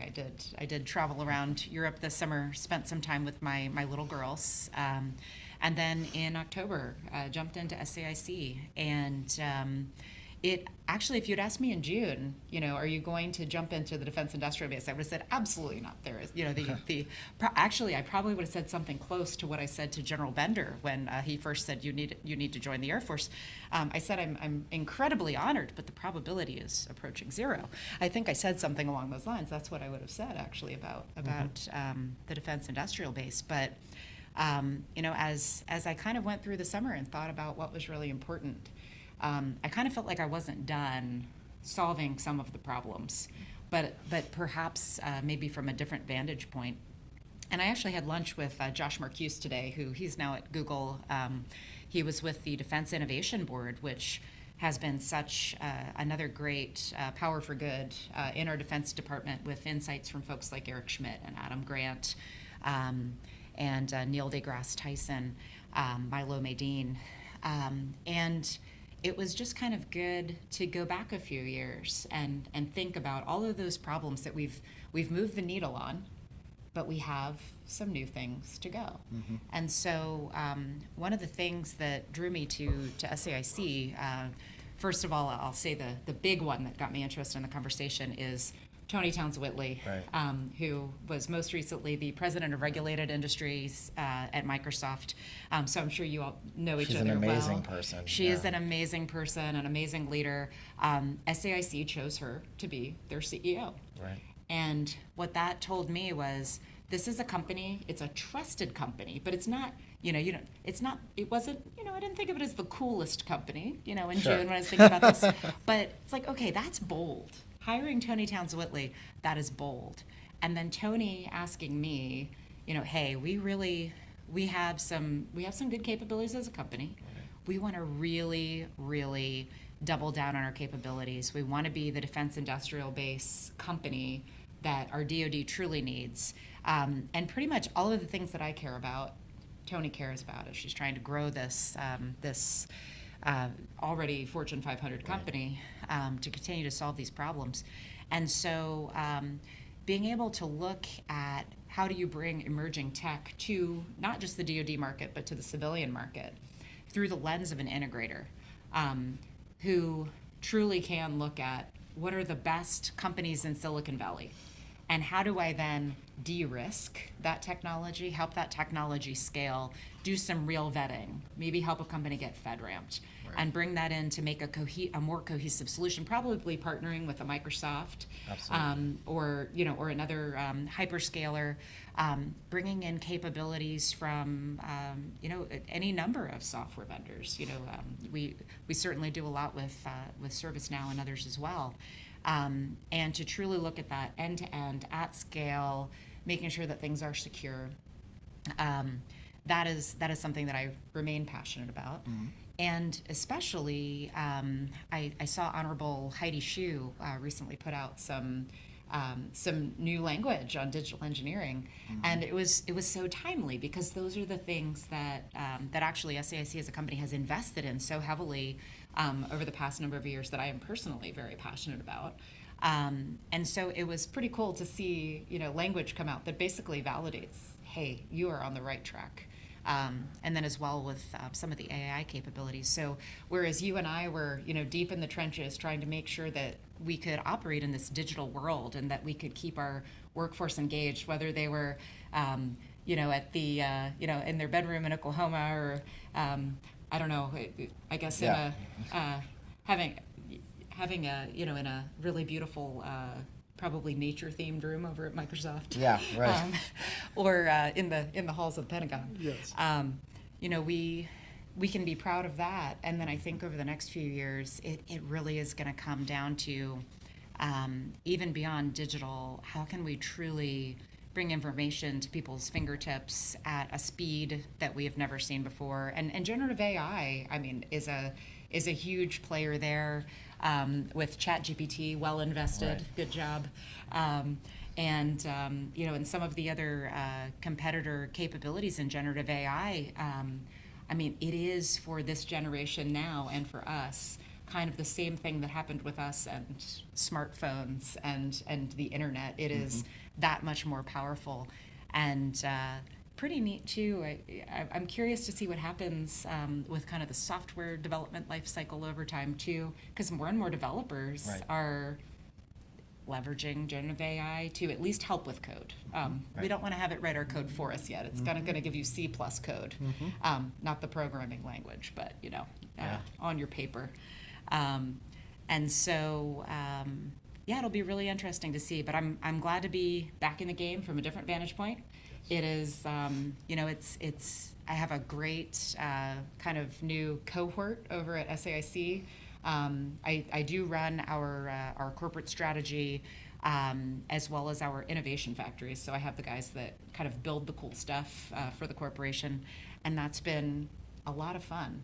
So it's a new challenge for me. It's a new way for us to partner, and kind of a new way to contribute to mission. We'll see where it goes. Perfect. Thank you, Lauren, for your comments. And it's great to have you back in the game. It's good to be in the I game. think I speak for everyone in DoD that you were probably the hot free agent that was out there, and we were all waiting to see where you were going to go. And I'm thrilled to see that you've landed someplace that you are doing some meaningful work and bringing your talents to our defense industrial base. So. All right, we're ready for that Super Bowl ring over at SAIC. There you go. There you go. Well, thank you very much. We look forward to having a conversation with you as we move forward. Our next panelist, it is my privilege to introduce, and I don't know what your family would say about you, but I want you to know that I would consider you one of the most interesting men in the world. What an introduction! Well, hey, there's more, and so part of that introduction is USA Water Polo. He is a presidential scholar with the George W. Bush Presidential Center. Wonderful organization. He's a retired Marine fighter pilot. FA-18 flew sorties all over the world, involved in some very big missions, important missions for our national defense. But what I think is so unique about you, and we've only had an opportunity to meet each other in the last couple of months. Right. You were part of that Chapter 2 interview that I was doing, of finding people that I was drawn to, that I was excited to work with, that I loved the vision and the passion that you brought to a game. And that's what you do on a daily basis. And so I'm excited to see how all of our circles are going to start interacting. But I really do call you one of the most interesting men in the world. And what I think is really cool about you is you have found your why. And so I know you may go into that a little bit. Sure. But you finding your why and bringing that to work every day for a big corporation like Microsoft is inspiring work. And so I think we're going to have to hand him a Dos Equis. I know, maybe. It's like we're that may missing an come opportunity. that may come after this panel. Okay. But ladies and gentlemen, he is now the general manager for security solutions for Microsoft Federal. Please welcome Mr. Vishal Amin. Well, thanks for Sir, having over me. to you. I don't even know how to follow that introduction. My family would probably not agree with you, especially my 3 young children. They don't think what I do is exciting anymore. I think your initiatives should hopefully change that with the K through 12 initiatives. I think when my son and daughter go to the flight line now and they say, "Wait, you used to do that? Why not anymore? Why are you behind your computer all day?" Right. And I think that's the realities of what I do now. But I think making cyber exciting is something amazing. It's funny. You said you joined the Air Force as a mistake. Yeah, by accident. It wasn't a mistake, but it was an accident. Quick sidebar. When I originally enlisted in the Marine Corps, and when I originally enlisted in the Marine Corps during Clinton's administration, I had no intention to join. And the cold caller called my house, or the recruiter called my home, and my father or my mother picked up and they said, "Hey, Vishal's not here." And I was living in another state at the time playing water polo. Mm-hmm. And I came home and my father said, "Hey, there is this," he called it the Army guy. So the Army guy called, "You should go down to the office and get your name off the calling list. They've been calling here every week." And, we had the yellow pages and the white pages. And, at that time we used to trade those in for ice cream cones at Thrifty during spring break. But I said, "All right, I'll go down to the office." And I rode my bike down to go take my name off the calling list. I mean, I was a 17-year-old, had no backbone, and I mean, they read me pretty good. I walked through those doors, and I wasn't about to leave those doors without an enlistment in the Marine Corps, and I didn't know how to say no. Was no national security events going on at the time. It was just, they had convinced me to enlist. And I remember coming from a large family, a lot of doctors and professional folks. I walked my bike home that day because I was too scared to share with my mother that I enlisted in the Marine Corps. And when I told her that, she was crying and she's like, "You can't do it." And I said, "It's okay. I'm only 17. You have to sign the consent."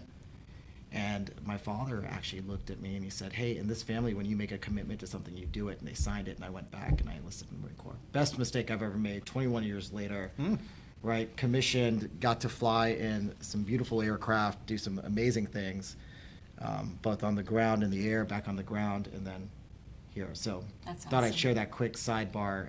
I mean, what we do at Microsoft is amazing work, but I think it's those types of moments in my life that have shaped my why and my commitment to our industry. I think this panel is really fascinating and amazing simply because all of us come from different walks of life. We all do different things, and we all ended up here for different reasons. I'll briefly go into my why. There's a whole plethora of my career and my history of deployments and things I've been able to do, both on the enlisted side, on the officer side, leading Marines and joint organizations and units. And in 2015, I got into cyber. And sure, I do cyber at Microsoft. I have some brilliant folks on the team that do security, compliance, identity.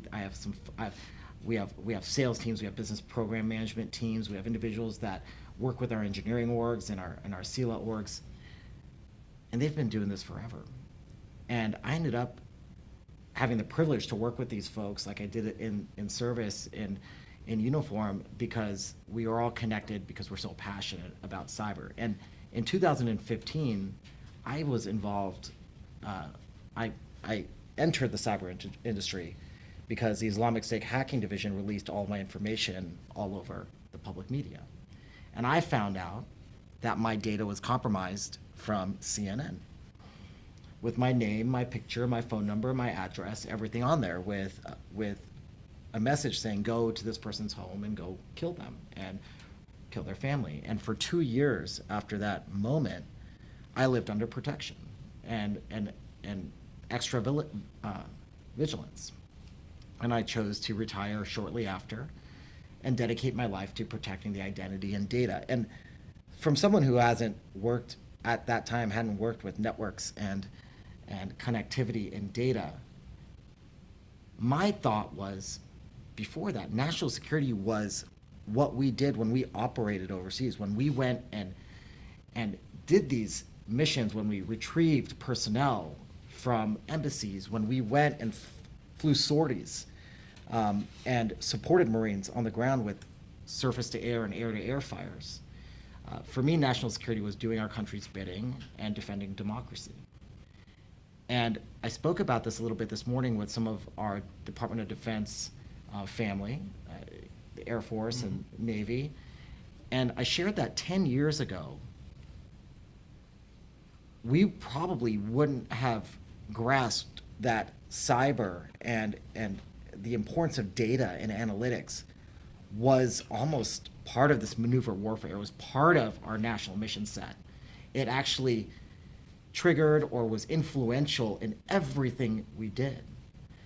And what I realized when my name was targeted, when my family was put in jeopardy and at risk physically and tangibly, it happened, we had intercepts to our home months after that, that it didn't matter what you did, how you did it, when it affects the human, when it affects the things you love most in this world, your kids, your family, your home, and you're not overseas, you're not behind these physical and digital barriers, it triggered a whole new different level for me. And that's where I find my why. That's where I find my passion. And I taught myself our industry, and I learned so much from individuals like yourselves, like the innovations that happened. When I joined Microsoft, I joined on March 2nd of 2020, and 4 days later, COVID. So I went from an organization that was pushing on the boundaries of innovation, that had a partner with industry to totally change the way we're doing things. And I wasn't even working with the Department of Defense. I found that calling about a year into Microsoft when I came back into the industry and said, we need to do more for our warfighters. We need to do more for our civil servants and our communities. So I know we'll get into this a little more, and I don't want to chew up all the time, but I think we are all here for different reasons, but at the core of what, if you have a why and you can understand how innovation and how data fits into the outcome of what all of our organizations are trying to do. I mean, you mentioned what SAIC is doing, and you know, I would say organizations like the DIB aren't just building new technologies and fostering growth. They are the core and the central portion of how we are innovating. With the declining workforce, with the cyber skills gap, organizations like SAIC are now manning, staffing, and building innovations to carry out these national security missions moving forward. I mean, I look at some of the most innovative healthcare organizations in the world, like the VA, who in our community, many folks say, well, the VA is not innovative. The VA was one of the first healthcare organizations to create gaming for wounded warriors when they came back. I mean, and that happened years ago. So data and innovation is at the core of all of our why and all of what we're trying to do. And I'm really excited to have some of these conversations with you today. So I'll pass it back over to you. Vishal, thank you very much. It is inspiring that you have transformed your why into action, and to see what you're doing from your workspace, but also the associations that you have with America's Future Series, with Cyber Patriot and others. Thanks for what you're doing. It's great to have you as a teammate.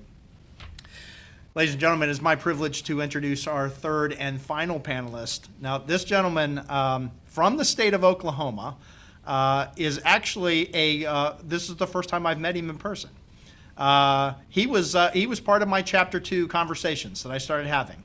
And as I started kind of dialing into where I wanted to go in the world and the industry that I wanted to be in, I had an opportunity to make a phone call. And we had a late night phone call where on the spot, you described your vision for not only the state of Oklahoma, but beyond. And I read passion in everything that you said. And so I can remember on the spot, having not even met you, I said, hey, we've got this panel coming up in January, and I think your voice needs to be heard.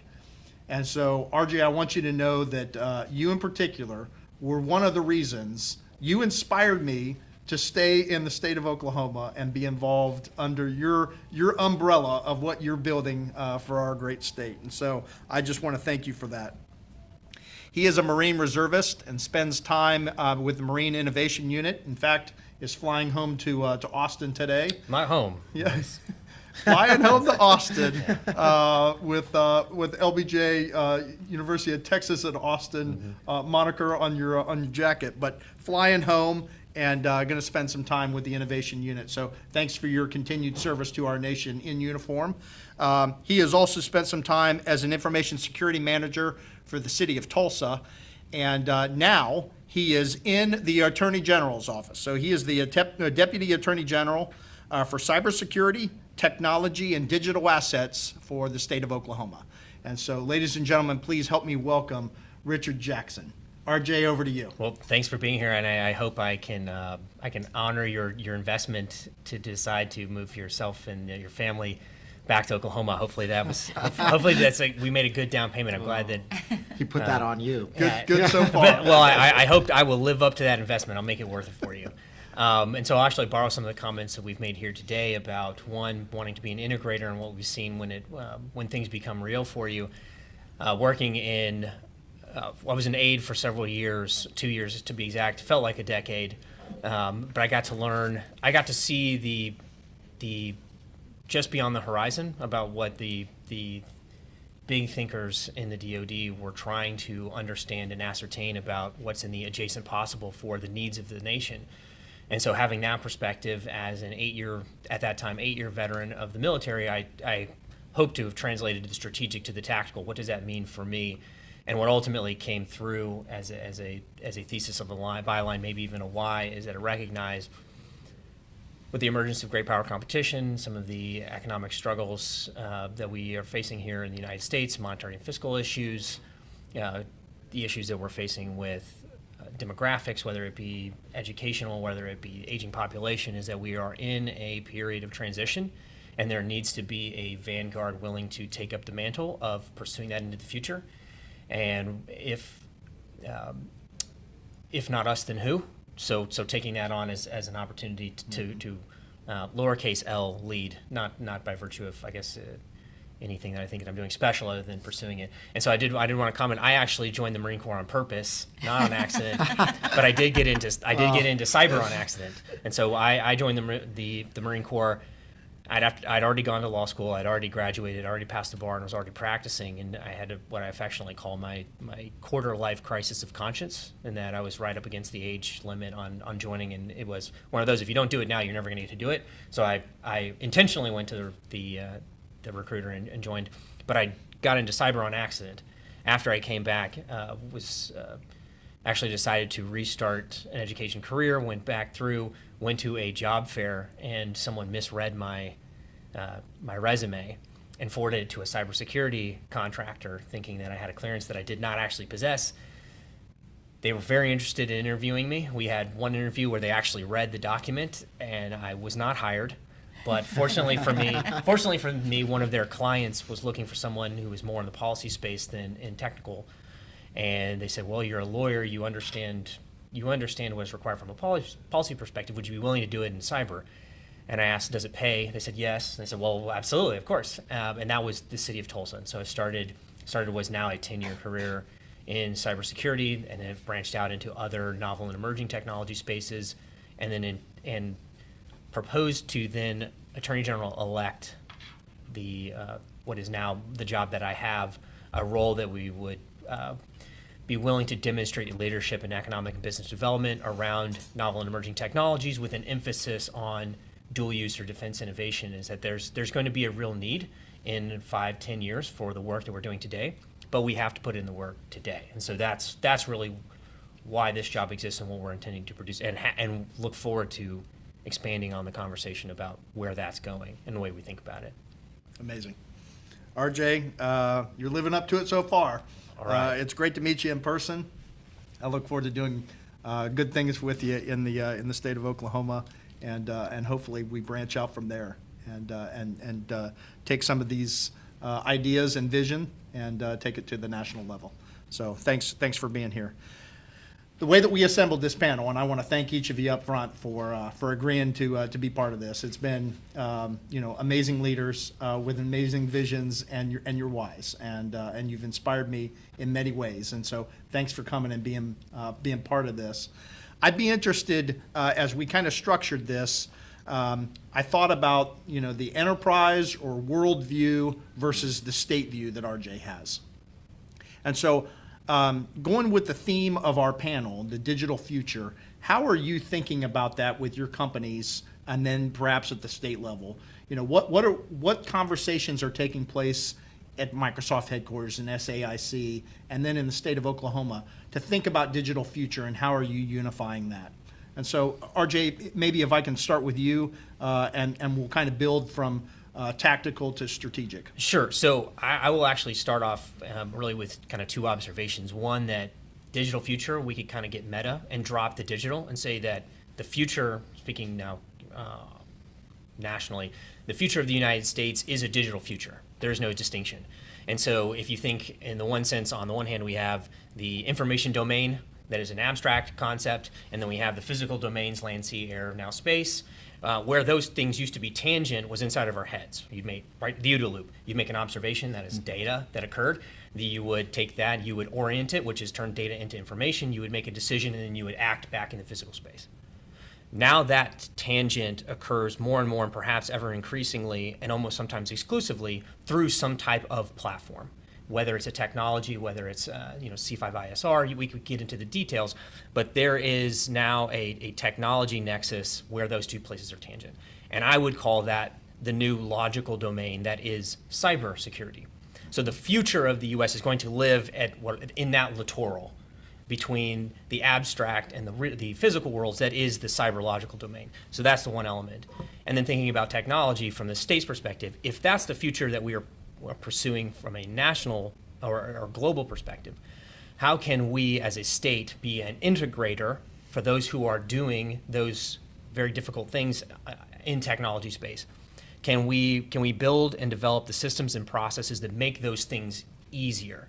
And so the conversation that we're trying to have in the state of Oklahoma is effectively a public-private partnership, a tripartite partnership, where the state is working in concert with the federal government. How can we be a better partner to you, the federal government, particularly in the DoD? Again, emphasis around dual-use defense innovation. How can we be a better partner to you, private industry? And how can we facilitate interactions between the two? So can we establish laws, statutes, regulations, systems, policies, processes as a whole of state effort to make what you do easier to do in the state of Oklahoma? The intent following from that is that we want to be the premier jurisdiction for that type of innovation space. And so it's less about the technology, more about the process for us. How do we help facilitate things being done in the Marine Innovation Unit, at AFWERX, at Naval X? All of the things that we recognize that if we stay platform specific, that will calcify and grow old. But the process of innovating and developing that next thing, if we can create a competitive advantage there, that translates not just for the state, but for the United States. And then, again, a strategic overmatch that hopefully averts great power competition becoming great power crisis or conflict. That's great. Love what you're doing at the state. I see how he convinced you to move to Oklahoma. I know. I mean, Yeah. it's inspiring, isn't it? Yeah, and I'm going to start I love- rumors that he was the recruiter that pulled Yeah. Michelle into the Marine Corps. Probably. That's a good rumor. It depends on what part of the Clinton administration. I might have been a little young. Oh. We'll just pretend. Just You're pretend. You're Just just pretend. timeless. Or timeless. pretend. I'll take that. Yeah. Michelle, what are your thoughts? How do you think about the digital future at Microsoft? So Satya years ago said something, and I think some great leaders have said this. Every organization is a security or a technology company and a digital company. The way I look, and I think as Microsoft looks at this, and this is my opinion and the way we should look at it, is less about the products, more about the processes, but we have to still focus on the outcome, the people, the human behind it. I think every organization, when we build technology, when we build product, when we build services, when we build offerings, I think when we start getting away from the human element and the outcome-focused pieces of innovation, we lose sight of what we're doing and how we're doing it. A great example of this is where the cybersecurity community and large enterprises like Microsoft have come. Years ago, you can look at Microsoft as a single entity and say, hey, it's a platform, it's a technology platform. We have all these Defender products that protect servers and infrastructure and IoT. And now I look at our strategy as, how do we actually partner with industry, with AWS, with Google, with SAIC, to open up our ecosystem so that we can actually make things easier for the end users, how we can make it seamless for those individuals in all of our critical infrastructure sectors.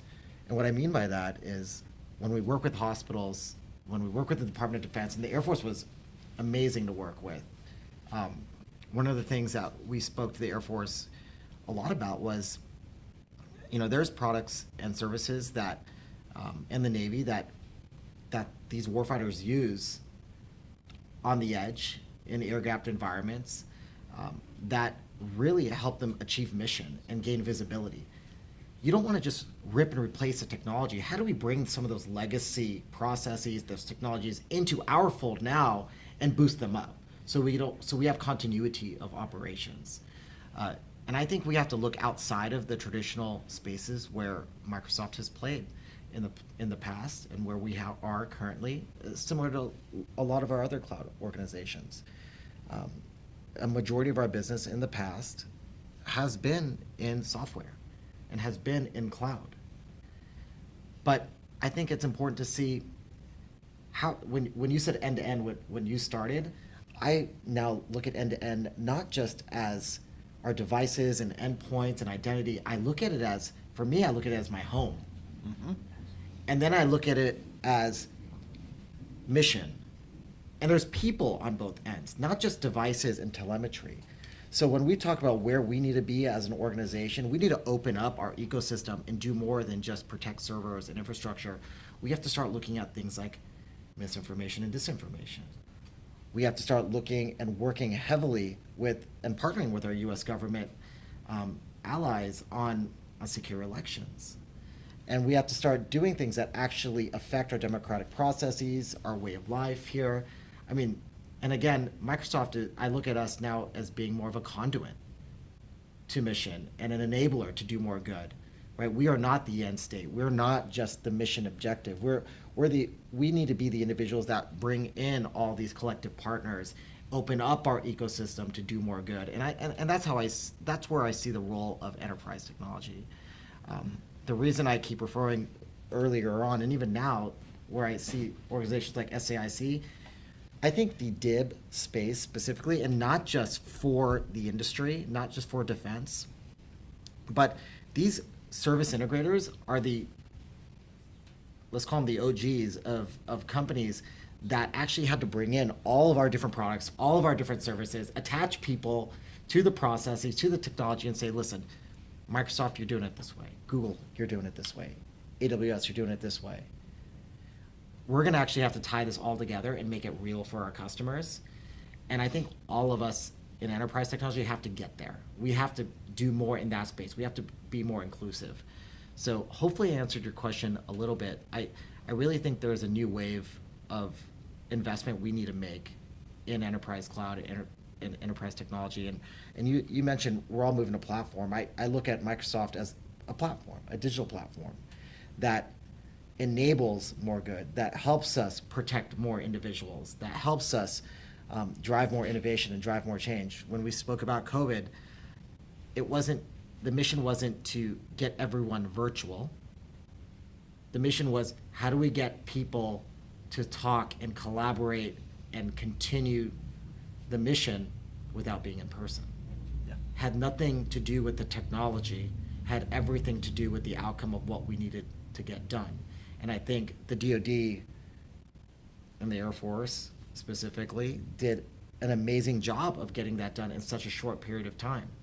I mean, we were proud to be part of that, but just like every other organization, it had nothing to do with the technology and had everything to do with making the processes and putting the law and the policy behind it, and then making sure that the outcome was met from the warfighters, the sailors, the guardians, the Marines, the airmen, and I'm sure I left out a few, but again, the technology was just in there, and that's what we have to get to. We have to start thinking outside of the box a little bit. Well, I know Lauren's smiling because you gave the Air Force credit for our COVID response, and she was the one leading that effort. And so we have a lot of pride in your words. Thank you from a customer standpoint, former customer of yours, the work that you're doing to take that integration piece off of the customer. Too often, we were responsible for trying to assess all of the technologies that were out there, find best of breed, and figure out the interoperability between them. To hear your vision of where you're trying to go, where you're getting into that space and helping solve and come in with a solution is amazing. Can I add one thing real quick?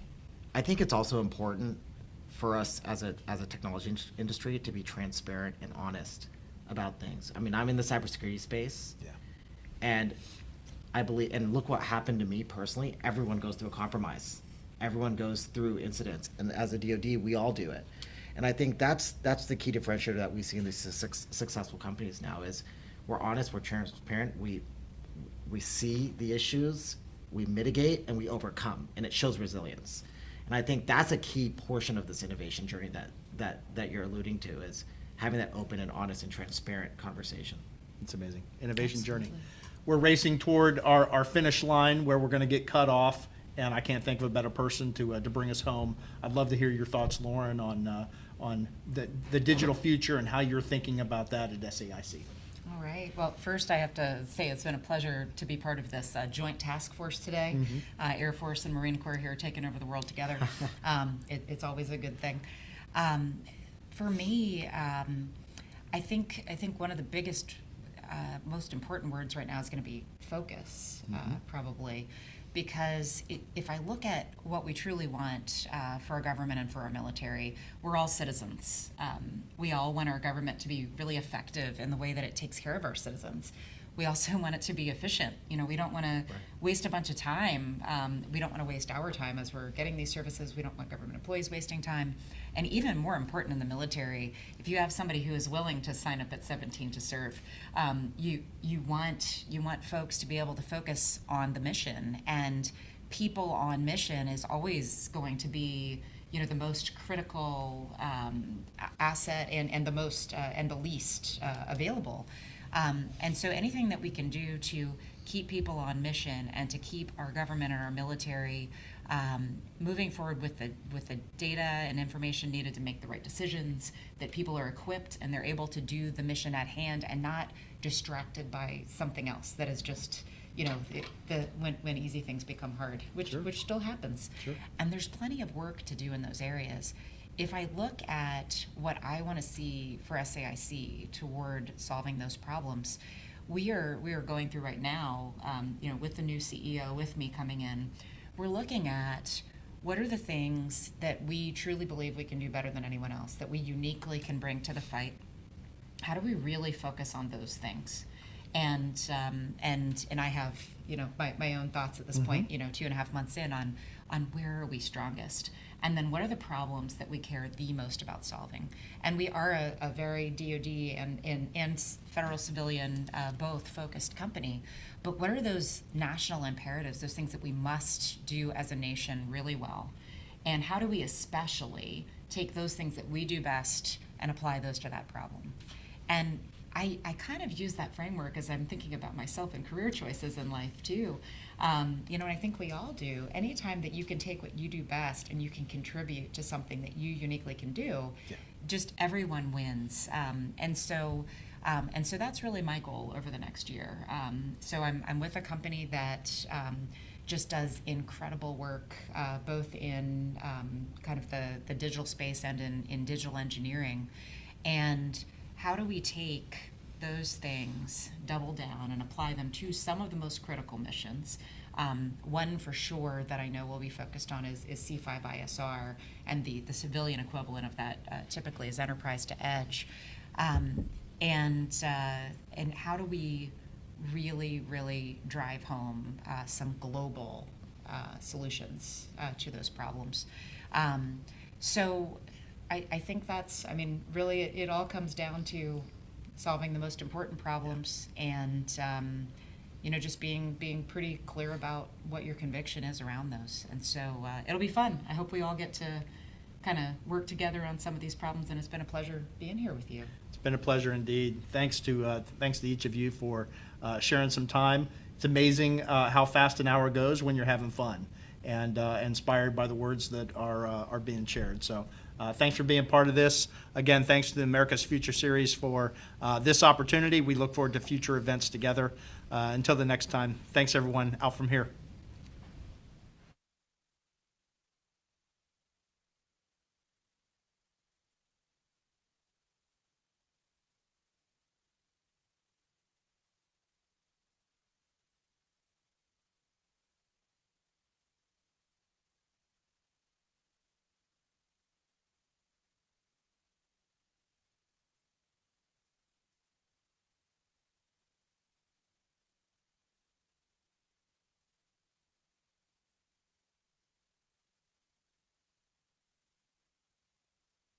Hey. Hey, we appear to have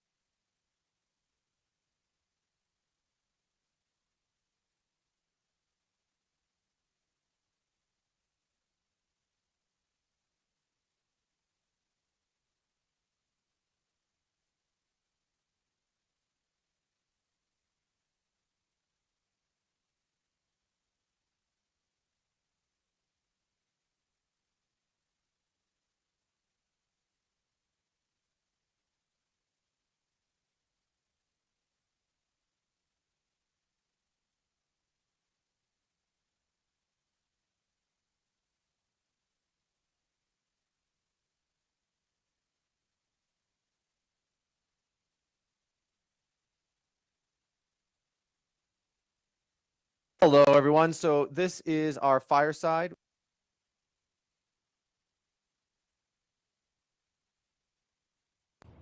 You know, it's a real honor to be here today, not just as a member of the Guidehouse team, but also as a veteran.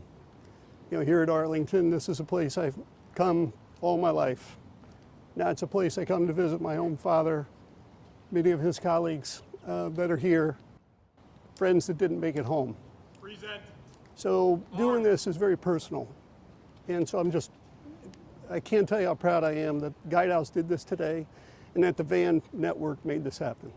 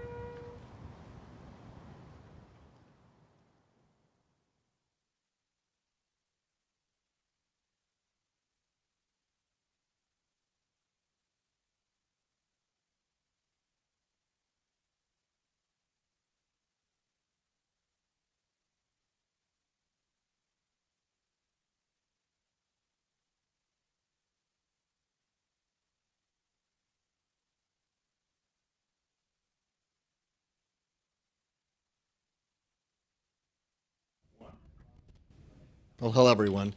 That was a fantastic conversation, and I want to thank Brigadier General Chad Radegui for hosting and moderating that. I want to thank the panelists for their comments and insights. Lauren Nossenberger, it's always great to have her with us, et cetera, and share her thoughts. Great to have Mr. Jackson from the AG's office in Oklahoma. Brilliant young man who's doing some important work, things you wouldn't think that a AG's office was doing, that trying to really make a difference for our nation. And I want to thank Vishal Amin of Microsoft. He has a great story. Met him. He's a brilliant guy, and we've asked him to be an advisor to the America's Future series. So thanks for all the support that we've gotten from those folks, et cetera. And I really want to say thanks to Kim Kagan, who's coming on. She leads the Institute for the Study of War. She and General Petraeus and her colleagues have been a huge support and inspiration to us.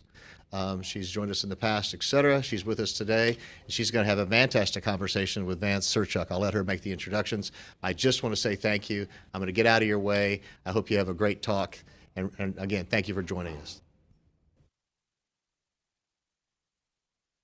Thank you. It's such a great pleasure to be here today to join you, David, and the team at the America's Future series, and actually to introduce someone who is an incredible person and an incredible friend, Vance Sirchuk. And Vance has a suite of accomplishments in his life, and he's now at KKR, where he is the deputy director of the KKR Global Institute. But I've known Vance since I came to Washington in 2005.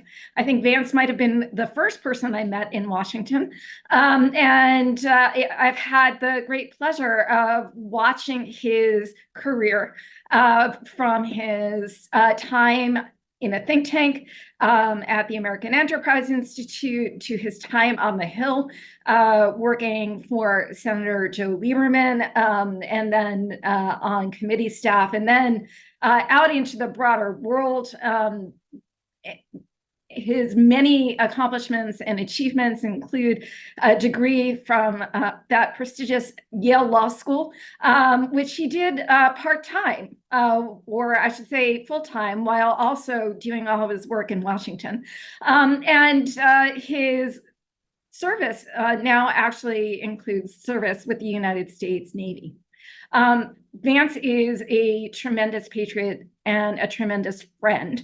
I really feel honored to be able to interview him today and to chat with him about the geopolitical risks that face the United States at this critical moment.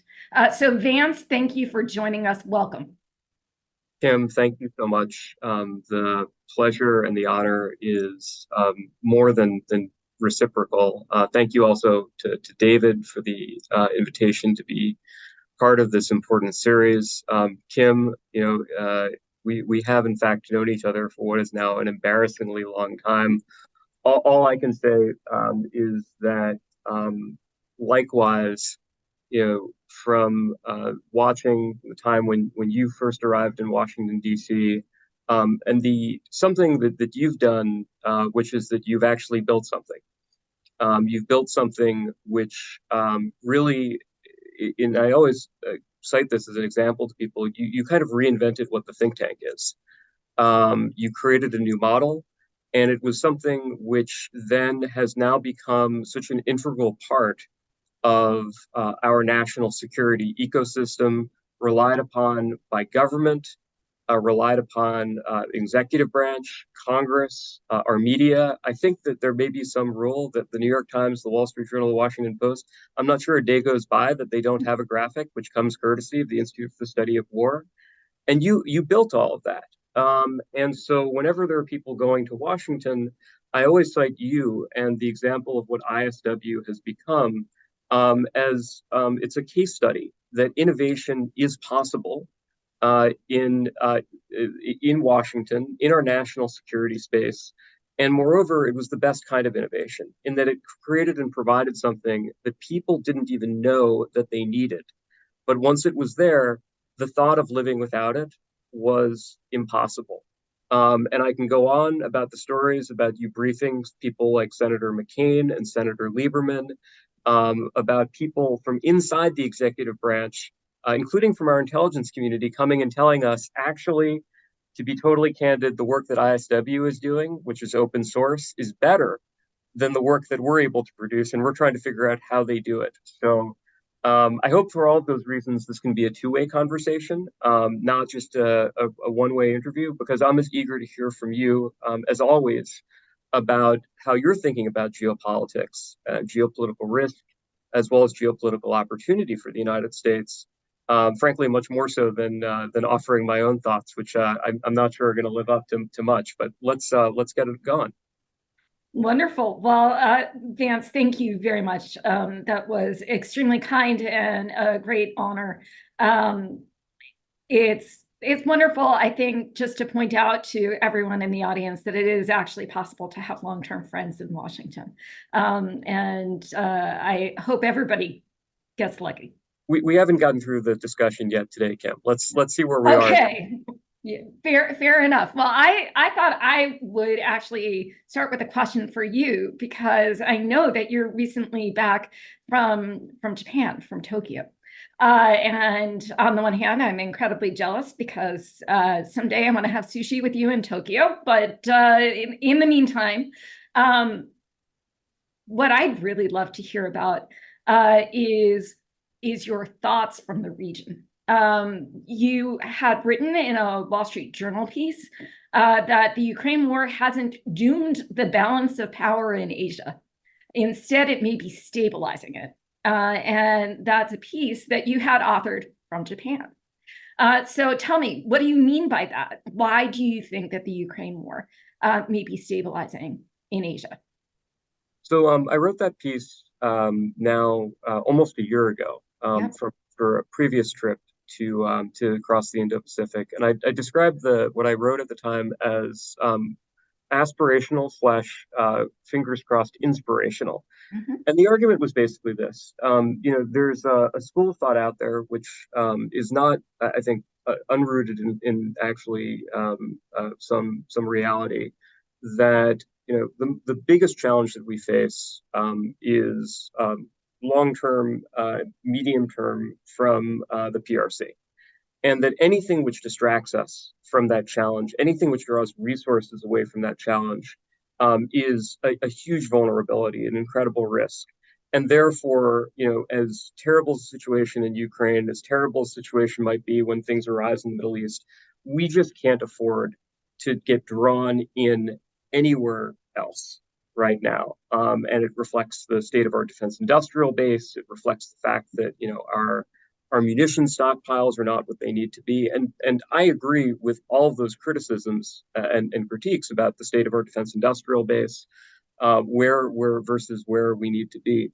What I was arguing, however, was a bit of a historical point, which is if you think back to the early Cold War, the principal theater of the Cold War was in Europe.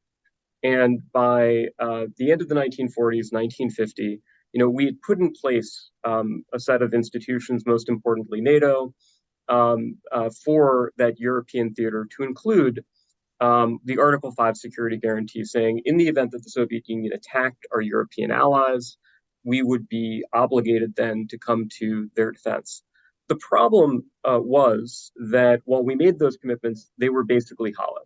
It was a bluff. We did not have the military infrastructure in Europe. We didn't have the forward presence. We didn't have the defense industrial base. We didn't have war plans. We didn't have a military commander for NATO in the event that actually that got called. So what happens? Well, what happens is the Korean War. What happens is that North Korea in 1950 invades South Korea. And all of a sudden, this turns out to be a massive wake-up call for the United States, for the West. The realization that, oh my God, we live in a world where, in fact, these communist regimes really can engage in cross-border aggression against our side of the line. And so in addition to responding with our intervention in South Korea, we end up with NSC 68, right, which had been sitting on President Truman's desk, and he had looked at it and said, this is going to be way too expensive. I can't afford this.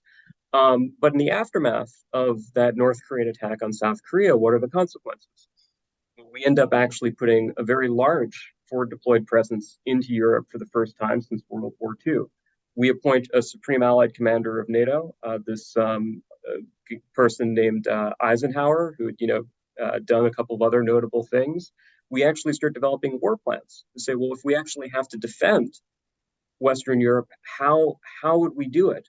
And a whole set of other things, right? So that's the consequence. And in this bizarre kind of way, this conflict, which was in a peripheral theater of the Cold War, often Northeast Asia, a place that everyone thought had secondary importance, ends up actually reinforcing the position of the United States, the West, with respect to its hard power capabilities in the principal theater of the Cold War. So my aspirational plea a year ago was to say, well, look, what can the Ukraine war do if we are try to turn this tragedy, this horrible act of aggression by Vladimir Putin to our advantage? Well, it should be a wake-up call. It should be a wake-up call about the things that we need to be doing differently, not just in the European theater, but even more importantly in the Indo-Pacific. And the country which I think was on the leading edge of trying to kind of galvanize this response was Japan. So Japan, in the aftermath of the Russian invasion of Ukraine, set about make a really dramatic commitment to double its defense spending. And when you're the number 3 economy in the world, doubling your defense spending is actually a pretty big deal, right? This means that they're moving up, and by the end of the decade will be, if things track out and if they're able to meet their commitments, they'll be the 3rd largest military spender on the planet after the United States and after China. So that's a pretty profound thing for the overall military balance. And the things that they're focused on are all about how do we create a sense of deterrence. The Prime Minister Kishida's argument throughout 2022 and 2023 was, we don't want Europe's present to become Asia's future. Ukraine was a failure of deterrence. We can't afford that here, so therefore we need more hard power capability. My hope was 2 things. One, the Japanese government actually now has to execute on that. And it's one thing to make the pledges. It's another thing to then actually have to follow through on them. Second, my hope and my plea was that I hope that the United States also takes broader inspiration from this. and that we use the Ukraine war again as a kind of wake-up call as we recognize that not only do we need to be able to be producing more munitions for the sake of the Ukrainians, but also because, as now is been very thoroughly and publicly reported, when there are exercises and war games about the Western Pacific, they often end in ways that are pretty unattractive because of insufficient stockpiles of things like long-range fires. As I said, as you mentioned, I was just back in Japan, and I would say that the progress has been mixed. Some good news. They are continuing and are actually making meaningful ratchets in their defense spending. So those numbers are meaningfully going up. The budget forecast for next year is about 15-16% year on year. They're actually pulling to the left certain key programs, including their domestically produced cruise missile. And the focus that they have, I think, are a lot of the right systems, which is to say long-range fires, unmanned systems, very large numbers of small things, kind of turn anti-access area denial against the PRC. So those are all positive things. They have passed a very meaningful revision of their export controls, which will allow them to sell back to the United States weapons that are produced in Japan under license, like Patriot interceptors. One of the things that we were discussing is, are there ways that can be accelerated and actually ramped up? Japan obviously has very meaningful manufacturing capabilities. We need all of our allies that have manufacturing capabilities, that aspire to manufacturing capabilities, I think, to step in to the fore with respect to being able to add to a collective defense industrial base.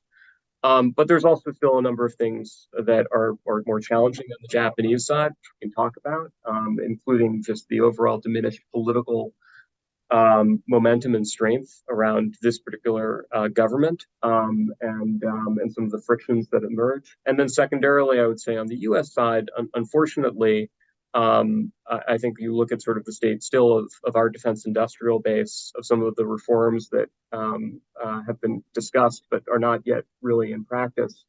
I wish I could say that I saw sort of an NSC 68 like galvanizing change. I don't think that we're there yet. I think we're still probably under the Winston Churchill line about, Americans will do the right thing, but just after they try everything else. But look, I'd love to hear from you a bit about how you see the geopolitical landscape. And in particular, you've been spending so much time on the war in Ukraine. ISW is the go-to source for understanding what's happening in Ukraine. We seem to be at a very grim moment for the war, where 2023 obviously did not bring the gains that many people had hoped on the battlefield. There's now a bit of a deadlock in both U.S. and the EU over funding for the Ukrainians. How worried are you about what 2024 is going to bring for Ukraine? Thank you so much, Vance. I think it's actually important to begin by stating that the war in Ukraine is actually vitally important to the security of the United States and its allies and partners in Europe. This is the first major war on the European continent that we have faced since the end of the Second World War. It is a large and bloody conflict. And American soldiers are not there on the front lines fighting and defending against Putin's unwarranted invasion of Ukraine. The Ukrainians are there defending Ukraine, and in doing so, they are actually taking a lot of military assets and depriving the Russians of their ability to use those assets elsewhere in Europe in support of Putin's expansionist and aggressive revanchist vision. And so the war is important precisely because Putin does have a revisionist vision, that he in fact does wish to undo the end of the Cold War and return to a status quo anti-Cold War ending, and status quo anti-1991, in which many of the former Soviet lands are gathered within Putin's sphere of influence.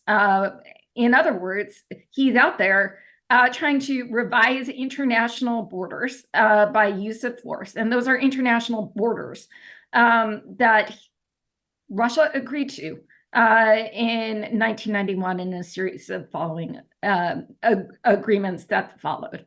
I think that's very important because the first thing that's at stake in Ukraine is the principle of sovereignty and of whether an armed aggressor can revise the international order by use of force. And we can't lose sight of that because, among other things, the world is watching to see whether or not Ukraine can withstand Putin and whether the United States will actually stand with Ukraine in its defense and in the defense of Europe.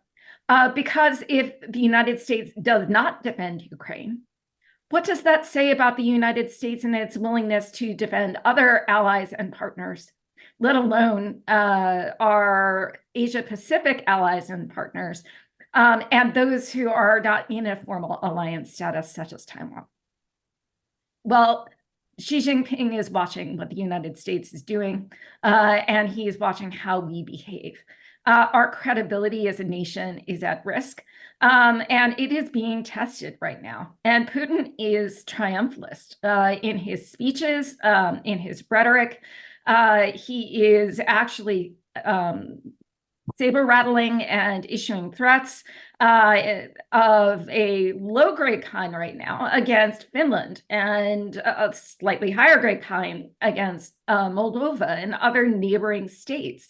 And the reason I think that's so important is that Putin is interested in Ukraine as a stepstone to Europe and as a stepstone to undermining NATO as a security alliance and undermining the credibility of the United States. So we absolutely must focus on this outcome, and we must recognize that the outcome of the war in Ukraine has huge ramifications for Asia. And as we take a look at what those ramifications could be, that is, I think, just vitally important. The second thing that I think is tremendously important here is that the Ukrainians can still win and they can still lose. And so this war is not stalemated. It is not stalemated. It is positional. That means that there aren't large maneuvers that are able to be underway using mechanized forces on either side. But the lines are more static than we had expected, but that's artificial. That's just a product of the fact that that's a product of how much the Russians have mobilized, how much they can mobilize, and what they can't actually do. The war in Ukraine is winnable by Ukraine, and it's also losable by Ukraine. And the biggest difference between whether Ukraine wins and whether Ukraine loses is, first and foremost, whether the United States, its allies and partners in NATO, and other like-minded countries actually provide the financial and military support that Ukraine needs in order to sustain the high-scale combat operations that are actually required to continue to whittle away the Russian army at the rate that Putin is mobilizing it, and to regain maneuver capability on the battlefield, to regain some terrain. So 2024 depends, obviously it depends on the Ukrainians, but it also depends on us. And so I think we mustn't be too complacent in Washington that what is going on here in a debate and discussion is abstract. It's real, and it is protracting the conflict in Ukraine. It has caused the Ukrainians to have to go on the defensive, and it is giving Putin little gains, none of them meaningful, but little gains that actually help him boost his reputation with his people and increase the pressure of mobilization on his population. Kim, I agree with all of your analysis. I mean, I think one of the things which is you occasionally hear is this idea that says, well, look, you know, what does it really matter in the event that you know, Ukraine is lost? It's not a member of NATO, and moreover, we have potential interests with Russia. Maybe we can try to pull them into some sort of relationship with us against China in the long run. Wouldn't we be better off if we simply were able to bury the hatchet with Russia on Ukraine, even if it's at the expense of Ukrainian sovereignty? My pushback on that has always been essentially the argument boils down to, look, if we give Ukraine to Putin, if we concede the point, then he will feel safe. And I think that the challenge with that is that when you look at the totality of Putin's history, of Russian history, the idea that you're going to be able to ever make him feel sated or secure is just really unsupported by the facts. During the Cold War, Soviet Union had half of Europe.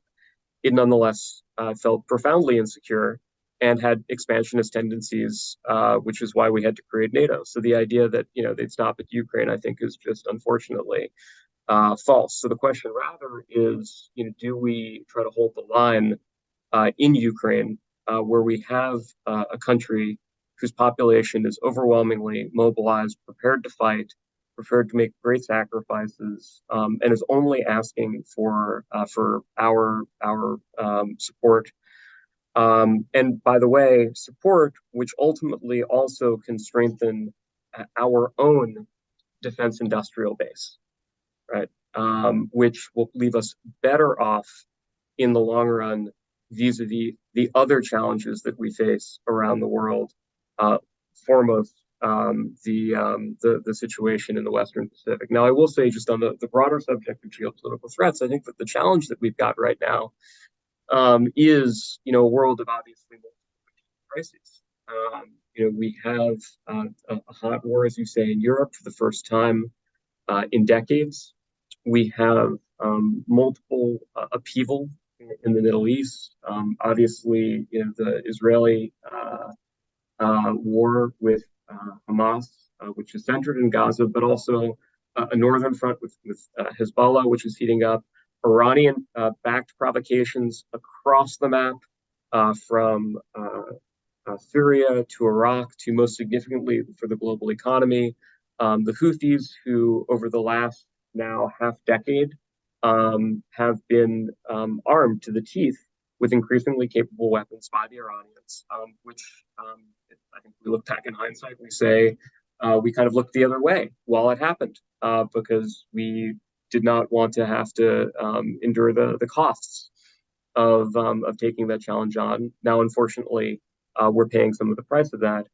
And I also would say, I mean, look, as we look to the Indo-Pacific, the overwhelming focus, for good reason, is on the threat posed by the increasingly capable military and intelligence capabilities of the PRC. I'm someone, though, who also spends time worrying about North Korea, particularly this year. You know, North Korea, I fear, is kind of like what Hamas was to the Israelis. North Korea, I fear, could be for us. It's the thing that you write off. It's the thing that we say, you know, look, they're obviously, you know, menace, and we have to, you know, we have to deter them, but they're not suicidal. They're not going to do anything crazy. We kind of know the playbook. You know, every now and then they're going to create some provocation, and we then pay for the provocation to go away. And then there's another provocation, and that's the pattern. I hope that that's true. I think regardless, we're going to have a lot more provocation because they always do ratchet things up during election years. And there's a very strong and clear historical pattern of that. But, some of the rhetoric coming out of Pyongyang is also really, it's new, it's different, and it's quite unsettling. And so all of this just, I think, underscores that, one, there's very, very little space for complacency. Two, I think that there is still a fundamental mismatch between the capabilities that we currently have, which are very much still a post-Cold War legacy, particularly on the hard power side, and the capabilities that we need. The need for much greater innovation and resourcing to begin to try to close the gap between all of these revisionist powers, which have been, in one form or another, at war with us, working against us, in competition with us, even if we were not aware that they were actually doing all of these things, or we weren't as focused on it as we might have been. And so that's the sort of situation I think that we find ourselves in. It's very, very tough. And sadly, I think that there's much less time at our disposal than there was until, if we were having this conversation just a few years ago. Vance, I agree wholeheartedly. The United States is at a moment of great peril. Our enemies are rallying one another and creating a nexus of support for themselves. That poses great risk to the United States, but we also have great opportunity if we actually recognize that this is an early warning, that we are not ready for what the world is bringing our way. That we actually have to prepare our defense industrial base, that it has to be a common one across like-minded peoples and states, and that if we act now, we still act in time to preserve our strength, our safety, and our way of life. But our enemies are going to keep that at risk. And I think you have put that incredibly eloquently. So Vance, thank you so much for joining us today and for all of your insights into things geopolitical. And thank you for everything that you do in service to the United States. Kim, the thanks are mutual. As I said, I'm not sure how any of us would live without ISW these days. So while the world is in turmoil, we at least see that there is the possibility for innovation to begin to understand those challenges, and that understanding at least is the beginning of then being able to do what we need to do in response to those challenges. So thank you so much. Thanks for the privilege of this conversation. Thank you.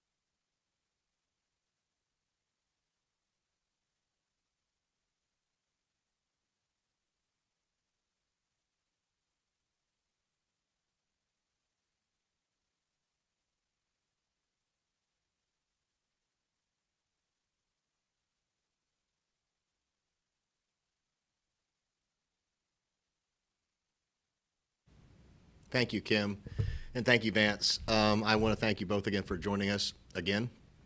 That was a broad-ranging conversation. You covered everything from Korea to Houthis to Hezbollah to Israel to Ukraine, et cetera. We have a lot of geopolitical threats and challenges going on right now, and it's really important that people like you express those concerns, those threats, and address and get people to address them.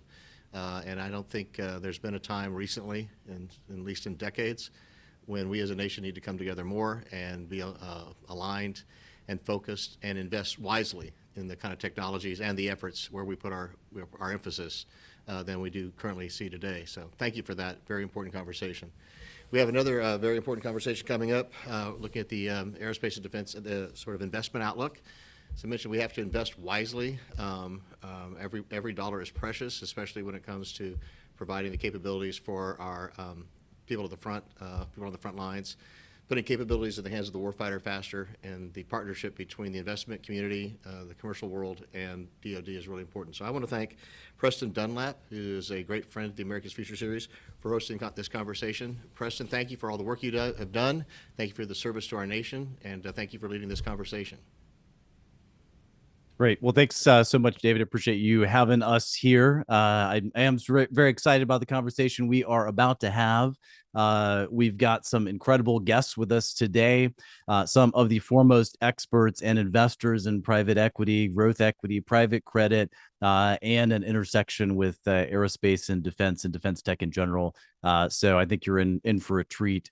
Certainly an honor for me to be able to host this conversation, having been on the outside in startups and on the inside as part of the investment committee at the Department of Defense, as we think about how to spend about $750 billion a year, and running the diligence teams that were evaluating those choices that we had, and a privilege to be now here on the outside, having left with a strong and compelling conviction that we need to increase capital investments in our economy, in the U.S. and allies and partners, for many reasons, both commercially and for national security.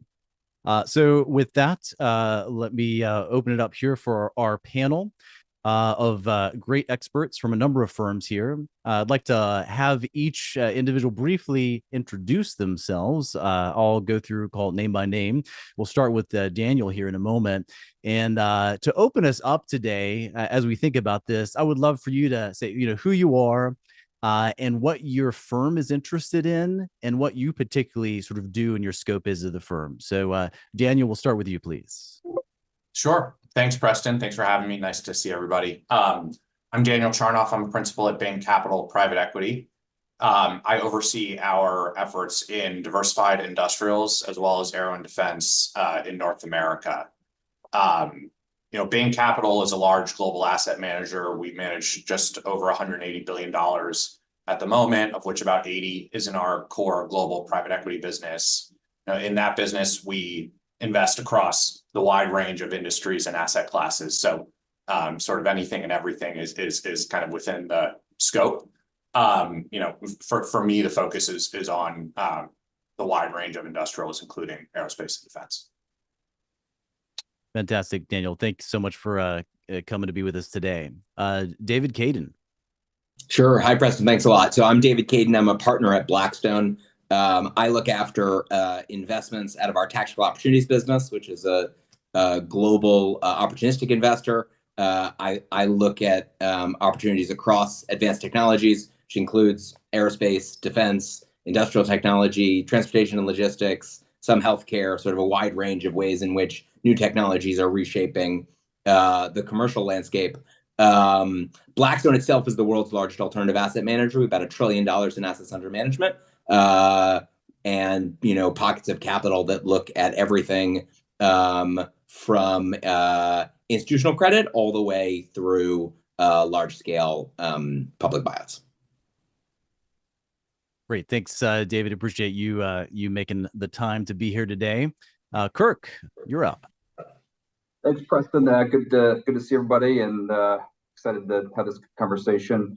I'm a managing partner at A Industrial Partners. We're focused on aerospace and national security companies, mostly in the middle market. I focus my time on that national security bucket. Pretty agnostic in terms of types of companies. We can be very forward-thinking around technology, but also can be thinking about way upstream in terms of the market, investing in base materials. We're focused in late stage buyout. That's most of our AUM is about $5.5 billion. We also invest in venture capital and growth equity. Fantastic. Thanks, Kirk. Appreciate that intro. And Richard, over to you. Thanks, Preston. Thanks for the opportunity to join you all. So I'm Richard Wells. I'm a partner at Insight Partners. we're a specialist firm focused on growth capital and focused on software. And I've been here for about 20 years. I've also been the sponsor of our effort in the national security arena, which is pretty new for us and still relatively modest relative to our scale. And we started that really a couple of years ago. Yeah, fantastic. Thanks, thanks, Richard. So I think one of the things that I think is fantastic about this crew, we've got some extremely senior individuals at some of the most influential private equity firms that we have on the planet, and so we get to hear from them. We're gonna have a few lenses as we think about in this hour. We're gonna think about sort of private equity classes in general. And the state of that and the future of that. And then we'll hit more on the wave tops of defense and aerospace and defense in particular as we round out the conversation. Given that we're talking to a number of folks that are watching and listening that are serving in the defense community or government community on Capitol Hill in an elected office or as staffers and companies that are interested in serving them, there's a general sort of sense of mission or purpose behind the folks that are listening here. I thought it'd be helpful if we could hear from each of you that you could have chosen to work in a variety of fields. You picked in certainly a lucrative career, but a very difficult and challenging career in focus areas in industrials or defense that you could have gone in other areas. So would love for each of you the opportunity to share with us sort of the why and what is the mission behind why you're doing what you're doing at the firm you're doing it. And we'll just go in the same order. Daniel, if you would mind kicking us off. Sure. Well, I'd say, Preston, I would answer the question, sort of there are multiple questions embedded in that question. One is why private equity, and other is why industrials or why A&D. I think for me, the why private equity, it is sort of endlessly interesting. I get to deal with a pretty wide range of topics in any given day across, multiple businesses. And come across really talented people in a wide range of domains, most days, and that makes for a really rewarding, I think, career experience, and a really kind of constantly challenging one in which I have to keep learning to get better. So that's been, I think, for me, the most appealing part of the career. Within private equity, I think industrial is a really interesting area. First of all, it's just kind of cool. I'm a geek about manufacturing and walking plants and seeing, physical stuff move around. I think that's fun. And I also think it's a very attractive area for investment, in particular for investors to build a career. It's probably got the best supply-demand imbalance of talent, I would say, of any of the sectors that we invest in at Bain Capital. There's not... it's a little bit less crowded than technology or consumer tend to be, but it's a huge part of the economy. It's where a lot of value creation is happening. And it's also, specific to this conversation, it's the locus of a lot of innovation. So I think, over the last 20 to 30 years, certainly software was a huge piece of, where growth and innovation were happening. I think one of the things you've seen the market appreciate over the last few years is increasing innovation in the physical world, and whether that's emergence of renewables, a real inflection in EV adoption, a range of industrial technologies kind of penetrating into defense applications and otherwise. It's actually quite a dynamic space, but it's one that maybe young investors don't pay as much attention to or clamor to get into quite as much. So I think that makes for an attractive investment landscape. Yeah, fantastic, Daniel. And I think you all heard it here first, that PE is not about financial engineering or spreadsheets, but it's also about the manufacturing and production floor and building product and value. So great. David. Yeah, sounds great. So I came to Blackstone from the government, and my last job in the government was on the National Security Council, and my first bunch of years at Blackstone had nothing to do with national security adjacent businesses. But one of the things that we try and do as a firm is look at the relative balance of economic activity around the world and make sure that we are in the right neighborhoods. And I think Over the last decade, we have increased our exposure to national security adjacent businesses because we see it as a good neighborhood. We see it as a good neighborhood for a couple of reasons. One, I think as we've talked about for the last 2 days, and we'll probably talk about a little more over the next hour, there are more opportunities for private capital to play an important role in giving companies of all sizes, young, old, dynamic, and those that are just an important part of the industrial base, the financial oxygen that they need to grow and provide the support to whatever mission they're a part of serving today than there have ever been. And there's actually more private interest in providing capital into this space, I think, than there's ever been. And that's because the opportunity there exists to make an attractive financial return. And so I think at Blackstone, we saw that opportunity as driven by long structural tailwinds that merited us spending a lot more time thinking about how we wanted to be exposed to that across different parts of the capital structure, right? Credit, opportunistic, and kind of mainland equity. And so it's been fun to be a part of that. But I think it's ultimately driven by the underlying attractiveness of the space over a really long time.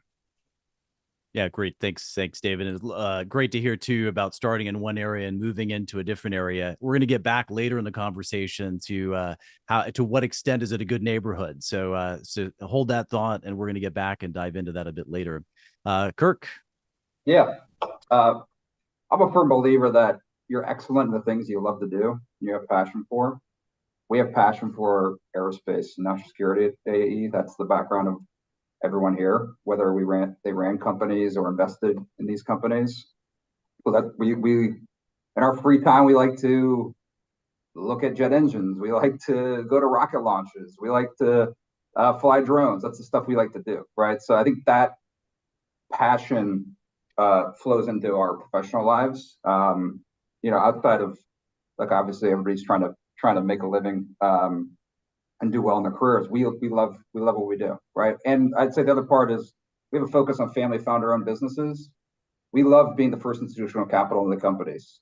We love being partners with families and founders. That's something that we have a lot of passion for. It's their life story and what they poured their time and resources into. We get to be part of that journey. That's really something we have a lot of passion for. And look, we have a passion for the mission, right? It's important to us. We think a key competitive advantage we have versus our adversaries is our capitalistic economy and our venture capital and private equity capital source. We think that's an important part of the U.S. Advantage, and we like to be a part of that. So I think we'll get into the specifics of why we think that, but that's why we do what we do when I do what I do. Yeah, fantastic, Kirk. Thanks. And after the broadcast here, I'm happy to direct you to our recruitment team at the U.S. Air Force and Space Force, where you could actually do all those things in the seat if you want to. So we'll talk later. Richard, over to you. So, investing in growth capital and in growth stage technology companies, look, you can't pick something that's been more dynamic or growthful over the last 20 years. And I probably tripped and fell into it. I'm not a technologist by training. And look, sometimes better to be lucky than good. When you just so happens you came into it as software started eating the world over the last couple decades. The way I came to the national security world was fairly straightforward. I don't have a background in it, besides maybe reading too many Tom Clancy novels when I was younger. And then, however, my dad was a Vietnam veteran. My mom's an immigrant. There's no way I would, from where I started, where I would be if it was any other country but the United States. So always grew up very well aware of that. And did think about the service academies for college, decided I was tired of being poor, so went the commercial route. And but I never forgot that and became involved once I had two nickels to rub together with a couple nonprofits that have focused on helping our veterans, particularly the folks that just served in the wars of the last 20 years with the Semper Fi Fund and then the Honor Foundation, and have really gotten been fortunate enough to support them and as they build their organizations for scale. So that's really how I came originally to this topic. But look, at the end of the day, I think Daniel's not wrong. I think we're very well aware that the unit of, as software continues to eat the world, the unit of consumption may no longer just be a license for a SaaS application. It could come in the form of a molecule, could come in the form of a fintech application, probably won't come in the form of a crypto protocol, but you never know. Bitcoin's up again. And then it could come in the form of these other units. So that was really where, and we had some in-house expertise around some of these topics, so that it helped our portfolio. A big part of what we do is help our companies kind of move through their awkward teenage years of being a startup to something that is a real company, can sustain growth at scale. So that's how it all came together. And candidly, I think we're still figuring it out. I think we made a number of investments. We've lived the hard realities, and I think we're still exploring what this big onflow of venture capital, early stage venture capital, is going to yield in terms of ingredients to build real companies over the next number of years. That's great, and certainly appreciate the head nod to the crypto challenge there as well, which I feel your pain. So okay, Richard, I'm going to stick with you for the starting us off for the next one, but everybody may want to mute your mics for this question here. So I'm going to give you a quote from Senator Warren. She says, "Private equity firms were already gutting companies and killing jobs before COVID-19, and now they're drooling over companies to exploit during the crisis. Private equity firms get rich off of stripping assets from companies and loading them up with debt and leaving workers, consumers, and whole communities in the dust." End quote. We've just spent time thinking about the mission and purpose behind what each of you do. So would love us to talk a little bit about what's private equity's role, what's its responsibility here, if it has any, in strengthening the U.S. And its partners in technology or industrials in the areas that you care about. Richard, I'll have you kick us off. Yeah, I mean, I think you can go from the theoretical in terms of, I'd say, when you go through, whether it's the aftermath of the financial crisis, or even when you see some of the challenges that are emerging under the hood of the Chinese economy, that's at least what we know in the public realm. I think the notion of marking to market and capitalist forces making things happen and making things more durable and better. Yeah, sometimes it can be rough during the period of transition or change, but I think ultimately, personally, the economy is probably better for it. I think look, the more specifically though, and practically. What I'm focused on in general, and then in this realm, is, and what we spend all our time around, is taking a product that is real, and we know it's real because some customers have bought it, and it's growing, and there's some good people in that company, and then trying to turn that into something that is a business that's capable of sustaining growth at scale, and basically taking capital and expertise to that table to do that with. And we're not the brightest bulbs, but we've been doing this over and over for decades. So we just have discovered walls by ramming our faces into it. So we're able to bring that to our portfolio companies, and hopefully they're able to help them avoid running their faces into walls. I think generally that is not a bad thing. I mean, our metric of success is we invest in a company that was a certain size. Now it's a hell of a lot bigger. Usually it means there's a hell of a lot more employees. Just about every office I walk into when we're getting ready to exit a company is a hell of a lot bigger than the office we walked into, usually nicer too, than the ones at the time of our investment. And so, and look, I think as it relates to this particular sector too, we are we are trying to figure out how to invest capital into that kind of stage of company in the national security domain. I think if we're able to find investments and put them through that cycle, that's great. And by the way, if we're not, that will be important feedback for the industry to get better. Otherwise, we're just you're not going to attract more capital, and you're not going to be able to perpetuate the growth that you could if you did. So it's a biased view, but yeah, thanks, Richard. Not everybody has to respond, but I would love if somebody else would like to chime in on this one. Sure, President, I'm happy to give some thoughts. So look, I agree with Richard. As we have spent more time in this space, we spend more time talking to operators and folks on the execution side, to authorizers and folks on the appropriation side, and the acquisition professionals involved across the areas in which our portfolio companies have direct engagement with the government, or sometimes where they're deeper in the supply chain. And almost all of those people want more private capital to go into this part of the economy. They see opportunities to bring technology from the commercial side of the world into the public side of the world. They see holes in investments that the industrial base is making without private capital, and they see opportunities around the world to use private capital to strengthen our hand in terms of how the industrial base supports our national security objectives. So I think if you have private investors who are interested in being a part of that and are looking to create those outcomes, I think the politics, hopefully at the end of the day, will take care of itself. We certainly see that where we back businesses and our partners who, to a T, are extremely mission driven, which actually makes them wonderful people to partner with.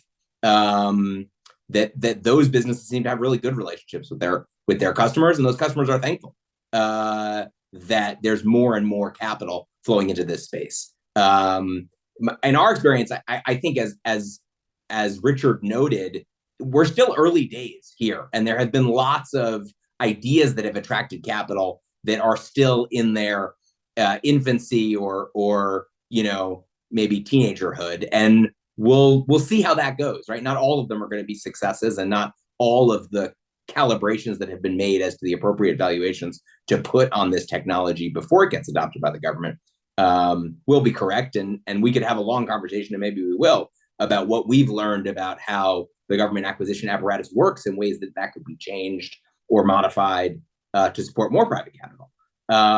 So there's a lot to learn, I think, on both sides, but I think it's hard to make the case that private capital isn't helpful, or at least as long as we have folks on the other side who are encouraging us to look at this seriously, we're interested in doing so because we think that there are good opportunities. I agree. Yeah, go ahead. The only thing I would add to that is, I think a dynamic and entrepreneurial kind of capitalist economy is a critical aspect of national defense, but also just one of the things that makes this a great country to live in. And to me, the private stewardship of capital is integral to that dynamic entrepreneurial economy. And Kirk mentioned earlier the concept of being the first private capital in buying family businesses. That's something that Bain Capital also prides itself on, and we try to have a decent chunk of each of our funds partnering with founders to sort of help create the next best version of their businesses. I think one of many reasons that private capital is critical to sustaining entrepreneurialism is, number one, it gives those founders an incentive to start the businesses, and then number two, it's often those partnerships that kind of ensure that the businesses that they founded will outlive their own careers. Maybe there's not somebody ready to kind of inherit the business, and so professionalizing it is kind of key to creating long-term sustainability. So I would say that's a sort of a critical part of the value that private capital brings to the overall economy and to the defense space in particular. Yeah, I think those are great answers. And I think, PE is good. Just don't buy Subway sandwich. That's I think the lesson from the Hill here. Kirk, I'll have you kind of start us on the next one. When I left and wrote the Defying Gravity paper with my team, I sort of agreed with the thesis that you all have just said, which is that it's impossible for the U.S. government and its allies to be able to sufficiently bridge the gap between new entrants or early stage or VC and sort of the big programs inside the defense arena. Therefore, something needs to be able to span the gap. A bridge needs to be made. One clear opportunity here that helps companies, people, Wall Street to Main Street is private capital helping to fill in that gap. So I'm sort of with you on the potential here, used responsibly.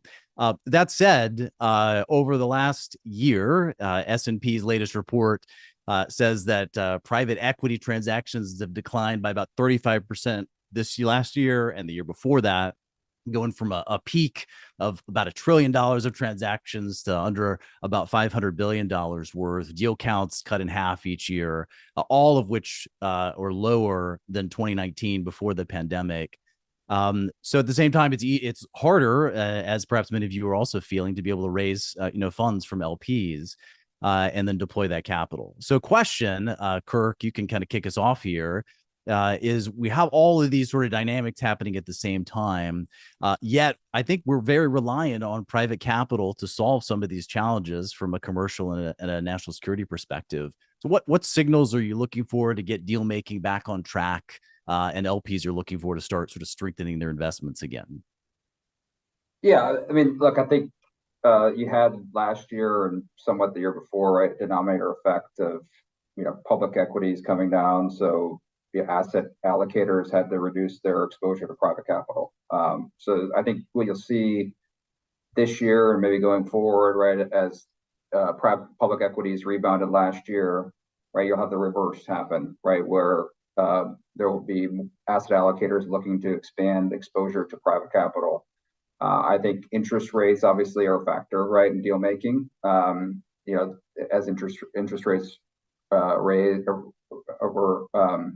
went up over the last 24 months, right? That hurt deal making, that hurt valuations broadly across all deal making. I think we're still seeing a lot of activity in what we're focused on, national security and commercial aerospace. We're seeing several large transactions happening. We were active in a few transactions. I know some others on the phone here or on the call here have also had some activity last year. So I think we're seeing still interest in private capital. I think it's taking longer to raise funds, but the best managers and I'd say national security focused investments are still getting funded and deals are still getting done. Daniel. No, I agree with Kirk. Look, I think things that are expensive become scarce and things that are cheap become abundant. Capital has grown more expensive, so it has grown a bit scarcer. I think that's true across asset classes, including private equity. We tend to lag a little bit some of the other asset classes just because of the denominator effect that Kirk mentioned, and because our valuations tend to move a little slower than maybe they should. But I think it's a cyclical industry. It's going through a cycle. The one thing I would point out here is if you look at the fundraising activity over the last year, certainly LPs are allocating fewer dollars to the sector. That's not evenly dispersed.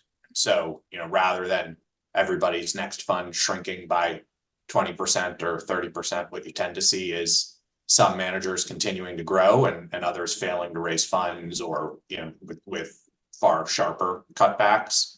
And so I think these cycles tend to kind of surface performance issues where those exist and reward managers that have been disciplined and focused. So hopefully everyone on this call is in that latter bucket. We'll see as the next couple of years play out, I'm sure. But I think it's sort of part of the natural cadence of the industry is to go through these cycles every once in a while, and certainly a higher interest rate environment is going to catalyze one. Yeah, thanks, Daniel. And I'd like to sort of inside the same category, think for a few minutes about growth equity inside private equity. We'll go to Richard and then David on this one.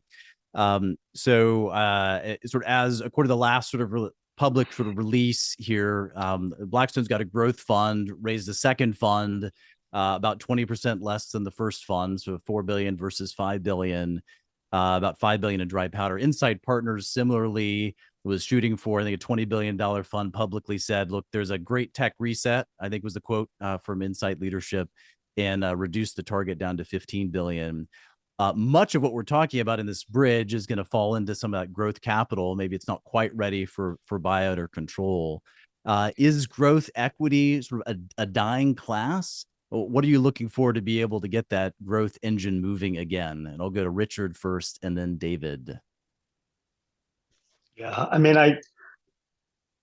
it is growth capital is in the technology industry, where it pretty much lies, is going to resize as we adjust from a lot of end of cycle behaviors, and no one ever knows it's the end of the cycle until it's the end of the cycle. So we'll call it late cycle behaviors to we're at the beginning of a new cycle. So and so that means you have huge swaths that were there and really impacted the market in a lot of different ways, from crossover funds and basically the public sector moving, the public investor market moving in. I think that's gone. I think there's also been huge swelling in the very early stage venture market. I think that's going to contract because most of that was from individuals and first-time managers or second-time managers. And then you just have a bunch of companies that were not built the right way. And so it's going to be a period of consolidation. And consolidation isn't pretty as an industry works through it. All that said, look, whatever the fund sizes ultimately end up being, it probably makes sense that we don't need as much money as we might have thought we needed a couple of years ago.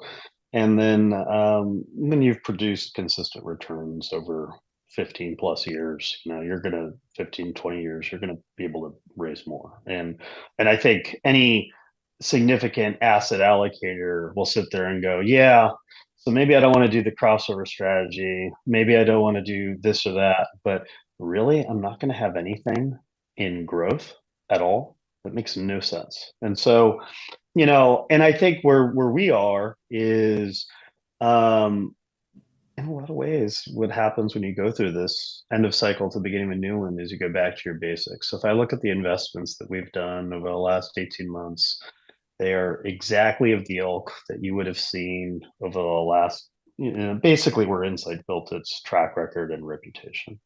But you continue to adjust too. So we are very eagerly looking for, out of these cycles comes a new wave.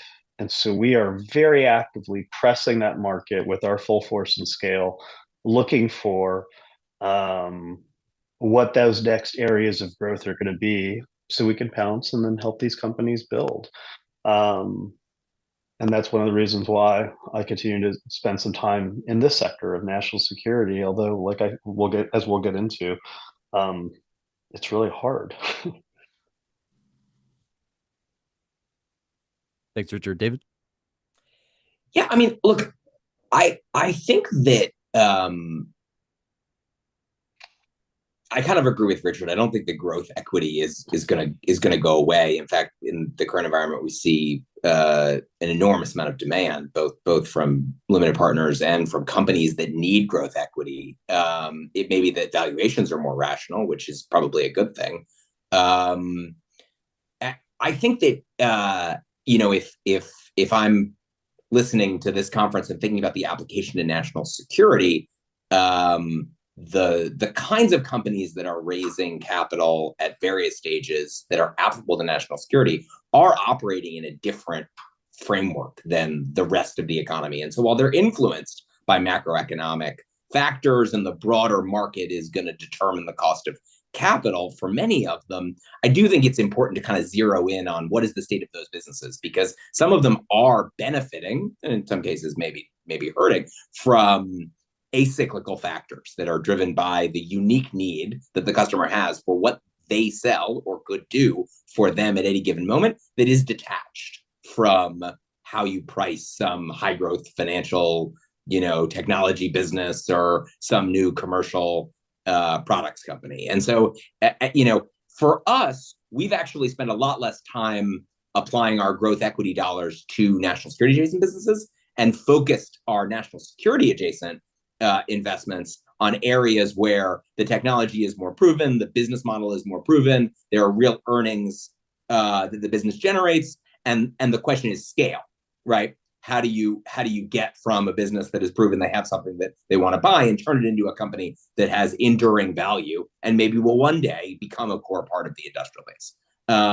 That's been a model where we thought that our capital was solving a problem, and I think that's been more of our focus, in part because there were so many other challenges associated with closing the business case around some of the more growth equity oriented investments. That when you pile those valuations on top of some of those operational issues, we just struggled with those in the national security adjacent domain. And I think so I see all of that sort of continuing as it goes forward, right? There'll be growth capital, there'll be more private credit, there'll be more equity capital for all of these businesses, but there will be differentiation among those businesses that prove that they have a business model that is enduring and successful. And it will be harder to raise capital for businesses that are more speculative. And that ultimately may be a healthy thing, both for the industry and the country and certainly the market. Yeah, I love the way you ended there, and I want to take our general conversation in that direction. Before we get there, David, since you sit at a fund that has multiple strategies in TAC Ops at Blackstone, if you could just talk for just a minute about, and you mentioned this, private credit. So Blackstone, you said hit the 1 trillion mark, which is fantastic. About equal amounts now in private equity and private credit.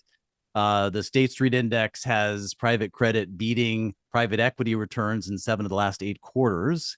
Is private credit going to eventually eclipse private equity? What do you think the future looks like there?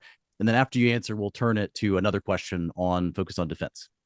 Yeah, so I think this is, I think we were one of the first to call it a golden age for private credit, and we believe that, and we think that the macroeconomic fundamentals and some of the regulatory limitations in the core banking system do create opportunities for private credit that didn't exist before, and it will be a wonderful period for private credit, and our private credit business is terrific and growing. And I think there are hopefully more opportunities to use that capital to support national security adjacent companies.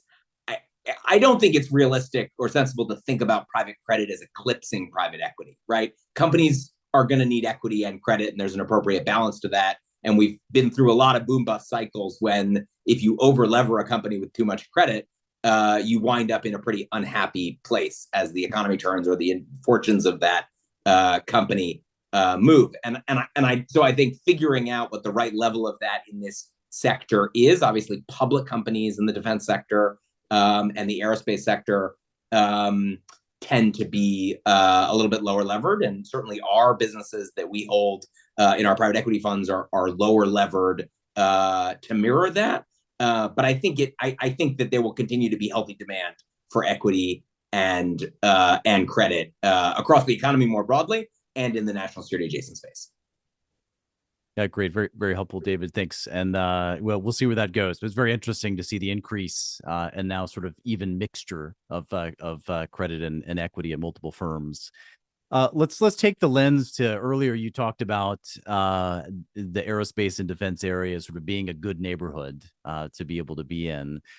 So let's talk as a team here a bit about get to the brass tacks here. If I'm a company and I would love for Bain or AE to acquire or get a large stake from Insight, what are the things that you're looking for? What makes me attractive and actionable for each of you.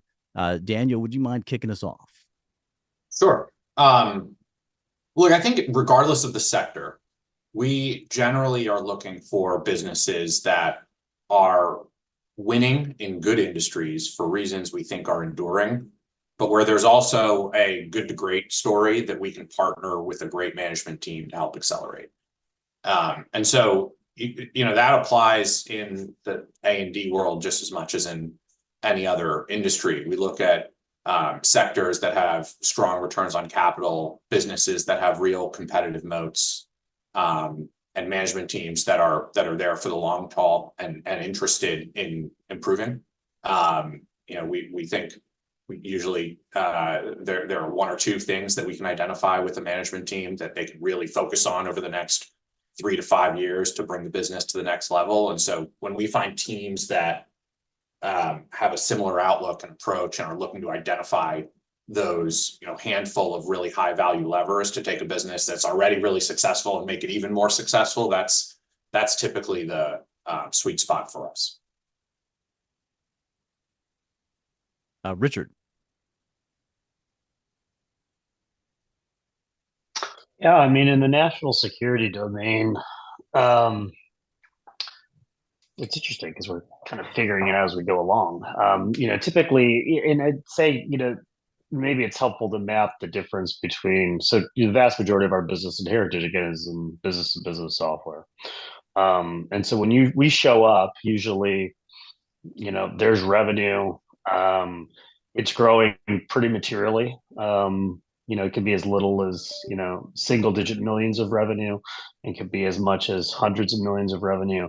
But usually the growth is at the very high end of what you would see for businesses of those whatever stage of scale that they're at.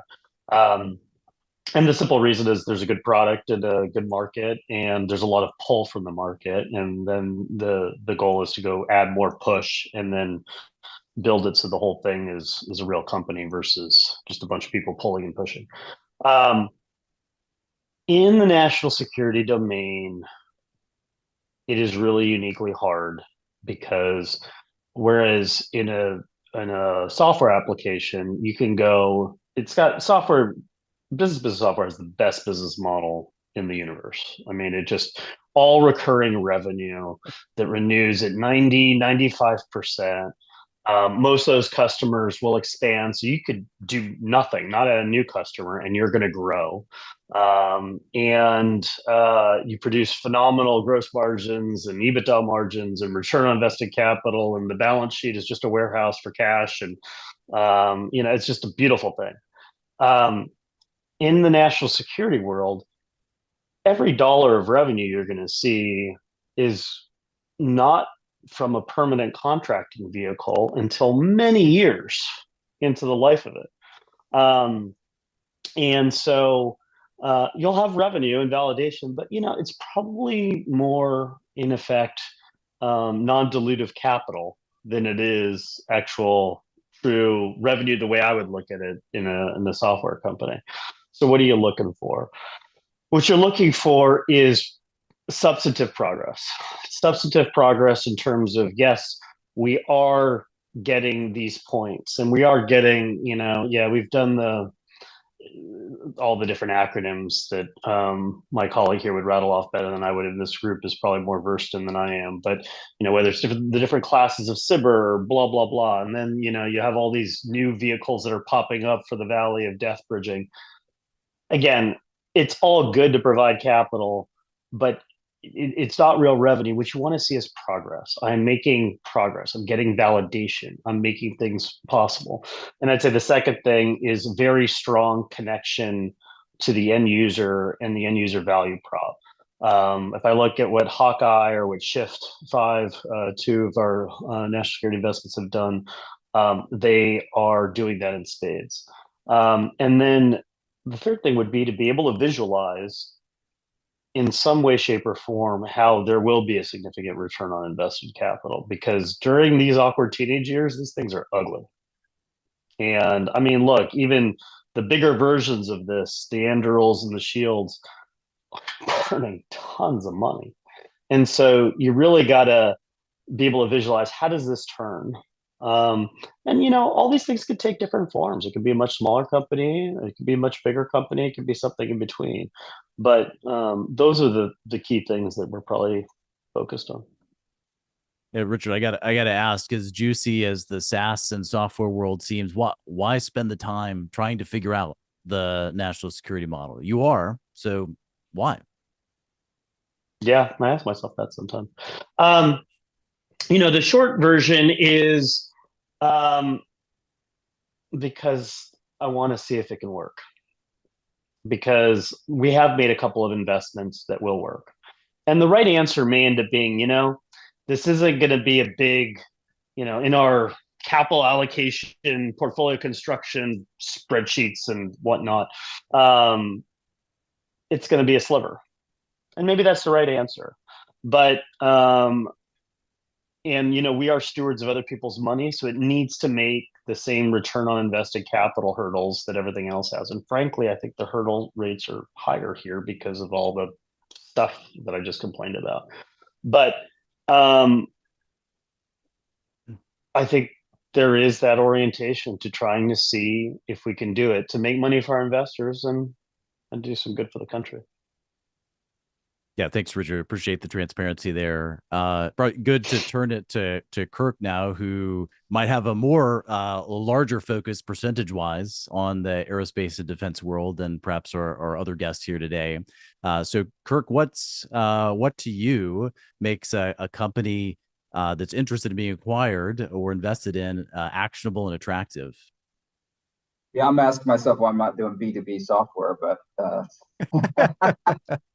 no,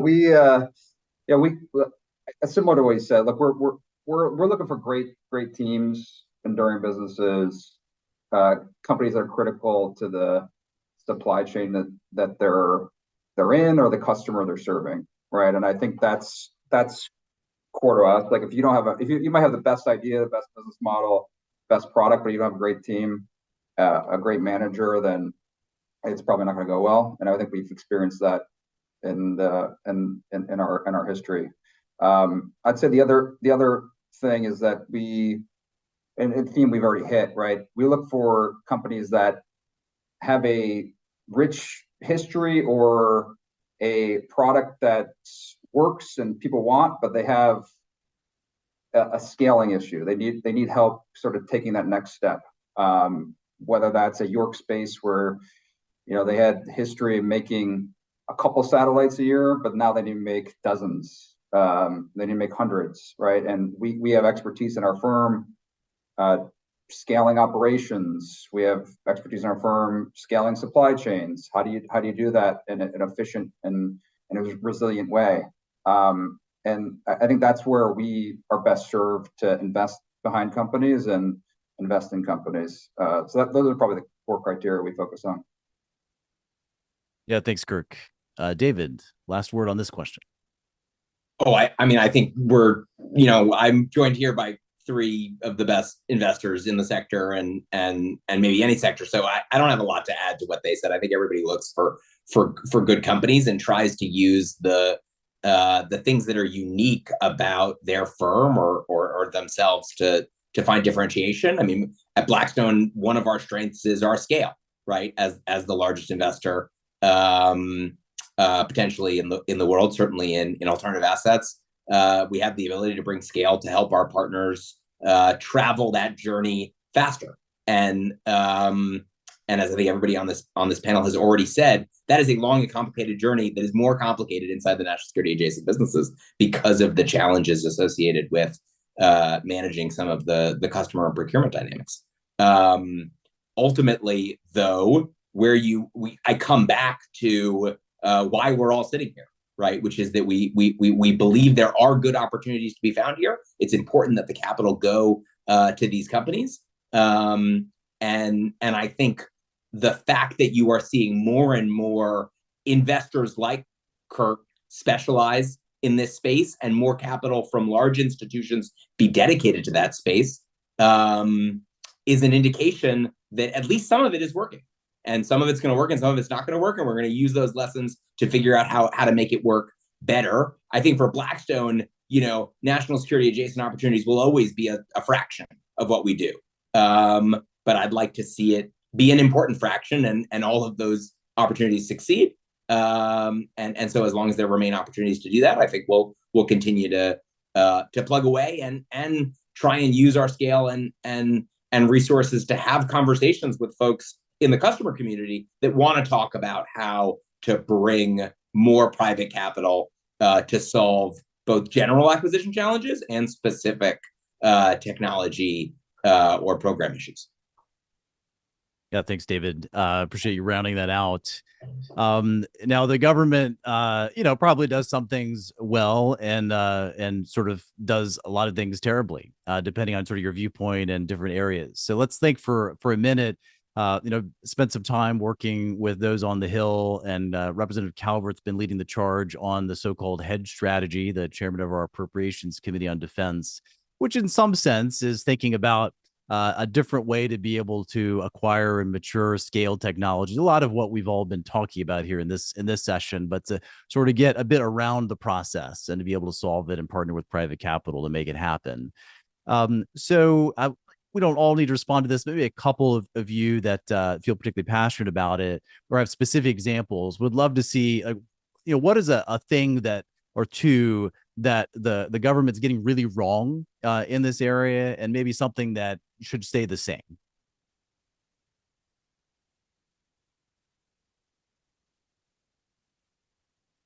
I mean, I'll take a stab at it. I think one thing that I think even in the quote you read, where I think it's villainized in the defense industrial base, is profits, right? And I think if a customer gets a better product, more of that product, and it's cheaper, yet the supplier gets a more profit, that's not a bad thing.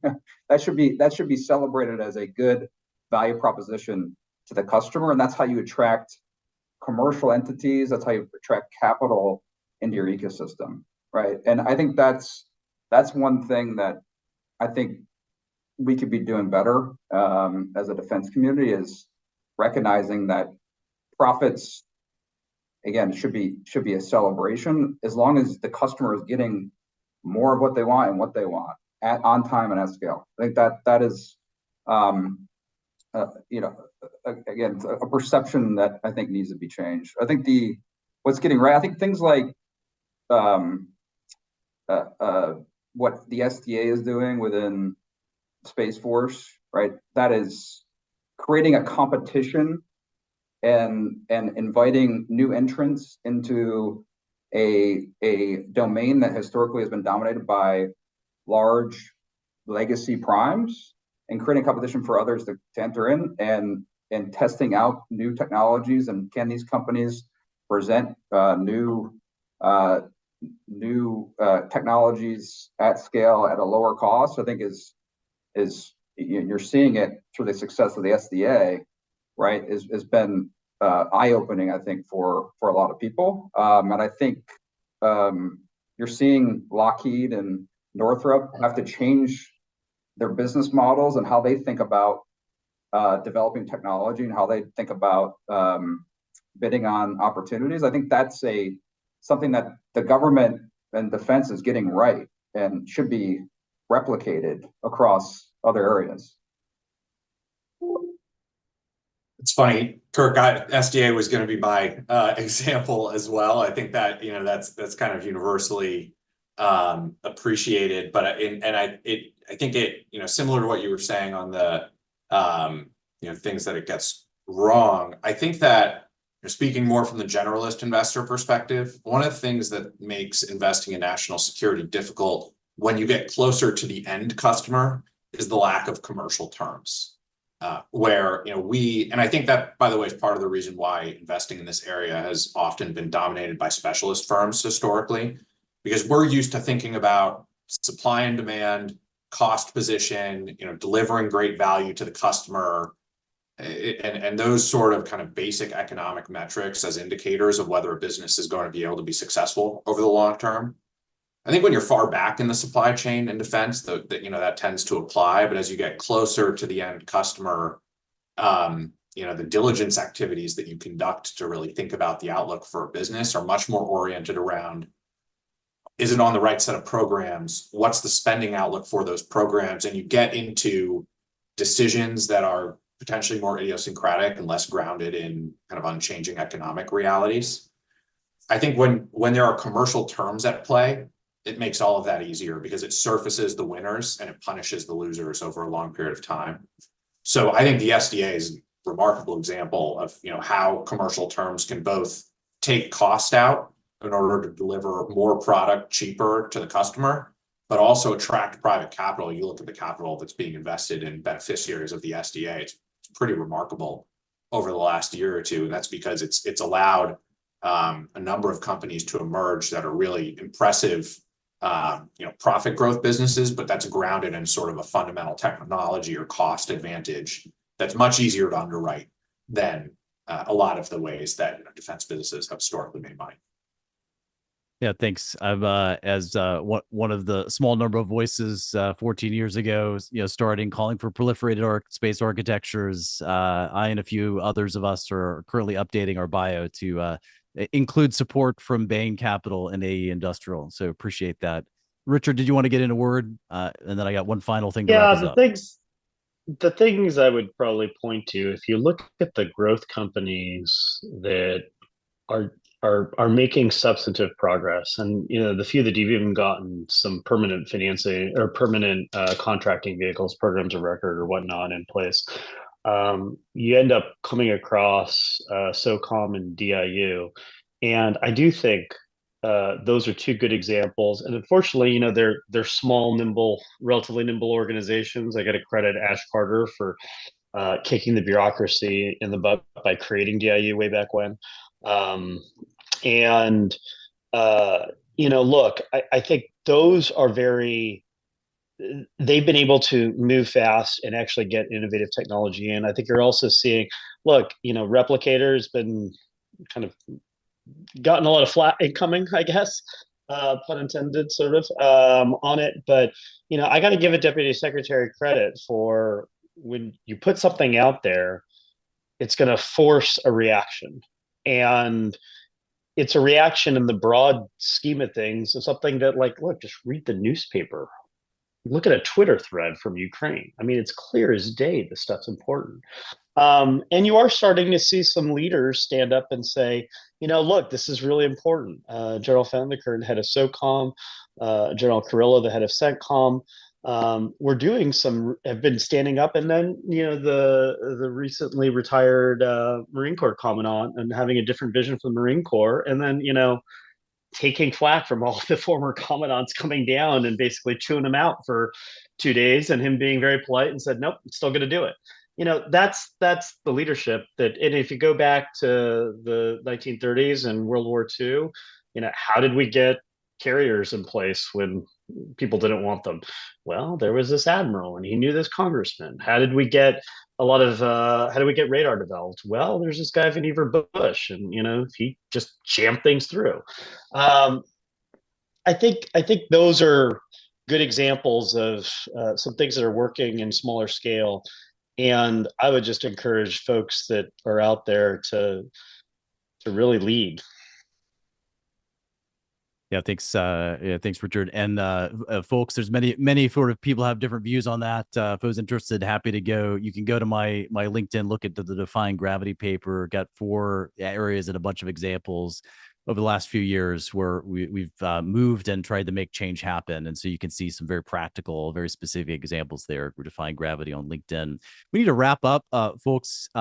So just quickly, I do want to go around the camera here and just very quickly, if you sort of want to make a final statement that you'd like to react to, or to say something is up and coming at your firm that you'd like to just say, let's just do that very quickly around the horn. Daniel, to you. Sure. Well, maybe in the up and coming category, one thing we are very focused on, and I'm very focused on at the moment, is increasing our exposure to A&D in North America in particular. It's an area, I think actually commercial aerospace in particular is a really interesting area at the moment, given the combination of cyclical recovery that's ongoing, challenges in the supply chain that are creating really attractive opportunities for leading suppliers to do more for engine or aircraft OEMs over time. And in the defense side, I think the emergence of defense tech as a growth area, where you're seeing kind of new business models emerge farther back in the supply chain that are ultimately, you know, whether it's innovation in electronics or more software oriented. There's a lot of innovation happening right now and growth, and programs like the SDA kind of creating the opportunity for commercial success to ride alongside innovative deployments into the defense arena. And so given all of that, we've made it a priority to really find another platform or two to invest behind in A&D this year. So hopefully there will be some good announcements on that front in the near future. Yeah, fantastic. David. Yeah, I guess all I would say here is I think that as you have more investors, particularly non-traditional investors in the industrial base, like those around the screen here, the communication is important. This isn't a sector that you can sort of travel in and out of easily. And so I think things like this and increased communication, which goes both ways, comes from the government and comes from us, is ultimately going to be a really important part of making this a success. So for those who are interested in the success of this enterprise or the effort around private capital in this sector, I think it's terrific to do this kind of stuff, and I think more of it should happen. Thanks, David. Kirk. Yeah, I think that one thing I'd like people to take away is like I think people around here on this call here are long-term investors in this sector, right? There's hype cycles that happen even within the sectors we focus on, whether that was space a couple of years ago. I fear a little bit of like defense tech. There's a hype cycle going on, right? I think what you're hearing around this screen is like we're investing in great businesses, enduring businesses that are critical to our defense industrial base, and that's what we're going to focus on this year and beyond, whether there's a hype cycle or not. Yeah, thanks, Kirk. And to wrap this up, let me just thank each of you for the folks that I get the privilege of working with each of these folks. Trust them very, very much. They care about what they do, and they do fantastic jobs for their companies and the companies in their portfolios and for the nation. So thank you very much for providing the overview, and your transparent thoughts has been extremely useful and helpful. And thank you, viewers, for tuning in for us today. So with that, let me pass it back to David and to wrap this up.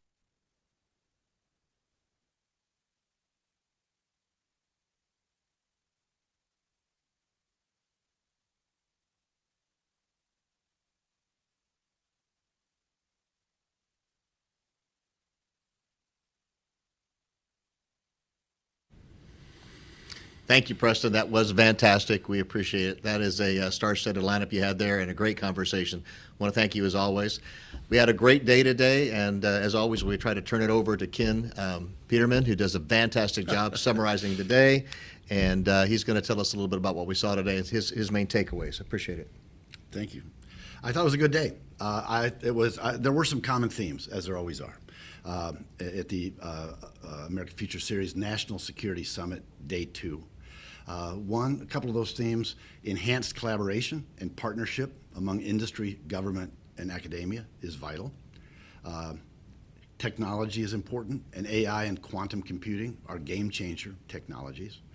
Data privacy and security are inextricably linked.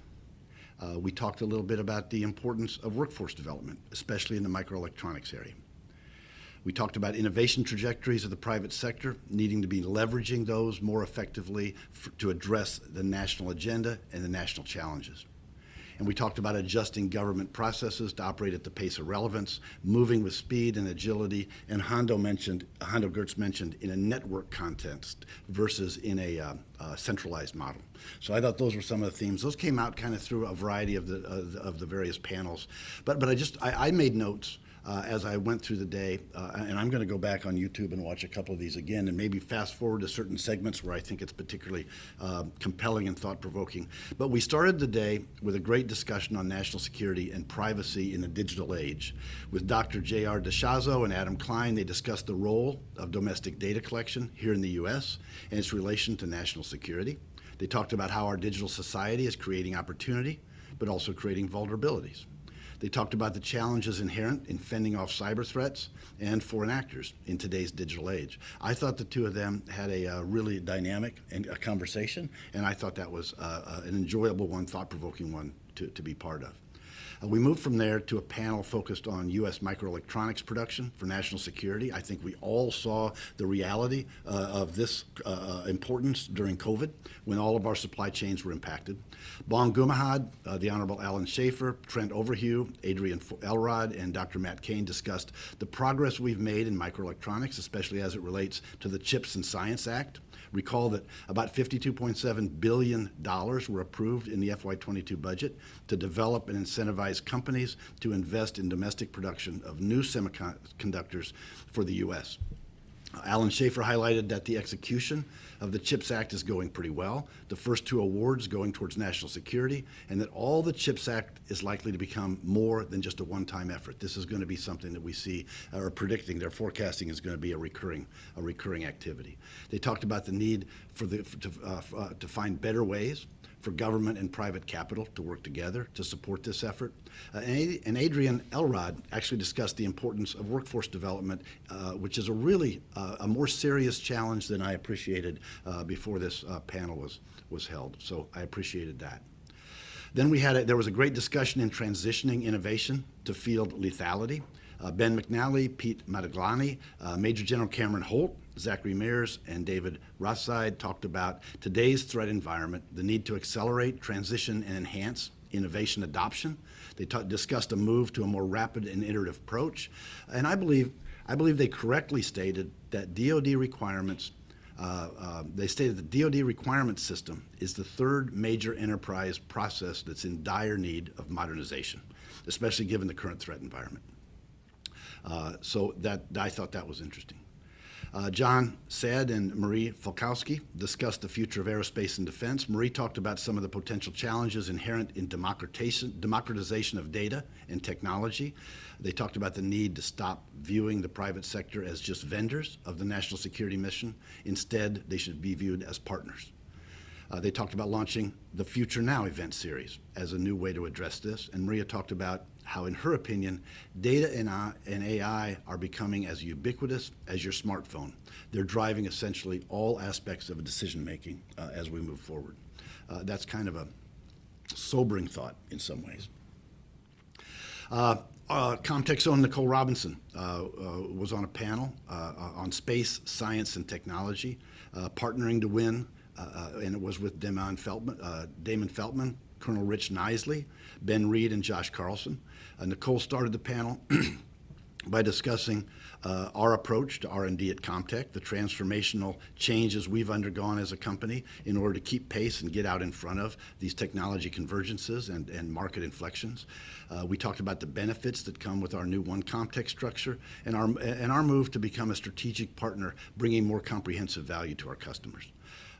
Colonel Nisley talked about searching out relevant and game-changing commercial technologies that help us stay ahead of the threat, help us align with Space Systems Command and U.S. Space Force mission areas, and deliver those capabilities to the warfighter fast. Okay, I thought that was relevant. Damon Feltman talked about fielding the proliferated warfighter space architecture. It has two major lines of effort: a space data transport architecture, and then a missile warning and missile tracking architecture. He touched on the first major operational offering being this year, when the SDA plans to launch around 126 space data transport spacecraft and about 44 missile warning, missile tracking spacecraft, all in proliferated LEO. The panel also focused on the importance of collaboration. Nicole talked about our involvement, Comtech's involvement in the Modular Open Systems Architecture, or the MOSA Alliance, as well as our participation in the Agile User Terminal Group sponsored by the Space Force. She highlighted the importance of working with organizations like MOSA to help DoD and the U.S. Space Force realize their vision for SATCOM. Colonel Isley shared insights about acquiring capabilities from Comtech other commercial providers via the Commercial SATCOM office, gave insights on how to do that more effectively and more efficiently. David Feltman talked about collaborating on next generation optical comms standards. Ben Reed talked about CONFIRS, which is the Consortium for On-Orbit Servicing. So if you don't know about that, tile into that on YouTube and you can pick it up. Panel also talked about a myriad of other processes and policy improvements that are either underway or needed in order to leverage commercial technologies more effectively. We moved to a fireside chat with Josh Carlson and Dr. Joel Moser. They focused on reflections on science and technology development in the Space Force. Dr. Moser talked about one of the challenges we face as a nation is that we must be more agile when it comes to science and technology. He talked about strategic foresight, how hard it is to predict the future, but in fact, you can come close to predicting the future, and we need to be more effective at that. Strategic foresight has led the U.S. Space Force to invest more in academic institutions and to set up American universities, like the Strategic Space Technology Institutes. I didn't realize this. They talked about the size of the space economy doubling in just the last 5 years. Since 2019, it's $450 billion economy now versus just $250 million just 5 years ago. The importance of integration across civil space institutions like NASA, military institutions like DoD, and commercial institutions like the Department of Commerce. Once again, cooperation and collaboration among different entities to help us leverage the technology innovation right here at home in America among the commercial sector and put it to work for our nation. We then had a discussion about America's digital future, charting a path forward and harnessing technology. These panel members are people that here at American Future Series we know well. Brigadier General Chad Rudigy, Lieutenant General Harry Rudigy's son, along with Lauren Nausenberger, Vishal Amen, and Richard Jackson. Chad Rudigy talked about the new University of Tulsa Innovation Cyber Institute and its importance in accelerating workforce development. Lauren touched on the digital and cultural changes that have happened due to the COVID-19 pandemic. Vishal shared some of the things that have shaped his personal life mission, specifically a 2015 cyber event where the Islamic State Hacking Division leaked his personal information that led him to dedicate his life to protecting and securing identity and personal data. It was a very, I think, heartfelt discussion that I enjoyed listening to. There was, of course, a great conversation on current geopolitics with Kim Kagan and Vance Surchuk, and then we wrapped up the day with this last panel that David and I just observed, and that was with Preston Dunlop, partnering with a variety of the aerospace and defense investment group, people like David Caden of Blackstone, Kirk Connert of AE Industrial Partners, Daniel Sharnoff of Bain Capital, and Richard Wells of Insight Partners. That was a great conversation, I thought, on the use of private capital as a tool to accelerate technology innovation, apply it to the national security challenges that are increasingly complex and increasingly dangerous. Okay, so I thought the day was a good day. I once again I'll say that as the chair and president and CEO of Comtech, we are thrilled to be your sponsor here for this American Futures Series event. Again, I thought day one, day two, both compelling, and I really enjoyed it. Well, thank you so much. And you know, the reception we had with Secretary Ellen Lord and Hanno Gertz, because of you, we were able to do that and bring people together and connect people. That was fantastic. We're doing some similar work tonight in the evening at the Capitol building, and that's because of you. You know, when I think about what you do here at Wrapping It Up, I've decided we're going to put this at the front of our YouTube list. People should watch this first. If they want to know what to tune into and get a sense of what it's all going to be, what it's like, and you want to focus your time, right? You're going to make this watch this first, right? This is your, you know, this helps point you in the right direction as to what episode to look at, et cetera, right? So I appreciate you doing that. And then I want to look forward really to, I guess in a couple of weeks, we're going to celebrate your 39th birthday again. Is that right? 2 Tuesdays? My birthday is on Monday. Yeah. On Monday of next week? It's Monday. It's 22nd. Okay. Well, thank you for reminding me. Congratulations. I hope you get to do something other than fly on planes. Yeah, I told you what I was going to do a little bit on a side conversation, so you can imagine how thrilling that is. Yeah. He spends, you know, more air miles than probably the Air Force.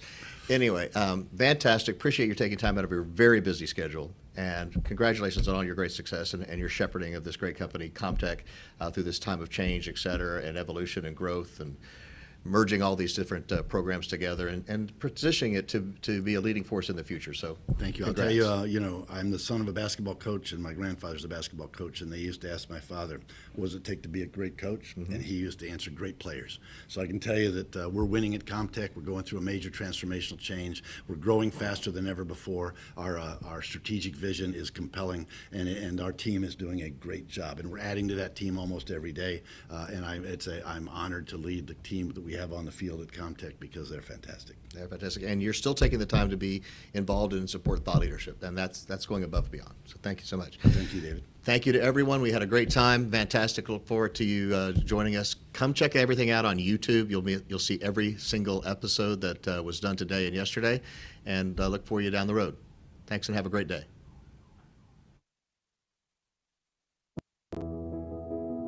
Today's world is driven by access to technology and information. We rely on it for everything, from doctor visits and education to military operations and emergency services. Connectivity sits at the heart of it all. But a large amount of the global population remains unconnected, putting them at major economic and social disadvantage. Comtech has made it our mission to solve the toughest technology and networking challenges in the world, democratizing access to smart connectivity, delivering meaningful insights, and empowering a truly connected planet. With more than 50 years of proven technology leadership across global satellite, space, terrestrial, and wireless markets, Comtech enables ubiquitous, smart-enabled connectivity anywhere, anytime, creating new opportunities for industries, businesses, communities, governments, and individuals. Leading the effort to revolutionize satellite and space connectivity, Comtech connects global communities through integrated, software-defined satellite communications technologies, virtualized multi-orbit solutions, and multimodality services. We also have our feet on the ground as one of the most trusted terrestrial and wireless technology providers in the market, delivering precise location-based services and next-generation 911 solutions with cloud-native networking capabilities. Comtech is leading the convergence of satellite, space, terrestrial, and cellular technologies to enable unified hybrid network infrastructures based on open standards and delivered through the cloud to connect the unconnected, bridge the digital divide, and deliver access to the latest services, technologies, and insights when and where they matter most. Comtech allows individuals to thrive, businesses to get work done anywhere, anytime, entrepreneurs to take advantage of new market opportunities, government agencies to provide essential technology-driven services to citizens, and first responders to anticipate, coordinate, and respond faster to emergencies. Smart-enabled, insightful connectivity from Comtech helps you enhance productivity and collaboration, optimize operations and create new ecosystems, visualize the supply chain, improve customer experience, and open the door to new possibilities. Fulfilling humanity's destiny requires seamless, smart-enabled connectivity. Only Comtech has the experience, innovation, and vision to build connections around the world that set ideas free. Learn more at comtech.com.